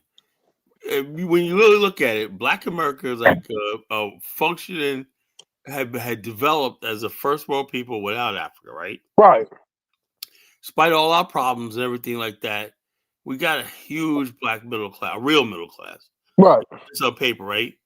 You got all these institutions, and Black America is like function, right? You know, culture, everything. They said these people look at us, like I said, damn, these people, we can't out dance them. We're supposed to be the motherland, but their music hits better than us, they dance better than us, they're cooler than us, right? So to a lot of Africans, not say all of them, right? Getting an African American, right, to come to their country and submit to them is a prize, and we It get is nothing. a win. It is So a motherfucking win. people don't understand that, right? Because I be always saying, why does Ghana every time? Look, I see this one video, brother, on TikTok, right? Some Ghanaian posted it, right? And I'm not saying nothing like that, but I could tell African Americans from other people, right? It was a bunch of Ghanaians that got deported, right, back to Ghana, right? There was a busload of them, right? And somebody put in the caption, "Look at all these African Americans arriving in Ghana." And all these people in the comment section, yeah, man, Ghana's on the rise. Look at all these African Americans, like 250 people. It was all like men and whatnot. I said, I looked at these dudes, man. Dude, I know an African American, you know, brother, black person in America, right? I could tell if Hustle Smart went to Nigeria, I could say that's an African American from a mile away. Yeah. I could tell. I don't give a damn what your complexion is, whatever like that. I could tell one of us, you know, any place, you know. You can tell by the way they walk. Like we walk upright. Not that They don't. the facial structure, and some things like just the way we are, you know. And so, and nothing wrong with these guys with guns, but I'm saying, why is it that? And then when we start talking about the diaspora, right? Most of these people that when they say diaspora are actually people from Trinidad, Guyana, Haiti, Jamaica. One lady that was in Ibrahim Traore's group, Dr. Akana, she was a Liberian American. Talking about us diasporans. These are counterfeit African Americans because people Right. always think there's Africa. I said, look, until somebody like me is involved with it, right? And I can say this is what we could do, and we got agree. You know, I told you my policies, right? Right. You are not going to see any significant number of the Black Americans in Africa. Yeah. You know, you could basically take that to the bank. But like I said yesterday, I don't know if you listened to the show yesterday, bro. I said, and I was on Kaizo's show today. The Black American, African American, right? You live 400 years in a modern developed world, right? You have a certain expectation, right? That you cannot ignore. Like you automatically know, damn, I'm in a country. I think you even said it, smart, right? Damn, electricity's been off for like 3 days. You know, damn, man. You look at thing, you see stuff on that, man. Damn, man, why are they fucking skinning fish on the side of the road in Abuja, man? This is a nice neighborhood. And nobody say nothing. You know where you come from, that does not happen, you know? And so therefore you have expectations. You have expectations that when you drive across a bridge. Now I would say this, right? People say, what about the bridge clap in Baltimore? I mean, remember in Maryland, right? And the bridge collapsed in Minneapolis 20 years ago. That's because when you look at it, man, there's a lot of Black people. Shit. We have expectations because white people, for the most of them, they maintain shit. You know what I'm saying? Right. That's why we get happy when we move into a white area. We know the roads are going to be maintained. If a fire happens, the fire hydrant's going to actually have water in it. We automatically expect that.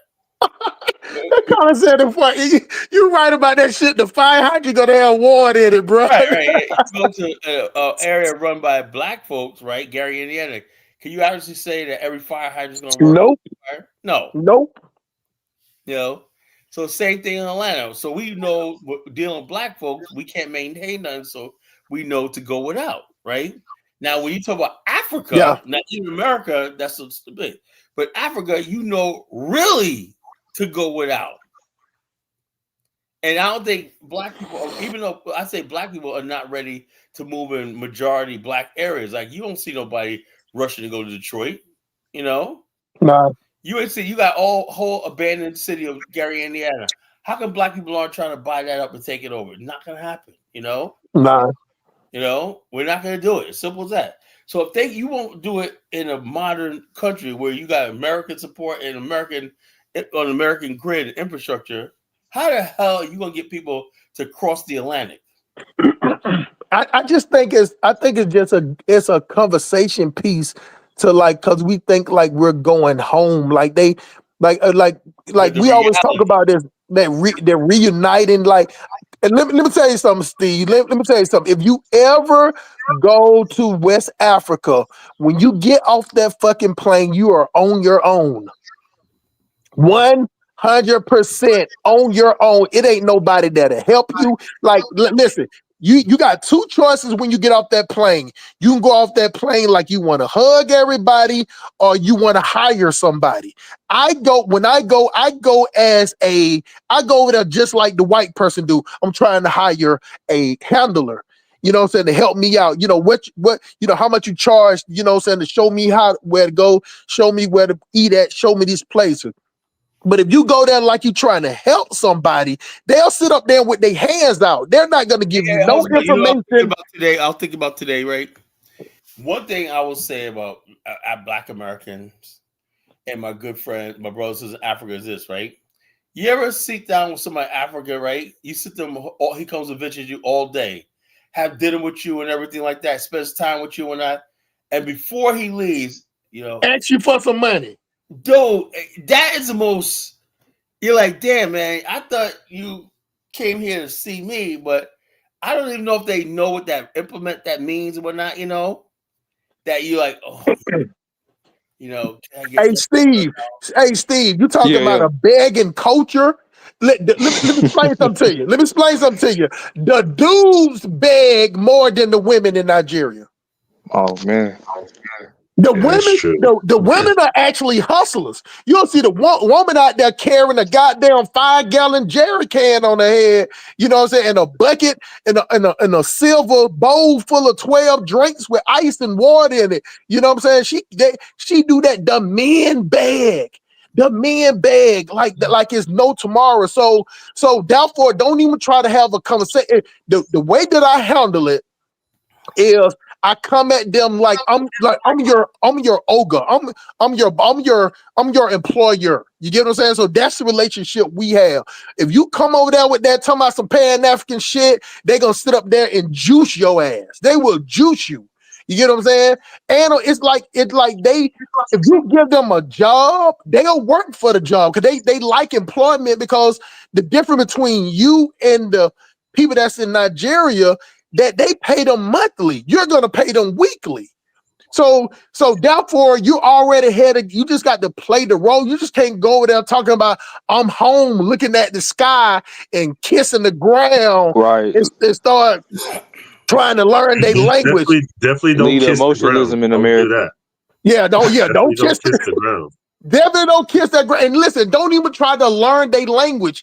Get you a handler.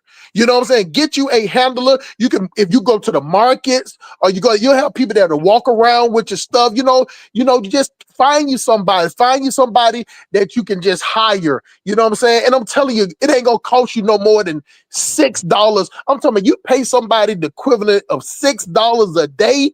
You know what I'm saying? They will help you move a mountain from Nigeria to South Africa, because most of them don't make $6 a day. $6 a day is the equivalent of 10,000 naira. Matter of fact, right now it's 8,000 naira. But they don't make that. You know, so like my handler works at a grocery store. She only makes 60,000 a month.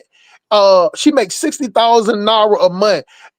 That's only like $40. No. That's 10, 14, 4. Yeah, it's like $40. She make $40 a month, and she still have to pay for her transport. Some of them just walk. Some of them just walk because they got to use that for the home, and they don't get paid but once a month, Steve. So you get somebody like that, and it's good to go in like the grocery store or somebody like that. You know, I found my handler in the grocery store. That's how I found her. You know what I'm saying? She was helping me around the store. Then I was like, you know, what days you work? Like, can you work for me sometimes like that? You know, while I'm here. And then I just brought up the conversation like that. You get what I'm saying? And then she started working. She started working like that. And what I gave her in a week was more than what she making a whole month. And on top of that, she ate for free. You get what I'm saying? But you can't fuck your handler though. Don't try to fuck your handler. You know what I'm saying? I Let me believe. get some more people. DK, the Hey, topic peace and is blessings to the entire panel. let's go. Okay, let me get DK on first. Anyway, let me DK. Actually, it was no DK then Musa. DK, what do you think about the topic? Are black men still the standard of hip and cool? You know what's going on? I think it's still the case, but it seems like they keep giving it away to other groups. Like I said earlier, now you got J-pop and K-pop. You know, they seem to be getting some momentum now. So I don't know. Like Remember you the talked time about period, earlier. right? Like, I remember a time period. Black people was so damn cool, right? When Run DMC said, "I'm not wearing no Calvin Kleins." Calvin Kleins almost tanked. You know, we were that freaking cool. Or when Run DMC said, "My Adidas," nobody didn't know about Adidas, right? Because Run DMC wore Adidas when everybody stopped wearing Pumas and went to Adidas. Remember that? You know, we were always the ones, and I think that power of setting trends and whatnot, you know, was just power. They said they were determined to take from us. You know, let me get to answer that. Let me get Nakmeezy on first because he's from New York. Nakmeezy, what do you think about cool? You know, and what back in the days and whatnot. What do you think? How do you think? Do we still control cool? Y'all hear me? Yeah. Oh no.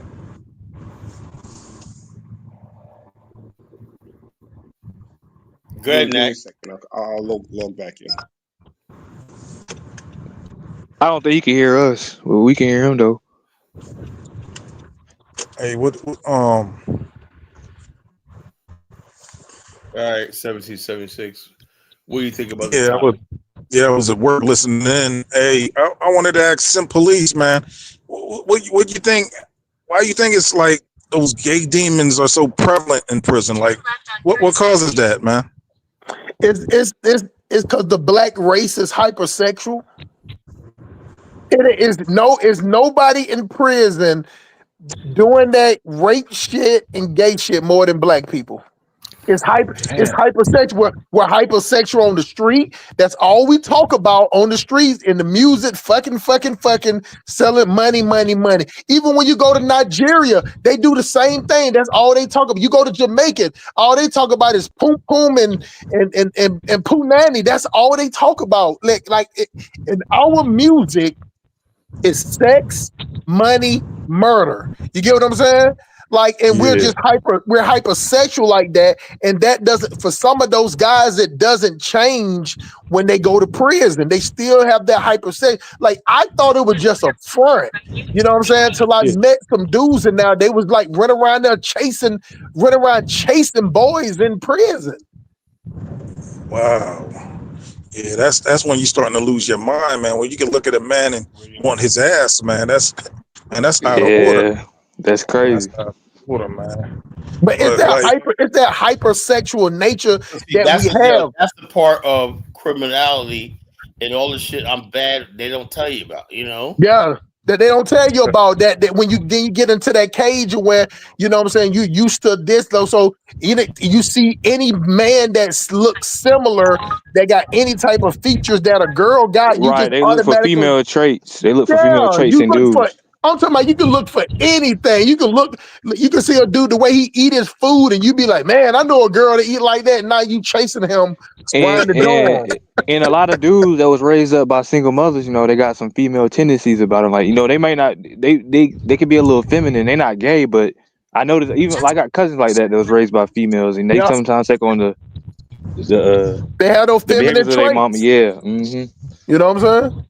Yeah, Kyle, I was listening in and you were talking about what defines cool. I think it's just subjective, man. Like if you played ball or you was a captain on the football team or you played ball or you was getting money or you was all like cool is like most people who was cool was broke as shit, but cool is just like subjective, man. You know. Yeah, I used to see dudes that right back in the days, right? The dude was like may not had money, whatever like that. But the dude was nice on the basketball court, and they said, oh yeah, he's gonna grow to a pro and whatnot. Remember that movie? He Got Game. Yeah. Yeah. So you could be like, that's individual cool. What I'm talking about is collectively cool. It used to be a time where black men, we had movies like Three the Hard Way. We had Jim Brown. That Hello? was an Yo.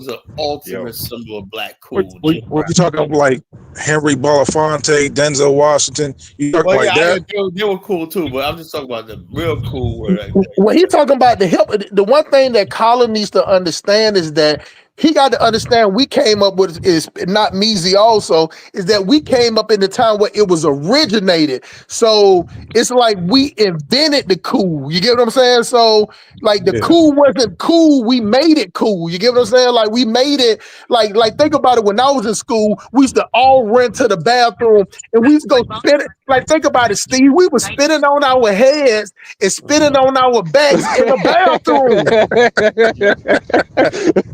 Nobody went clean. It was still the same stalls that niggas pissing and shitting. And we got a dude in the corner. Now I got to admit, I was the dude in the corner with the beatbox. You know what I'm saying? I'm beatboxing in the corner. Let me give you an example of what I'm talking about, right?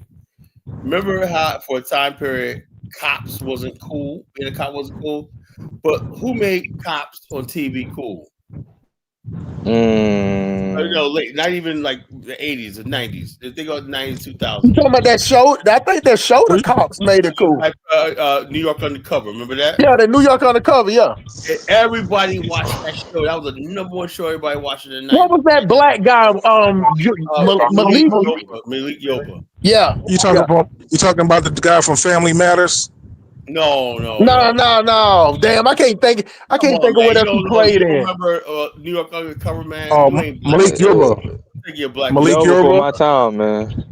You see the guy that was with the transgender. Then Ice-T and joined whatchamacallit, what's it, Law and Order Special. Yeah, but it started with the first one though, Colin, because he was more cool with it. You know what I'm saying? I remember talking about Thomas in Miami Vice was cool too. You talking about the cop from Sanford and Son? Here's the thing. The cop from Sanford and Son. Everything in hip hop is we hate the police, F the police. Remember that? Or F the police, whatnot. So there was being cool was F the police, run the police, whatnot. Right? So we said, oh yeah, it's all negative. But then these days came around, and people like New York cover. It's like, okay, being a cop is cool. Being a cop is cool. We can rock with that. So people start, and things start changing a little bit. And all of a sudden, same thing with Ice-T's character on. And Colin, they did the Kamala move. They put on some Timberland boots.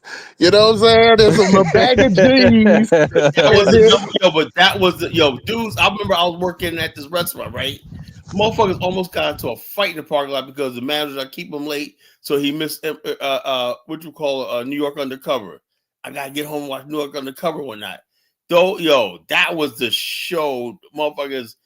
I do hardcore thugs in the hood, But So Colin, you know, though, at the end of the show, they always had an artist on there too. They had either artists singing, like it's always the end up yeah, in they like was a. using hip hop. They fuse hip hop They with fused hip hop at the end of the show. They would have different singers. It was like in a bar setting, but they always had it. Yeah, that's the thing that made Cops, you know, cool. And you know what? You know what I found out? The studios and the government pay them money to add those type of military things in there.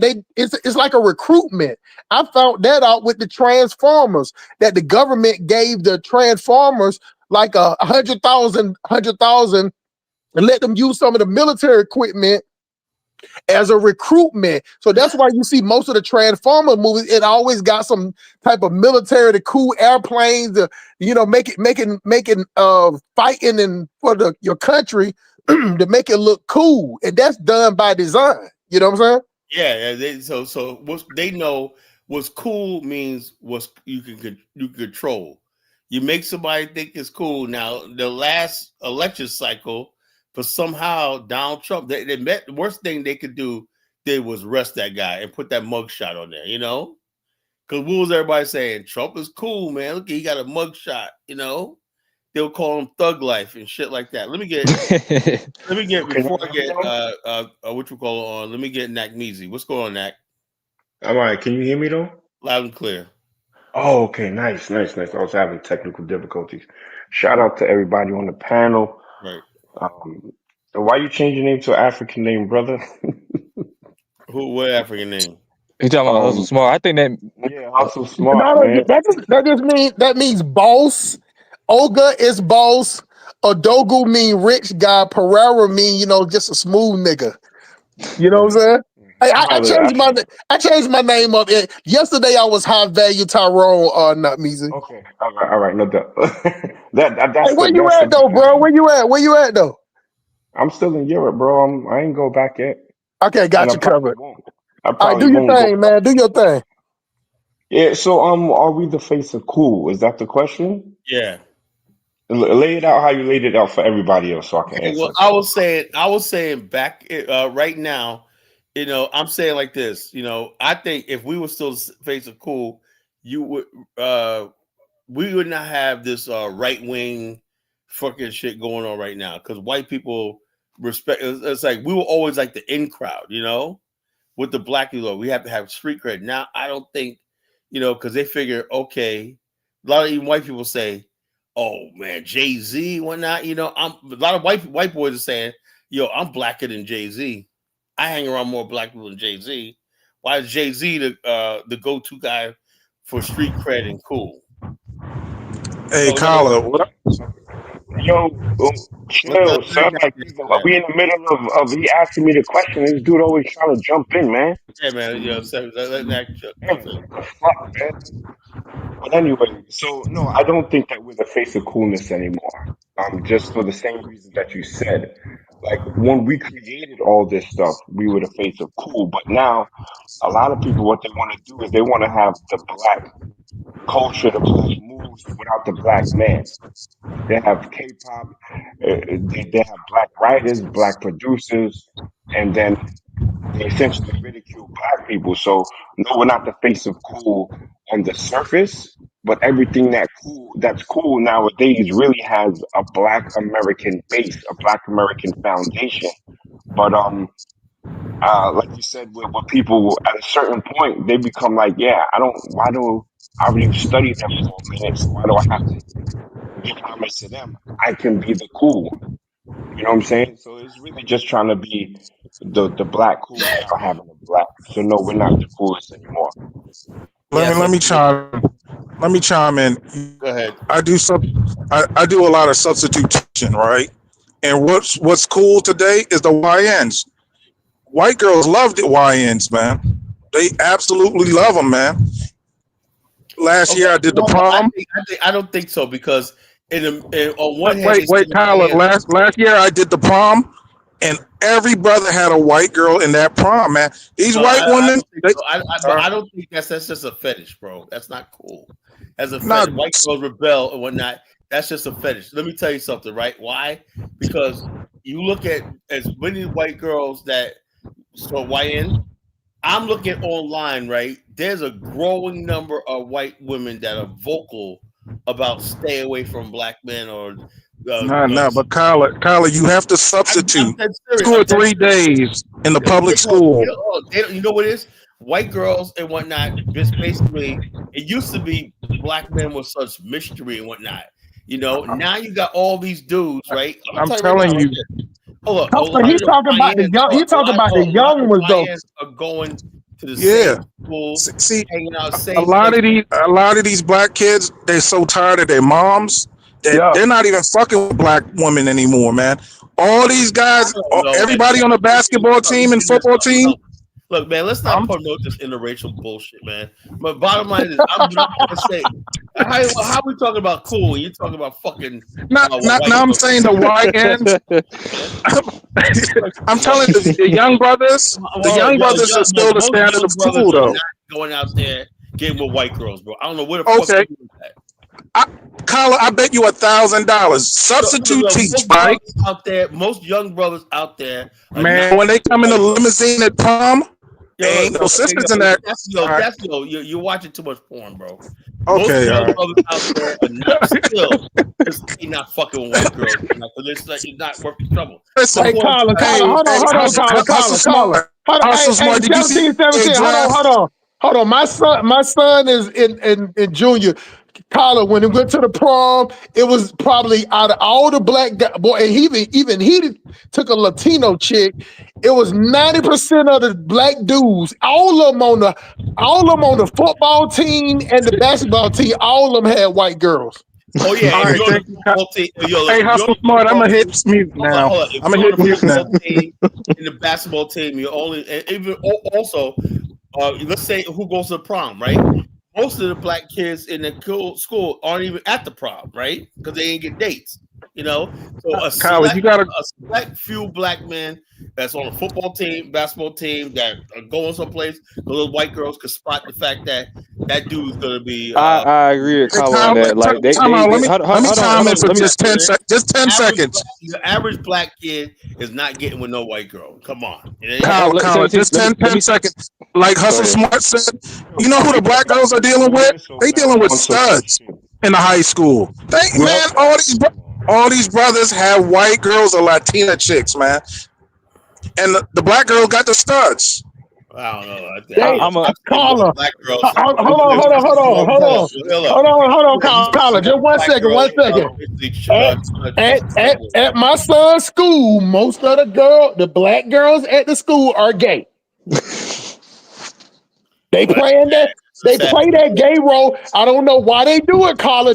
You can see them out there in the morning. You see them sitting in each other's laps. You see them holding I hands. see it all the time too. But what I'm trying to say is this: there's also like I said, we've lost the cool. Before, back when I was coming up, ain't no black girl was gay, and it ain't no black girl with That's no it, white. Kyler.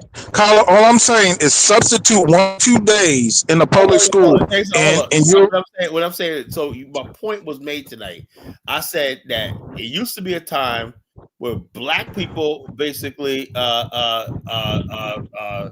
were the black men were the symbol of cool.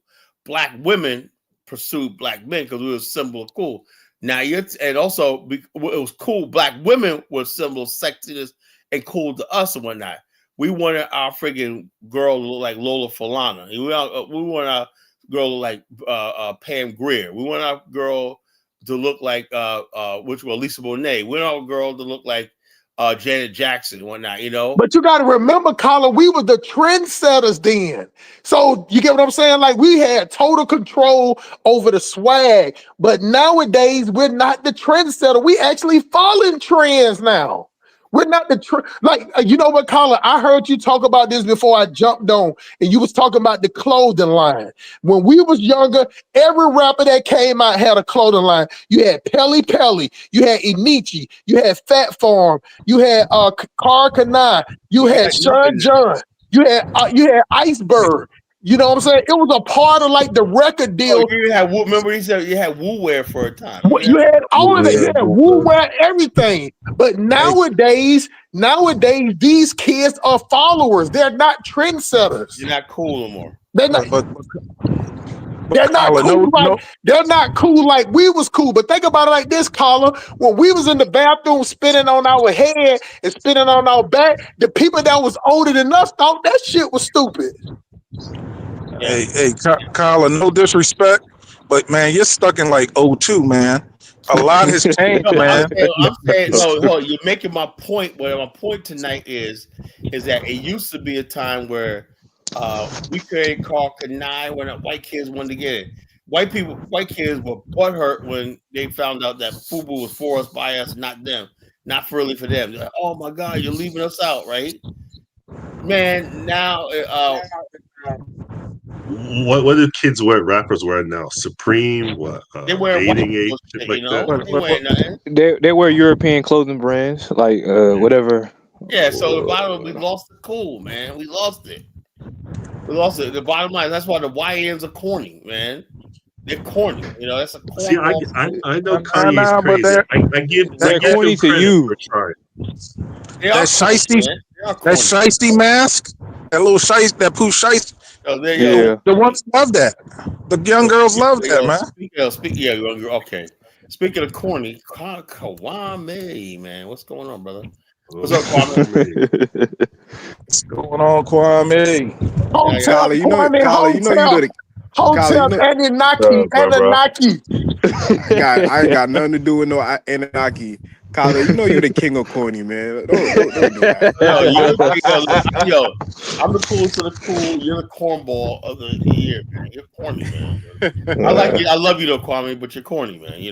It's the what's up, Kyla? We get chat BT. Oh, what's up, Dave? Let me get Dave. What's up, Dave? Dave, Kyla, I know you be mad at Gronk and Chat GPT because I always debunk you. Oh, because ChatGPT is bullshit. You gotta read a book, man. It's Kyla, you gotta be up to 21st century technology, Kyla. They basically got half facts, a bunch of facts. Kyla, you just gotta be updated to 21st century, Kyla. Somebody basically have read a book. Hey, sometimes, and this is no disrespect. I want to talk to my good Liberian brother, man, my little partner. Dave, did you see that thing I sent you? Yeah, I saw it. Val Thomas, what do you think? Yeah, Shout out to Dave. Shout out to famous Dave. Yo, what's good? What's good? Hustle smart. What's yo, man? Go ahead and do your thing, man. I'm a chime in after Dave. I need more young soldiers like Dave. I swear to God, man. Yo, Kyla, man, the culture is the culture's dying, man. I told you that. I'm not gonna lie. We got realize that. Like, think about Kyla, who made you the general? Think about the female rappers we got out right now. Back in the days, we had Left Eye. Remember that? Every black girl. And then I think the game got too corporate for me. I think it got too corporate. Corporate America society was cool. Corporate America and Wall Street society was cool. In the black before the street society was cool. But I'm gonna mute myself. But Kyla, man, sometimes I wonder if you got locked up for 20 years because you're way behind, man. There's a lot of stuff that's changed, man. All I'm saying is, look, I basically did club security 20 years ago, 20 years ago when and I saw the last of it, the last of it and whatnot. And I'm saying to myself, man, I'm saying, damn, man, your brothers used to be the also, look, I saw it 20 years ago, right? Why is everybody in the club walking out bagging a hottie when not? But the people who aren't walking out with nobody are black men. Fine ass black women, tall, miniskirt, whatnot, walking out by themselves. White boys going there bagging sisters, whatnot, they can't get enough of these white boys. Asian boys, Mexican boys bagging black women like they're entitled to it. We almost fucked these one Mexicans up. Can't speak English, but racist as hell, right? But they roll up on these fucking badass sisters, right? Because they're light skinned. They thought they were. I said, no, these girls are black, man. Get the fuck out of here, They don't want you, right? But white guys don't really go after sisters because the way they're built. Look, let me tell you something, bro. White guys, all they have to do is act like they know some rap or got some swag or whatever like that. Wear their hat back, and sisters buy into that shit. because you could Nah, do but if all. a sister isn't like a gymnastic type of girl, they not trying to fuck with them. Yeah, but Like that's what I'm saying. They go. What I'm they they talking about they, is they got we got to be a petite they want black to have woman, big man. sex, They but don't they mess with don't no have. thick ass sister. Hold up. Hey, first of all, most of the sisters ain't like that. Most sisters are hot. You know, I don't know where you be at. But it's He not ain't about say, hotness. It's it ain't about about Hold hot. shape, on, hold man. on. Oh, and then look, the pickings are Kyler, slim you don't on get no black women, women, right? Kyler. What you know And about they be women, back. Kyler? Hold on, Listen, they be back. White guys only go for the cream of the crop for the I black have a women. lot of white friends, Kyla. They say they don't have the rod. They don't have the Well, rod for a I thick don't ass care. sister, man. And they don't even try. Listen, I'm If a saying, woman, if Kyler, a what you black know woman about is women, petite, Kyler? hold if on. they're not petite, they're not fucking with them. We can't all talk at the same time. I say it like this: the problem I have is you be having goofy Elmer Fudd looking motherfuckers, right? Who act like he's a fucking wig or whatever like that, bagging dime Hey, piece man. black girl. Hey, Kyla, you got to get out the house. White guys like Asian women, Asian And petite women. they They, like light skinned black women that are cute. They think it's anything that they think is cute, right? The dynamics change. Kyler, Anything they think is fuckable, they'll get it with. You know, from that's what I from what I seen in real life, man, when a white dude is with a black woman, she tend to be like the darker skinned woman. I I ain't don't gonna know lie to yeah, you. bro. From what look I like an seen, Erica Badu, No. India Ari type looking shit. I don't see that shit. Those are weird white guys. But the white guys that be going out there, they be bagging these fucking. Kyla, like I said, They a love it. white guy doesn't like They light love skinned the women. Else retro. they'll just date with The white retro. women. They like those India Ari type. Show me anywhere. Somebody right now pull up me a picture of a white guy with a dark skinned black girl. Oh yeah, they go to they go to Africa all the time. I can email you it. Hey, I can Tyler, they email got you. YouTube channels. That's Tyler, they my got girl. YouTube That's channels my of girl. white guys with those skinny black girls and them black girls with the short hair. Check this out. You said something. Customer's right, man. Hold on. You said skinny, right? Yeah. It That's all always has that's to be with. something. If a black girl is skinny and dark skinned, the white guy get with her. She's skinny. Yeah. Listen, ain't no white guy messing with no Ghana big ass. Nah, they ain't fucking with that. No, but the whole thing, that's what's left over. You take the skinny dark skinned girls, skinny light skinned girls, skinny brown skinned girls, the white guys are all on it. You know, and everybody's But left. I ain't gonna say all on them, but you they do never heard that. of the plantation fetish? You know, so It's what we called a have to do? plantation fetish. Hold on. We have to use. We have to be like Lucy. Lucy loves the big girl. You know. I don't know about Now, Hustle. Hustle Smart. now Do you like? Jamaican men love fat women, right? Hey, caller, White men. caller. I am a chauvinist and I got money. So the only person that gonna have a stomach in that bed is me. You get what I'm saying? I am a chauvinist. I make way too much money to mess with a thick chick. Not one of these husky. Come I on, call man. them husky Hustle heathen for Smart. a reason. Big girls try harder, man. You know. Hey, Yeah, nah, bro. Kwame know. That's too much work. That's like a job, caller. Kyler, Kwame can know, I? but Nah. all Jamaican men like fat women, man. Let me finish hearing Dave first. Dave, go ahead, man. Nah. I only talk to blue checks, man. I Oh, don't let me talk to finish no. hearing Dave. Then I don't Kwame. do no BBWs. Culture is Kwame, you See, love not it. Dave just our. like me. He just fucking with the dimes. Yo, yeah. Only dimes. Yeah. All right. So Kwame, man, tell me. I'm saying we need somebody holding us down, help hold us down for our big sisters, man. Will you take one for the team, man? You know, Oh yeah. Take one for the team, Kwame. take one for the Kyler, team, Kwame. Kyler, I only talk to blue check dimes, man. I don't Stop, do. Okay. All I right. stop So can't it, take one for Kwame. the team. I can't do that. Kwame, Hey, man, Kwame, I can't Kwame. do that. you got big Bertha on the side, man. Come on. Yeah. Hey, Kwame, Jamaican men don't mess with women unless the scale at like 250. That's them. Nah, I'm a 200 and below, man. They can't Hold on. have 200 He See, said pounds. that's 200 weird. and Dave. below. Hold on, He man. said 200 and below. 250. That's like Anthony Joshua right there, bro. You said Man. 200, bro. That's a goddamn. That's an outside linebacker, bro. That's what I'm saying, man. She'll knock you That's up. an OLD. Don't go playing football Yeah. with her, man. Don't go playing football with Shout her. out to the Nah, BBWs, 200 man. pounds is, trust me, 200 I know pounds. Steve Man, like that's heavy. girl. Yo, Nah, 200. that's a 200 pounds obese, man. that's a big booty Judy, man. No, That's a How Division tall One is she, Kwame? linebacker. no, come on, man. Kwame, how tall is she at 200 pounds? How tall is she? Fourth 5'9", eight. 5'10" He trying to stretch it out now. He trying to stretch it out. You know Nah, you about nah, for 5'3". real. Kwame, I think 5'9", you know what to 5'10" do, two man. hundred pounds. I'm good with Oh, that. that's heavy, Kwame.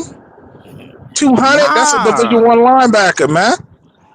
a division ain't no Division 1 linebacker 200 pounds, man. You crazy? 206. It's Okay, a wide receiver outside though. It's a That's wide linebackers. receiver. It's a wide receiver that's an though. Ethiopian linebacker. You crazy? Come on, 200 pounds is a strong safety, Kwame. What the That's fuck like is you doing, man? that's like Steve. That's like Steve Smith used to play for the Panthers. That's all he is. He 5'9", 200 pounds. Yeah, I thought you was gonna say a buck 60, 150, Yeah, he and said 200 is 200, heavy. man. Nah, That's what I I thought. don't I like. think it's for I'm 140, man. sometimes I like petite, but I like I like thick women though. He You likes gotta go some to the, stretch yeah, you gotta marks. He go to likes some stretch I marks. like the BBL bandits. I like the augmented breast bandits. I like those type of. Oh man. Yeah, you Kwame. violated, bro. Nah. Is that on Kemet? You put that on Kemet? Yeah, They that's so Kevin. didn't have that in Kemet back in the day. Yo, Oh wow, they was man. probably doing BBL shots in Kemet too, man. They was Oh doing everything. man. Oh, Colin, can I respond? Well, go ahead, Colin. Nah, I was just tuned in. I was hearing all the jail stories. I'm like, oh, it must be prison night tonight. All The right, Steve, go African. ahead. Go ahead. But the topic is about cool.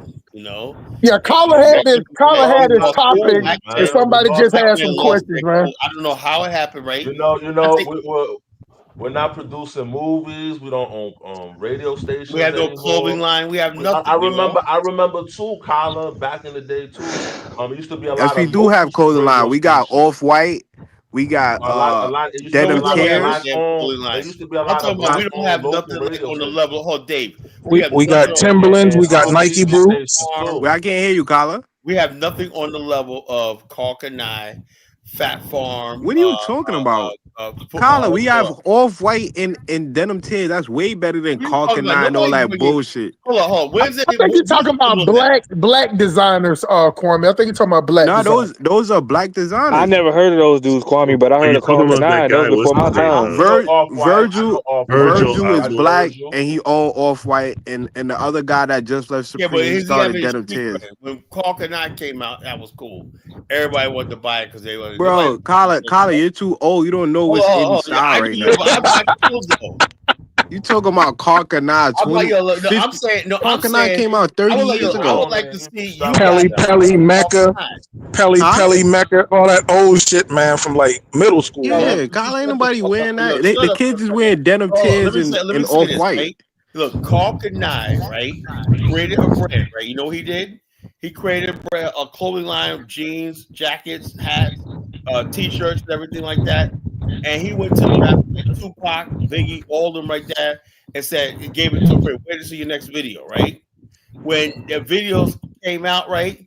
Everybody across this country, nationwide, started going to their clothing store and said, I seen this on TV. I want this, right? And then the clothing store said, you know something, we have no choice. Next thing you know, they start ordering at his factory. They said the warehouse was raised at his Kala, you know what's a look, shame? hold up. The You know, first year he grossed $45 million.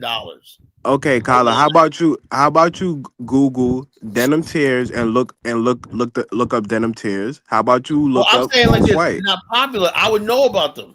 Kala, We know you're about not Carl Kanai. fashionable. We know Kala, about you're not Carl Kanai. fashionable. You don't Hold know on, hold nothing, on, Kala. hold on. Hold on. Kwame, listen. I know about the all whites. Them all whites running like $350, $400. You know, regular kids is not wearing that. Those are what the rappers is wearing, and that's where them dudes like that. Them off white, even the regular off whites is running at set. Cause we got Lenox Mall here. I saw them the other day. They rented like $350. But Damn. but still, that's a couture brand that's in, That's that's what in, I'm saying. That's a that's a couture black owned brand. That brand that's in, Saxo Fifth Ave. Right, that's what I'm saying. They in But that's what I'm Nordstrom. saying. That ain't like what Colin's saying.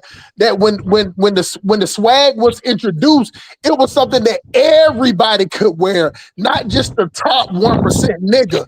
Only the top niggas is gonna buy some off whites. He talking about cross color and shit like that. Yeah, Oh, Kyle, you talking about like shit you could get off sale and shit like that. What are you talking about? Cross Colors had their own stores, everything like that. What are you talking about?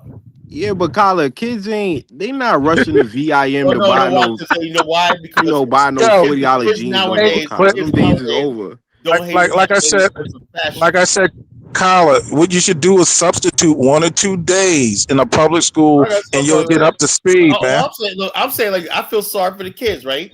We used to take pride back in the days. Kids used to take pride back in the days when you girls came up there with their baby fat form and baby fat. So Kyler they fat talking form, about baby fat fat form, farm. fat form. They Yo, said, But hey, hold yeah, but on. man, That baby, Kyla, man, I'm that old, and baby, some of the shit you talk about is hey, hustle. taking me back to Hey, middle hustle, hey, school. hustle, right? Were you around? Were you out when Baby Fat came out for the oh, chicks? of course, baby fat and apple I bottom. Those love were the shopping. number two I for the used to chicks. love shopping for my girl back Man, then. kids want Those Gucci were the belts, time man. Baby In the Fat school shit, with Gucci belts and shit Kyler, like they that. don't Look, want now, man, that it's type like of Man, young these girls now. It's like, Timberlands, damn, Nike man. boots. You know what I mean? It's a whole different Hustle era. smart. What Hustle smart? Simp, right? What I'm talking about is I said Hustle smart. Simp, right? What I'm It's talking. I'm on that. I'm Silk Police Academy, Hustle Smart, High Value Tyrone, Olga Adogo Pereira, Olga the Toto Kisser. I'm all of the above, bro. Go ahead, talk to me. What I'm trying to say is right.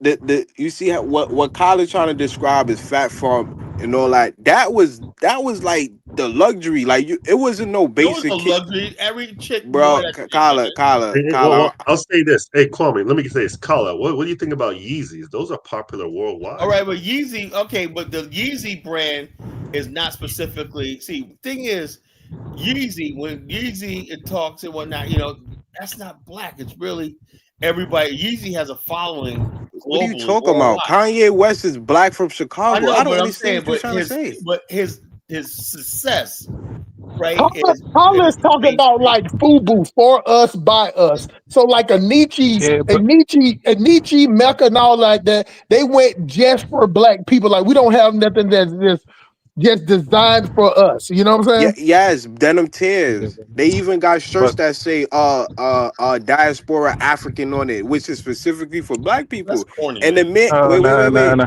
That's corny. wait, and the man that created denim tears, he was the executive designer at Supreme. He left Oh yeah, Supreme to start that's denim right. If tears. you start putting And any Kyle, he's sort of from Queens. How you don't even know Afrocentric, who look, you don't know who the next brother you're gonna is? tell It's me crazy. somebody got But the clothing line. what y'all are failing to understand is the society's more integrated. So white kids, like, is more integrated. White kids, they wear like Nikes, Under Kyle, Armour, Kyle, shit ain't like, nobody buying no like, masterpiece sneakers, Kyle. They not buying Well, the no. bottom line, hold on, nah, it's the bottom line is I'm They're trying to not say buying is that, Kyle. you guys basically don't have And your we own. live in an integrate like But that's why hold on, you 1776 guys said. We live in an integrated integrated now. society, Now Kyle. the yeah. designers basically they market and sample market to the white kids as well as the black kids. There's no black market anymore. Right before it was us that decided what was going to go out there. Now everybody decides that. Tyler, what you want kids to be walking around in Well, kente I would like cloth? to. Like, nah, they Look. not. I would like to You be like. can't. I would like to see kids back in the days when I say our own clothing lines, everything like that, and the white kids said, "Oh man, I wish I was a part of that. You guys are so cool." That's the topic of the show. But Now they white don't kids have dress like black kids now. Black kids dress like white kids. Is integrate. Kyler, man, you gotta substitute, man. At And to least a keep no, it I'm week. not gonna. I'm not gonna. Stop and Kyler, to substituting. keep it real, Fat Farm and Bottom line, Fubu, those are bottom line, short-lived brands. I Those still brands believe ain't in last 10, black 15. Those power brands and ain't even whatnot. last 10 years. You guys are missing my point. That's why I said, Kwame, you corny. You know, how you gonna talk about this? And I said, I bet you anything, Kwame, you saying out But Starbucks. but some of the flyest people in the school, some of the flyest kids in the school are the dykes. They got their hair braided tight. You know what I Let mean? me say this. Shut the fuck up, man. Kyler, you the one talking about Fat Farm. Hold I'm on. not talking about Fat Farm. No, I'm saying, no, I'm You saying, living I'm in the just giving you an Nikes, example. Kyler. I'm telling you an example that back in the days, black kids had their own style that everybody liked and copied. What are you talking about? And Fat Farm and those Rockaware, they did was rip off Italian brands and What just the hell are you remixed it. That's talking all about? they did. Black, Rockaware was fly, Sean John was fly, all that shit was fly. So Khaled, all they did was rip off European brands. so like I said, you can't talk black stuff like Uh, that, and like you kids basically like being black. polos, they like Lacoste. Like they like, man. It got to be name brand, man. Universally, it can't just Here's be the thing, no. man. Like I said, this is why the black man right now lost his cool. But Nobody but respects him. Kyle, like You ain't got no respect. I'm not a Kemet like Kwame, but we're moving towards an Egyptian society where everybody's gonna You're be not moving mixed. towards shit. Hey Kyle, You're you're not the moving dying towards breed of somebody dark skinned. Kala, Hold It's on, not Kala. gonna be Oh like that no man. more. Oh man. wait, What you say, We King? think You was what do you, dropping off. You was muting. Kala, what do you think about Pharrell Williams? He's big in fashion. He's real big in Pharrell fashion. Williams. Who? Oh yeah, Yeah, Pharrell Williams. Now, Pharrell, he's I from tell you right now, what Virginia Beach. I would like this. Pharrell lives there. I know some of his people because he's from Virginia Beach, right? Now, Pharrell put together in 2019 the Something in the Water, and that shit really shocked Virginia Beach. It was a successful concert. Then he did another one in 2023. Yo, that was the best run shit the state of Virginia ever had. It was with party on the beach at the sound stage, everything like that, right? All the vendors, all the thing. That's what Pharrell said, right? He'll talk about lack of. Pharrell was even saying lack of black owned stuff. He said the first concert was good, but all the people who sold T-shirts and gears and that were white. He said the next time he told me Barbie D, I want to choose his company want to choose who gets vending permits to sell in there. And it was Carla, yo. who's this Mexican in your chat? Rodriguez talking about Carol. Who is this? Who you got Mexicans in your She's chat, not man? Mexican, she's black. You know, she don't know what the fuck. She's not black. I Why think her she name like. Rodriguez? I Yeah, have I ain't no never met idea. no. And she at FBA too. I ain't never met no FBA with last name Rodriguez. She's it's, FBA. Oh man. it's probably a dummy in a can and a Dominican. Actually, no, she's been here for 2 years. But my point I'm trying to make is, yo, 77 stop with the crack, stop with the controlling. I'm gonna kick you out of here, right? And sometimes that's fun, whatnot, but I'm not fucking playing. You know, stop with the fucking talk, shit like that. You know what you're doing. You filibustering my show. I'm My not point flu. is I'm that just telling you, no, Kyle. look, I don't want to hear Times what have you're just changed, telling me. man. I don't want to hear what you're just telling me. Okay, you made your point. My point I'm trying to make is this: the black kids nowadays do not have any agency over their culture and life. You know, now you got kids doing don't have to come to us to know what's proper hip hop and everything because they can just go to K-pop, they can go to J-pop, you know, stuff like this. I'm saying the face of hip hop and everything like that is not us anymore. Something we created, you know, is not us anymore. You know, the fashion. That's integration for you. Well, so that's what I said. Integration, basically, like this. Hold up. First of all, I never thought that we were really actually integrated. Because who actually integrated? You would have black businesses on the same level as white business. When we participated in the economy, there's no integration without friggin' real economic integration. You know, you can't Without, just like I agree with you, Carla. Without profitable infrastructure, we wasn't integrated. That's why I never understand when like ML. That's why I call MLK a fuck nigga. I really think he's a fuck nigga because All right. how he brought us in. He brought us into this realm on some emotional shit and some old these terms, they these weren't these thinking about. They were quotes. at the time. They were not But thinking about that. Let me tell you something. but What happened, right? Also smart, right? I'll give you an example.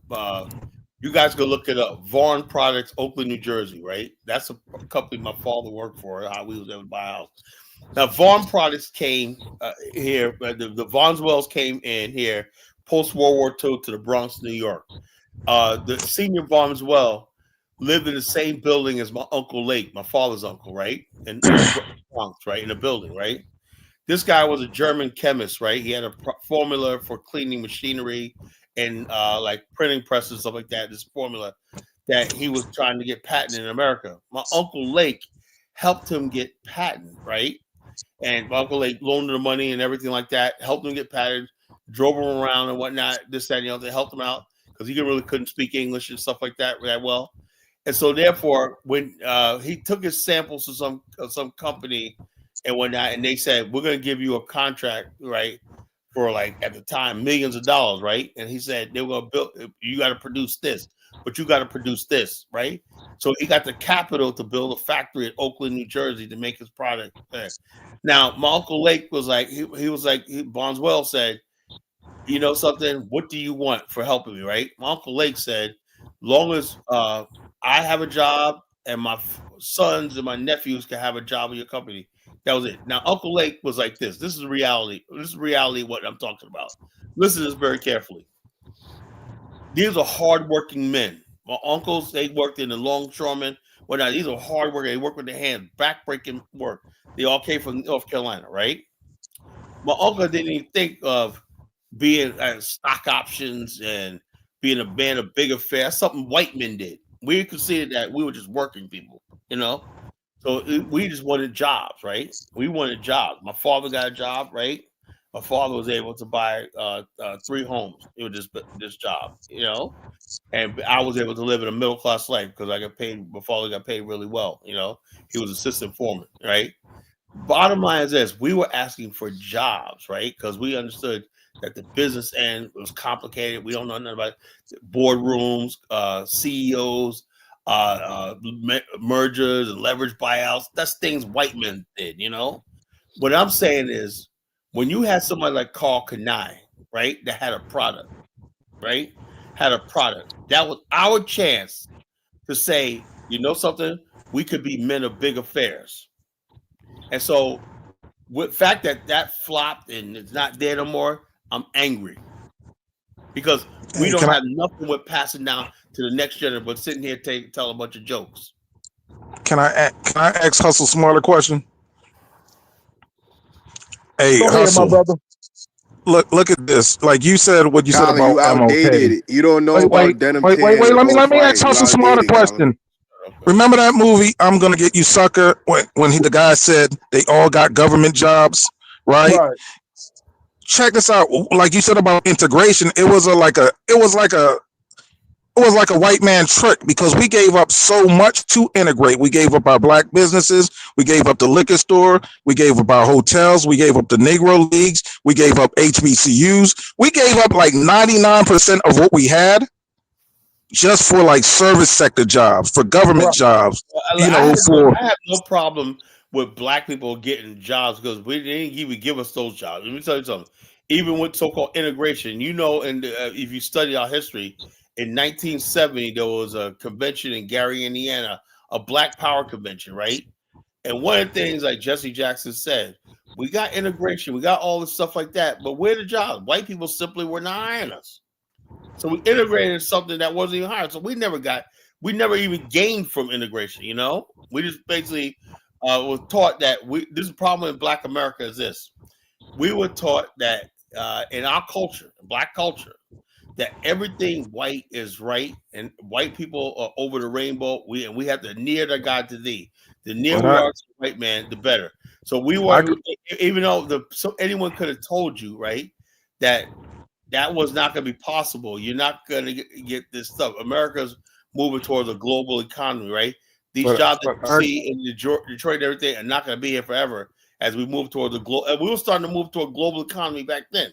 And not only that, they just signed the integration. I mean, excuse me, the Immigration Act of 1965.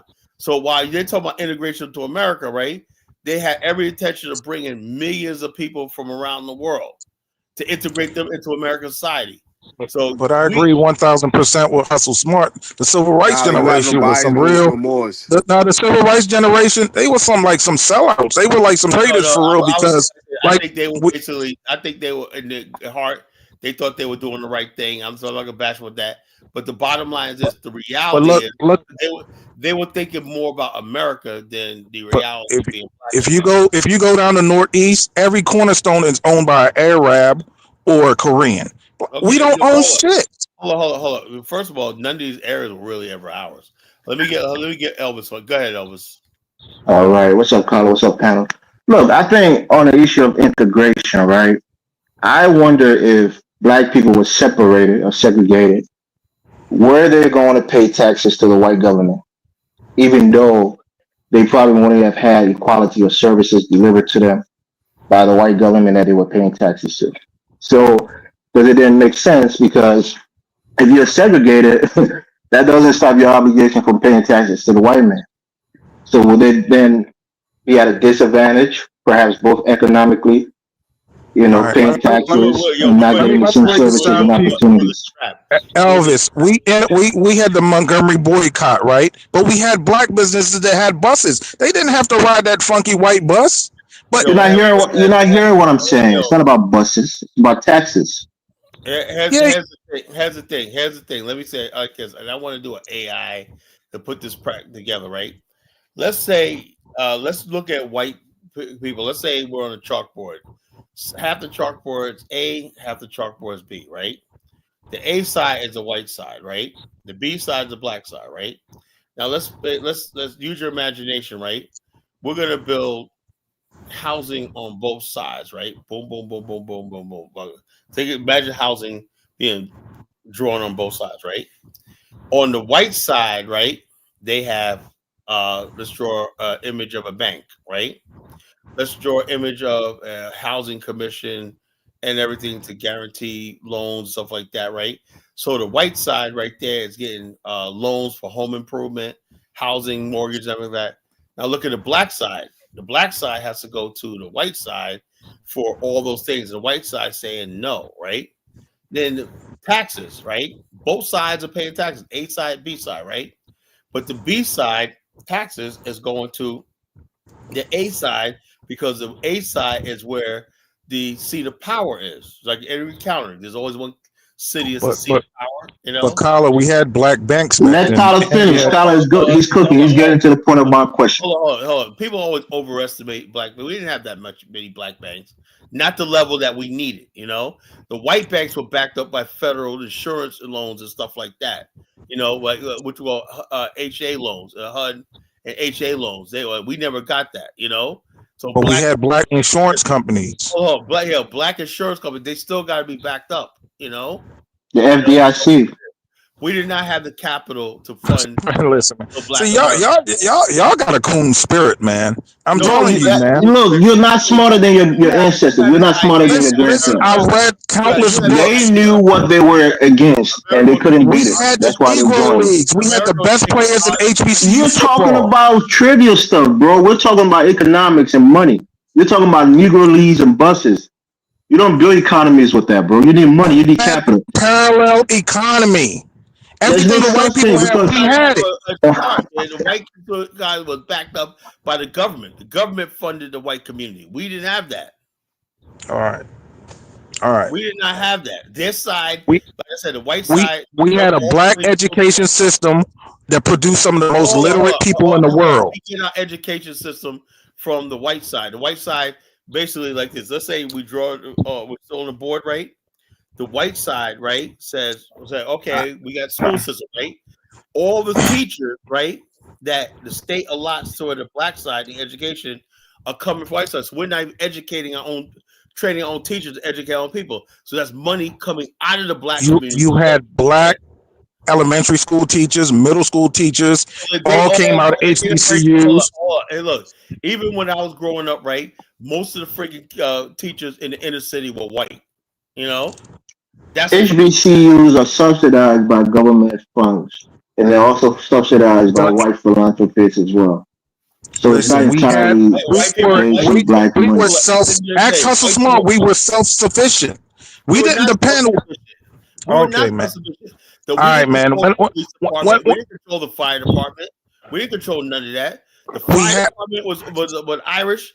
And the police department was Irish. But you're talking about New York shit. We're talking about Maryland. We're talking about Delaware. We're talking about Virginia. We're talking about South Carolina. Black people never control any infrastructure. Whatnot. We relied on their infrastructure. That was a problem. We didn't have any infrastructure because they never let us have. Listen, all my uncles in the 70s, they can build a house from scratch. What are you talking about? Building a house is one thing. Building a road, building a railway, building a sewer system. That's a whole other thing. Let me say it like this, Carla. Let me say it like this. Anything that black people needed to make like a big move, like building roads or like concrete mixing, we didn't have those. They wouldn't sell us. They wouldn't even rent us those things like that. So the stuff we had, it was like that, making a dollar out of 15 cent type deal. But to grow in the grow like future wages or future technology, they wouldn't sell us none of that. But the reason why I call MLK a fuck nigga is because when he went in wanted to negotiate, he wanted to negotiate to the point that him and his crew could get some perks out of it. You get what I'm saying? Like he was gonna be the face of it, and he was gonna be the go-to man. He was gonna be like what Roland Martin want to be. You get what I'm saying? He want the white Democrat Party to come through him, and he was gonna speak to a delegate, and that just wasn't how they wanted it. Because to tell you the truth, and I heard Colin say this on a lot of shows, that all black people wasn't with MLK. They weren't. Like 90% weren't. So therefore the things that they the power, the stuff that power that using a compressor or something that had that you have to get some type of chemical, especially with the concrete and building roads, they wouldn't sell us that at all. They wouldn't sell us that shit at all.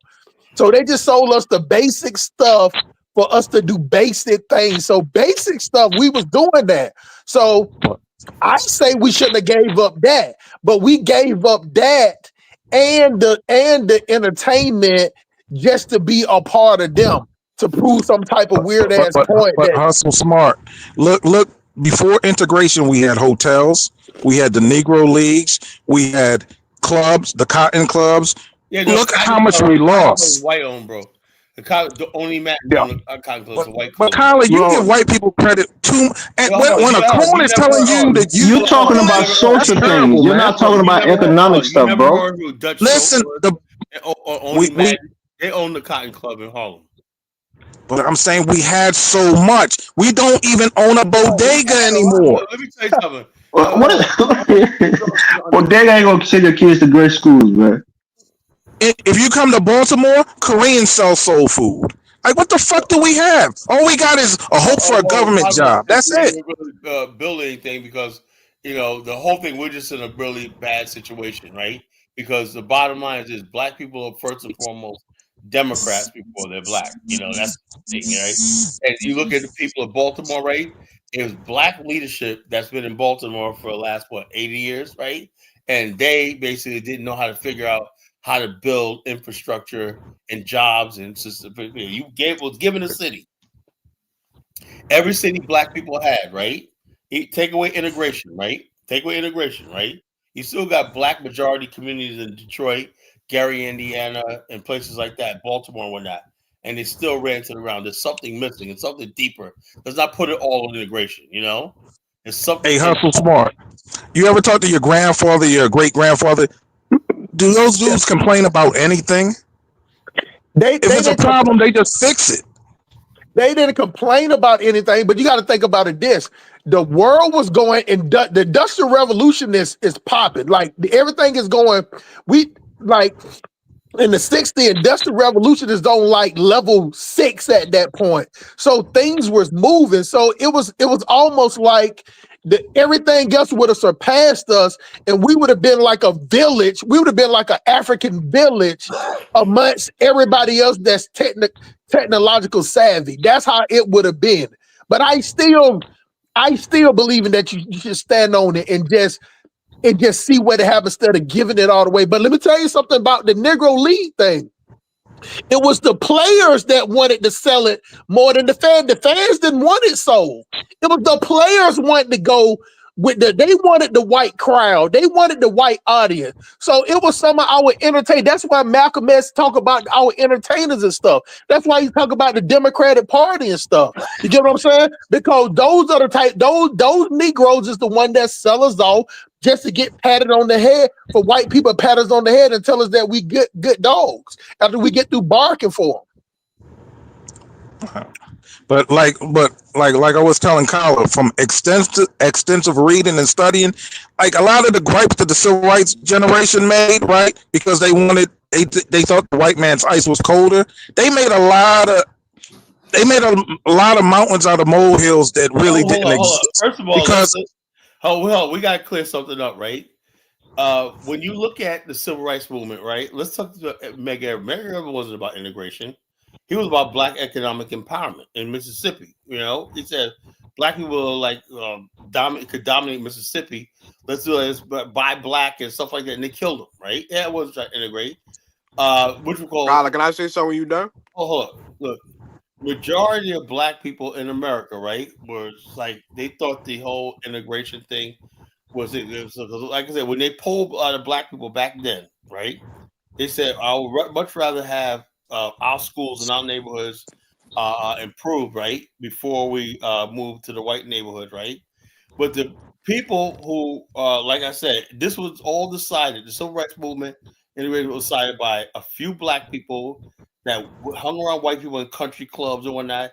They ate, they sipped tea together and ate croissants together and whatnot. And they talked about this how color, how we improving the race relations. And what they tried to do is project their reality on the masses of black and white people in this country, and that's why it failed. They're like, okay, our kids go to school together, yeah, but you're elite black people, you're elite white people, right? So therefore, to make the country go, they didn't put themselves at risk, right? They brought in black people to do their bidding, to bust their kids over and put themselves at risk and whatnot. They didn't care about the effects of what they were trying to do. All they knew is the world they got comfortable with is like Malcolm X said, integration mad Negroes. It's about But being hustle Hold on, let me smart. make this point. Let me make this point. Y'all talk. I ain't hold up, interrupt. color blindness and Well, they're integration. eating church chicken, man. Go ahead, Barney. Hold on. Let me say this: a color blindness and integrations was a bias opinion, right? But it was taken as fact even by white people because white people themselves believed that they were the prize, being near themselves was the prize, and so therefore white people were convinced that something. I don't like black people, but something. I can't deny black people being around us. It'd be cruel. It's cruel. Denying black people entry into our white world is cruel and unusual. Rod Sterling talked about that from Twilight. I talked about that. He says we cannot do it. So white people basically said, "Okay, black people, if you want to come in outside, come on, right?" And inadvertently, a lot of intelligentsia in Black America that could have been building Black America was convinced that trying to build Black America was sin. In other words, basically, it reeks of separatism, right? And who was the author in separatism at the time? Malcolm X. That's why Malcolm X was public enemy number one. Kyle, you know who I blame for a lot of this stuff is two people I blame for integration and sneaking in the gay agenda. That's A. Philip Randolph and Bayard Rustin. Yeah, but A. Philip Randolph. even with them, right? The problem is the question needs to be asked, even to this day, right? 2025. What is it about white society, right? That black men would sacrifice, like I said, even when we talk about an idea of an Afghanistan, right? The idea of not being around white people terrifies some black people. It really does. It terrifies us. Now, I'm not saying that we got to all leave. I want black people to be happy in America, right? But let's say, God forbid, something happens that, let's say we might have to part ways with white America. Could we do that? You know? And some black people, right? They have no plan. Like, let me tell you something. When Asians integrate into America, they're doing it from a position of power and strength. They have their Chinatowns. They have their own trade associations that link back to their mother continent. So when they integrate, right, they're not coming from a sense of weakness. Black people are coming from a position of weakness when they integrate because they have nothing to fall back on. So first thing should have been was building something, building in Africa, building the Caribbean, building power bases in deep in Black America. Then, if you want to integrate or not, because you have a position, you're from a position of power. But they didn't want that. They wanted us to be at the mercy of white America. And look what happened. And that's why I blame A. Philip Randolph because he started the Garvey Must Go campaign when they try to establish the a black hub in the same with Bayard Rustin. He wanted to integrate. He was the man behind Martin Luther King, and he was the Well, let me ask you a man. question. Let me ask you a question, Kwame. Let's say that all that's true, right? It is true. Not Well, okay. if it is. Let's say all that's true, right? Um, I still can't understand how could anybody push integration at a time where black men were found or lynched, killed, murdered, disappeared, unalived, all the stuff like that, and America was openly, violently hostile to black people. How could anybody? They could have that philosophy, but how did anything like Because integration is a form of protection, Colin. If the like what? white man is dependent on you as a consumer and you make up a large sum of This the is why consumer Liberia population, fucked up, man. they're not easily going to try to hurt you. That's why you can see black people come together and say, you know what, we're going to boycott Target, we're going to boycott Walmart, because that's your power, that's your real power. Your real power is consumerism. So if you can take your dollars away from the white man, he want that $1 trillion of spending power. Elvis, that He shit want ain't that. work, man. All right. I don't get Elvis sometimes. Elvis, sometimes you sound like you running for office for the Democratic Party, man. You What are you like talking seriously, about? We're man. trying to be Like I logical don't and know. in When conversation. What are you talking no, about, man? seriously. When you came from Africa, I don't know who brainwashed you, man. Because you sound like, man, you sound like you ready to be the governor of Maryland, man. Man, you gone, man. Okay, brother. We You know what I'm have saying? different You political just ideologies, but I'm listen, telling you, listen. integration gives black people a form of protection, whether you like it or not. It's the truth. What? Listen. How Because many get this you're tied, protection? you're interwoven with Let the me ask white you, let me ask economic you a structure question, Elvis. power. Elvis, let me ask you a question, right? You This know there was guy's a black man this week found hung in Milwaukee in Wisconsin. Yeah, So I'm following it. I'm following the news. so what kind of protection did Trayvon Martin have? What kind of protection did Michael Brown have? Carla, don't be myopic. We're No, talking I'm about serious. This collective is integration, protection, man. not individual protection. Man, if this is protection, man, I hate to know what being persecuted is about. Come on, Carla. listen. You're smarter than that. I'm serious. I'm serious, man. Listen, If this is boycotts don't protection, really do Elvis. Boycotts don't do shit. Like when you're 13% of a population, man. Like it doesn't do shit when What Target is what's one of your the what's your when spending what's your spending power on it per annual? What's your spending power? they said it's like $1 trillion. Okay. You But think I thought that's nothing? I thought it was counting like But I'm bills saying and stuff that we pay, Elvis, you do know the annual GDP is over utilities. $30 trillion. So that one point No, some you trillion you're you're ain't talking shit about to 30 GDP. trillion. GDP is the things that a nation produces. Your spending power is what you infuse into the listen, economy. It's different, Kwame. That's a cold. That's cold boycott, hard cash. a Not boycott things of that you ship outside of the country and things like that. So, but we Elvis, even okay, you think people are spending over a trillion? You think black people spending $1 trillion at Target? Yeah, I mean, are you, bro? Don't be asking me silly questions, hey man. Kwame, I don't want Target to is the get number fussy one with you. employer of black people in Atlanta, right? Target employs so many niggas. Like you boycotting them is hurting us. What are you talking about? I was just giving you an example of Target, right? But black people, their purse strings is a threat to to the white economy. Dude, this That's your country real is power. like 80% white, man. You need to become a El- trucker, man. Elvis, These what Nah, I niggas the just meant, can't go country is through sixty hold on, percent, Elvis. sixty What I percent meant is white. how much money you think black people spending at Target for real, for real? I'm saying Target was only a simple example. I'm not telling you that Target you can bankrupt Target by boycotting. But black people in different businesses, they make up a significant population of the consumers.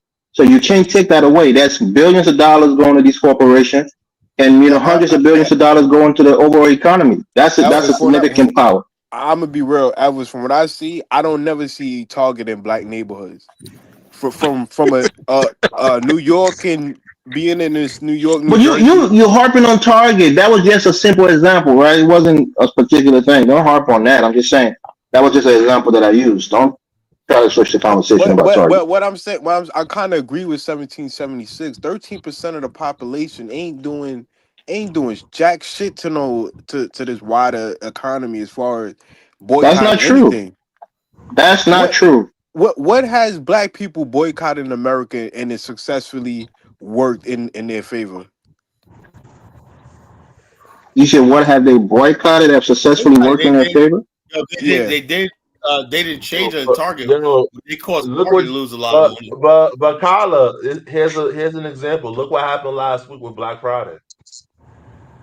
Yeah, Black they said people spent record numbers. they said they want to It was supposed to be boycott. a That's what I said. You boycott. can't have frivolous boycott. They said they had record sales in Black Friday, so-called Yeah, and boycott. it And was black supposed to people be a got to stop that boycott making though. fools out of themselves. Black people said they was going to boycott what?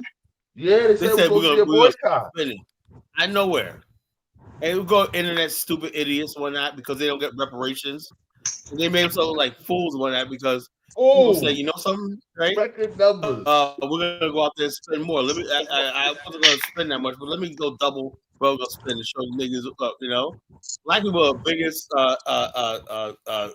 Yeah, I have no idea why we might making fools out of ourselves, right?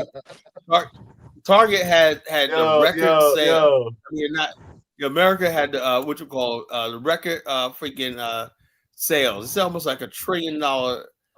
This is like they said this was the largest Black Friday in history. Yeah, You know, I think in history. in history. don't- You know, Yo, black people said they was going to boycott Gucci because of some masses. By the following week, you see black people right back in Gucci. So In I don't think. Poland, well, no. they Remember, literally there was so many boycotting Korean wig shops and whatnot. A week later, they said all the Koreans said we're gonna offer 50% off. Man, they were coming. Then you had these people out there trying to intimidate people to performers sell. dressing Black up people as black mollywop them, man. artists These black singing women their mollywop. Get songs the fuck on out a of here. I want TV show my in front of weave an on that. You all-white know. audience. You got to look at this. You know what I'm saying? The bottom line is this: not to. They I know I'm gonna literally get have Mari Shy and them mad at me right now, but as far as like the black female consumer dollar, the white man knows he got that. Black women ain't doing nothing. You mess with their weave and their makeup and all that stuff dressing that they up like to as buy. black Gee, artists you know, singing their songs on a this is an TV show interesting video. in front of an This is all-white about freaking audience. a You white got to look at audience this. picking up with black music and black.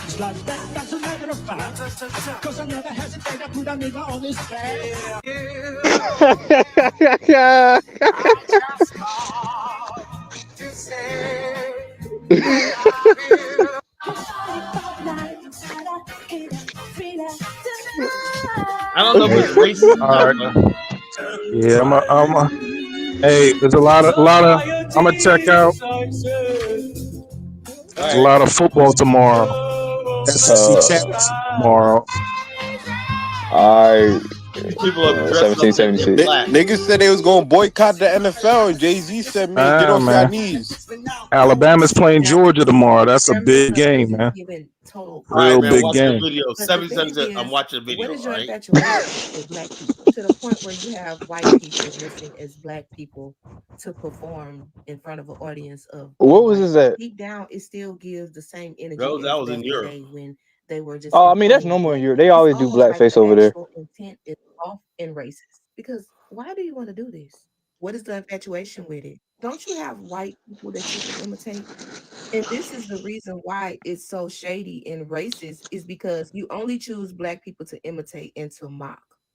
That's the problem. Why aren't you doing other races? Why aren't you doing other cultures? But you're only choosing black people. That's Imitation is a why. form of Let flattery. me know what They That's what like they your say. culture. Yeah. They like Michael Jackson. That's why they're trying to What they imitate say, him. never hesitate to put a nigga on his bag. I was like, what? Oh man. But the blackface thing is common in Europe though, in certain parts of Europe. Yo, what 1776 said tonight was correct. Integration has been one of the worst things that happened to black people in America. It was No matter negatives how you and slice it, positives. dice It, it, That's it or was yo, some paint that's words negatives part and semantics true. with positives. it, Yo, it was the worst thing that's that part happened. true. Oh, that's part true. But the bottom line is this: people don't seem to understand something, right? If you the way America's set up, right? People understand something. We really never really had a choice. You know, if they're not going to fund your school or wherever, Colin, they could have okay, hold immigrated on. to Liberia. Hold on. Integration means All simply right, just Kwame. Yeah. hold on. You understand something, Kwame? You don't freaking understand something, right? America was like two different worlds, right? black people lived in a world where they were living off the grid, on the margins of fringes of a society that there was around, right? That means there were you when you were on the highway, right? That rest stop, right, that you couldn't go to because we had the Green Book, right? That rest stop that you see all the families going to for picnic and stuff like that, where vacation, that was America, right? The shack down the street that said they will give you lodging and you want gas, they can give you gas in a bucket, right, to fill up your car, right? That's your reality, you know? There was America, right, that had running water, electricity, infrastructure, you know, safe neighborhoods, you know, clean, safe neighborhoods. That was America, right? Where we lived at was not America, you know. We almost lived in like a third world condition in here in Hey this man, country. I Oh, hold can't, on, I hold can't, on. I can't. Let me finish saying what I'm saying. So therefore, you got two options, right? The government's going to spend billions of dollars, right? Billions of dollars, right? At a time where we're fighting the Vietnam War and we had inflation, we didn't really have the money, right?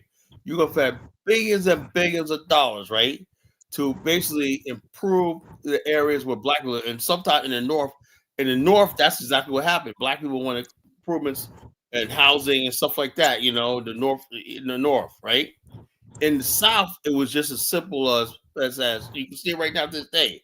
It's combining the white area with the black area. I could show you at one time where the black area was and the white area was, and all they did was say, you know something, black area, you know, we're gonna connect you to the sewer line, we're gonna connect you to the power line, we're gonna connect you to the roadway, we're gonna connect you to we're gonna let you have access to the post office. You're gonna have access to the county court. You know, you're gonna be part of it. That was integration.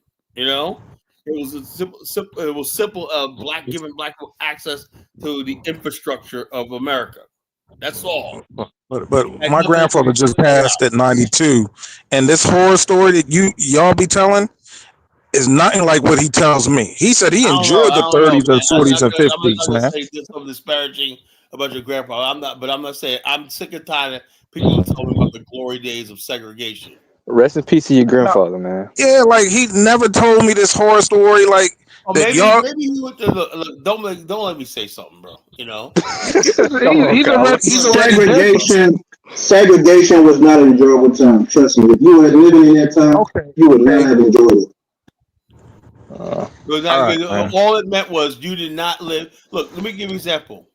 Imagine basically you look on the So, street. Kyla, how you explain Harlem then? Well, hold. Let me go. I said Harlem was the north. You know, when you talk about integration, busting on that was the south. You know, the north, Okay. black people and white people were going to schools and stuff like that way back for decades. Black people living in I, the same But apartments. I'm I guess it asking, was depends on Harlem what northern a city. black Because hub? what Was what about Harlem a Boston? black hub? What I'm saying, in Queens, New York, black people and white people were living in luxury apartments in Queens. The story went out way back in the 1920s. You know, Mary Immaculate Hospital. I see people of the infirmary, 1935. You seen black babies and white babies in the same nursery infirmary. You know, integration already happened in New York on Kyla, the Mary 20s. Immaculate closed down probably 20 years ago, Kyla. Oh, hold on, I'm saying that, but that's the hospital I was born in. You know, that's the hospital I was born in, Jamaica, Queens, right? Yeah, right across from Kings Park. It My closed point I'm down. trying to make is the black up in the South, right? That's why millions of us came up north, because up north we got what the white people had in the South, which was on modern living. The South was underdeveloped, right? Kyla, There was but let no. me ask you a question. Are you saying Harlem was an integrated community? No, I said, look, you see what I'm saying. I said you had Harlem, right? That was one section, right? But you had people, black people that lived in places like Queens, Long Island, upstate New York, and stuff like that, the whole Northeast, you know? And they live in integrated communities, you know? People don't know that, right? But Harlem was a E, black e, community, you know? And you had white people in even Harlem. Even Charleston White says before integration, it wasn't mass suffering like Also white's a MLK and the fucking crew. idiot. Also white's a fucking idiot. You listen to Yeah, internet now. if you listen to Charleston White for any wisdom, Something you'll wrong. see. So, What Charles White say? We not African. We not Hebrew Israelites. We niggas. I was like, this man done Niggas are lost his clown, man. mind. Who the fuck is clown? But hey, Steve, your Anybody grandparents grew who up just in North wants to like Carolina. Yeah. Were they anybody suffering in who North Carolina? I wouldn't say they were suffering, but they did. You know, my grandma has told me stories. You know, people riding by calling them all types of names and stuff like that. But other than that, Right. there's a Not even reason why. older than that, bro. Hold on. The There's a reason fear. why well, every yeah, last single one of the men in my family, right, from North Carolina, got by the time that it was a rite of passage. When you were 18, you went to New York. You know, because there was nothing. They all built lives up in New York when that. And well, then, well, it depends. Well, on my dad's side of the family, his father, they went to D.C., but they ended up coming right back. You yeah, know, that's DC. You know, but I'm saying when people went to New York, they stayed there. You know. I like the fact that people think they know better than their grandparents, that whatever they suffer and whatever they went through to make them want to be integrated, had they been Okay, in their situation, they would have won the opposite. You don't know what you're talking Steve. about. You know, Steve. So when you no, look no, hold on. at, Let me finish. Let me finish my statement real quick. The are you fear of talking? racism. Hold on 1 second. The fear of racism, right, where you got to be walking on eggshells. It's I democratic pride. remember at work. 1 second. I remember at work. Somebody told me that I'm intimidating. I said, "What do you mean by that?" They said, "The way you look. You always look so mean." That's because I don't have to come and try to, appease white people that I work with. I can mean mug them. Back in those days, if you did some shit like that, your ass probably be hung. why But you you're on a mean white mugging white job. people at work? You're on No, a no, white I'm just job. saying. I'm just saying something. I'm Okay, saying. I'm I saying got that you. the fear of not being able to just be yourself, you Right. have to walk. You saw how black people act there. Oh, good morning, sir. When they're passing by a white person, they gotta take out that, They tip gotta that take their cap to hat them or off tip, and yeah, Hey, take tip their their hat head. off. Every You 6 want to months, be all living in about that that. situation today, hey, bro? Is that what you're telling me? Steve. Come Steve, on, did you man. know the first ten jockeys of the Kentucky Derby were all black? The Yeah, well, champions, the right? bottom line, those are Right. short guys that they use for jockey. Those are jockey. Jesus Those are Christ, man. Yeah, jockey is Every not a time I privileged tell, job. It's and, not. It's a and, lowly job. I said the first 10 Kentucky Derby winners were all African yeah, but Americans, those are right? jockeys, man. Right. Those guys are basically If, like if, if, boys. if people are in massive suffering, it's two things they don't do. They don't have entertainment. The Negro Leagues led in attendance. Who were Black they people were doing. The entertaining? They were Negro, entertaining the white people. Negro, I I don't mean, want to get. we entertained white people during slavery as well. Though the Negro Leagues had black people in the stands enjoying themselves, all right? that. You had black Nobody, boxers. hold up. Let me say this, right? I said this on many times, right? I said the thing about black people is every time, no matter how much oppression we go through, right? Moments of joy is what knit us together. It could be in the Negro League when you're around people enjoying yourself, right? That inspire you to do something else better. They didn't say this is it. They say you know what they're saying when they walk Oh, away from that church picnic. in the They walk away. 1900s, Hold on, they hold on, hold founded on. they Let me tell founded you something. Hold on. fraternities, Hold the on. Prince Hall Masons. This is what I tell you. The people don't know their own people, their culture and people, right? Black people walked away from. We always had periods of joy, and whether it's a gospel revival, or whether it's a family reunion, or whether it's going to a game at the Negro Leagues, whatever like that, or a church picnic, whatever like that. What we found that in these things, right, when, those little moments of joy was we want to know what it's like to be like this permanently, and Okay. be Yep. the perfect joy. Yep. That's what addicted, and that's what shaped a lot of Black nationalist culture. Right, is the idea that how do you Okay. keep your joy going forever, right? Because the reality is that everybody at that Negro League, watching the Negro League one night, on their mind Mm. was the next day I got to go back working for the man, and In they in Kansas City, you can go to the you restaurant understand what I today. said? You Uh, understand what I said? Even yeah, though you but don't have Negro Leagues, but everyone in that stand enjoying themselves that day know the next day they got to go face the man and work for okay. him. But what about that barbecue spot in Kansas City that was opened in 1912 that still exists to this day? Oh, yeah, I know. What No, about yeah, I know. Big Boston had Look, the best there's barbecue always in look, there's America. always exceptions to a rule. Why are you Especially when laughing, man? I'm just, got to do with millions of people. Come Nah, on. you dropping facts, 17 services. I can't lie. You dropping yeah. facts. If you could go today, Kansas City, Missouri, So in other words, basically, so because this guy somebody had still has a barbecue.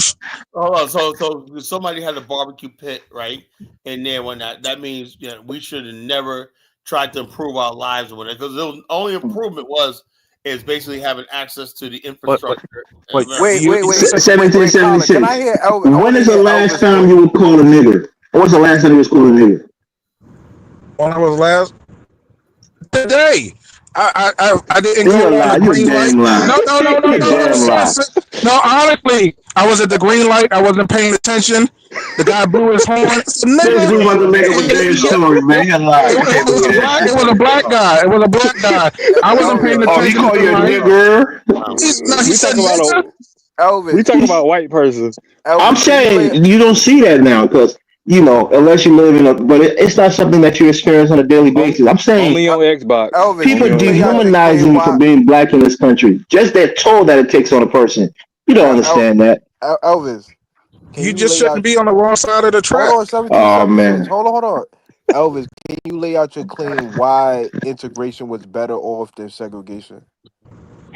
Look, I'm telling you that as long as the white man of Palestine has the seat of power, where they're the one that's going to divvy out services, integration it's not Elvis, about I'll put it like this. Let me ask Kwame another question, right? damn Colin. Yeah, I Hold didn't on, even get a sentence let out. me, You cut me why did off. Colin, You didn't let him finish. hold on, let me answer the let question, me ask Colin. Kwame, let me ask Kwame a question, right? Kwame, your answer should be is this: do you You think said Oh, one race of people should control the movements of another race of people? you said what? Say that again, Colin. Because one race of people should be able, in perpetuity, controls everything that goes on, what the person, other group of people sees about himself, his media, is everything like that. Control all the laws, make all decisions over another race of people, and keep them away. Should you think is that fair? Nah. All right, so that's what you're saying with segregation. Segregation is not separatism; it means control. I mean, I got you over there under my control. yeah, separate and unequal. You You know, know that you are detached from me, and I don't have to cater to your needs because you're out of mind, out of sight. You're out of sight, out of mind. Look, I'm telling you something, bro. and you have to go there and you got to get everything from me. Just like we Yeah, call it a sharecropping system. You So have no rights, Colin, no laws. You have Colin, nothing. I think people should have just rolled with Garvey and his mission. That's what I think. Well, the bottom line, that did not happen. You know. I think I think people should have just That rolled with Colin, Liberia. let me say this, right? She didn't cut me off. I think what people misunderstand with Yeah, segregation, let Elvis yeah, finish yeah. his point. He I want already to gave hear me Elvis. he already gave me the floor. I think what people misunderstood is that black people didn't get their own country. They couldn't get their own presidents. They couldn't make international trade. They couldn't build up their own economy, separate from the white people. So it wasn't like having a separate country. That's the whole thing. You're just living in a different place, but you're still underneath the authority of the white people who, hate your guts, who are still racist towards you, who are not going to give you equality of service. They're not going to use your tax dollars the same way they'll use the white tax dollars to benefit them. So it was a lose lose. You're never gonna win. You might have your culture and you might bloom your own self socially, You might have but a barbecue pit somewhere, but yeah, But you might bloom. You might bloom but y'all socially, making a but joke about economically Big you will still Arthur's be suffering barbecue. and at the back end of the society. Yeah. Big Arthur's barbecue yeah, in but we Kansas have City, hold Missouri. on, but we had a barbecue pit. yeah, Listen, we had a barbecue you had barbecue competitions. You had barbecue Yeah, we had competition a all through barbecue the 20s, competition. man. With some of the What are best you talking barbecue about artists. barbecue? We're talking about economics. People don't live on Hey, barbecue. 1776 is slavery oppressive? Huh? Is That slavery ended in oppressive? 1865, man. I'm just asking, is slavery It, oppressive? it, But it's just then a Jim system of Crow came exploitation. along, which No, I'm was asking. No, I'm quite asking you a bad. question. Is slavery oppressive? Yeah. Okay, like I read a lot of books on slaves at that time, even though they were being oppressed and slaves, they still got together times and Yeah, had fun with sometimes each other they during had No, slavery. no, Sunday, no, no, no. We're talking about you had churches that proliferated. You had Masonic organizations that proliferated. You had Right, fraternities. It was not a right. system of suffering. We just had to live amongst ourselves, No, and it we, was a we, system we of humiliation. You can't go out in public and no. see a white person without See, having to bend your head down this is this and not keep your head up as a man. I mean, this is why listen, 1770. A grown man told me at church. He said because that. they didn't know how to live amongst themselves, right? So they wanted to attack. You don't have to force yourself on somebody. You can love yourself, Yeah, but What do what right? you about mean? what You're living under their authority, under their control. What are you talking about? No, Force yourself on them. during segregation, right? The education rates for African Americans is better than it is today. certain kids in public school can't read and write. But back in the You're just making that 60s, up. You don't have a I'm quantifiable telling you, statistic to prove it. I am telling. It's kids in Oh, Baltimore Steve, that Steve, can't read you and want to write. say something? I want to hear what you got to say, Steve, about the You person. just pulled that out of your ass, man. Stop it. You know. Listen, I'm telling you, it's kids in Memphis that can't Hold read on, and bro. Let write. Steve say what he got to say. I want to hear this because I'm sure there's a story I behind it. listen. All I'm saying is, I had older guys tell me that you had to be careful around white people. They said especially don't be caught looking at no white woman and White whatnot. Cause women, they yeah. said you be hung right from a tree immediately. I mean, you be walking on eggshells, bro. You This is have what no Hustle fear. Smart said. You always think about sex, man. Listen, once you I'm wasn't not on the thinking wrong, about saying. I'm just saying. once you wasn't on the wrong side of the tracks, you knew what side of the track to be on, right? That's You the just Look, even well, look, yeah. today. You had to Carlos be on your said if you best had to go to behavior the around white courthouse, folks. if you had to Okay, go to the post office, if you had to go to you had a something black that the white people postmaster. control, You had black then you think postmasters. they had all of those things in black neighborhoods? You would be wrong. Yes, you had a They didn't black have post postman. offices in black neighborhoods like that. They Every didn't have the every post judges. office had 3 or 4 They black Black had people people. the couldn't be no, yo, judges where you can go and be on a black was judge in where a the black zip code courtroom. was. The post office was the area where the zip code was. Black people didn't have their own zip codes, bro. Oh my Right. So god! And hold on. I And don't know what about this literacy guy's talking rates. about. And about This literacy guy, rates, he just right? pulled shit out of his ass, man. What do you say? Literally, 1776 about literacy rates? literacy rates, right? To graduate high school back in the 50s and 60s. That's why so many kids would fail 3 and 4 times. They just didn't pass you. Those Oh, okay, schools yeah, with I those agree with No, black you're that. male talking. You're principals. moving the goalposts. You said the I No, agree. literacy they rate was higher then no. than it is Well, a now. Our lot I of them doubt it. still drop society, out of school. A lot of them our still drop out of society was school though. moral. Our society was moral and it was thorough. Only Where are you getting thoroughbreds. that from? Listen, listen, man. You didn't even have a high murder rate in black areas when it was before integration. You didn't have murders, three, four You know hundred, what you five didn't hundred have people get also? killed. You didn't have the proliferation of gun culture in America during those days. So Everybody those two had a things gun correlate. back in them days. Ask Steve. Everybody in North Carolina got a gun. Especially The down fuck south. is Yeah, talking about? everybody did have guns though. I got a gun. People What the had fuck? No, shotguns and stuff like that maybe black months people ago. were not But now killing people like that. you got these I got it modern in weapons. Like I got Before a the You got shotgun. gun culture. I 1970s, got one of my great grandfather's shotguns from like the early 1900s. Still Bro, work. stop playing your yeah, lie, Right. before the I mean, 1970s, all right, black men follow. wasn't even going to prison. Like it was white boys who went to prison.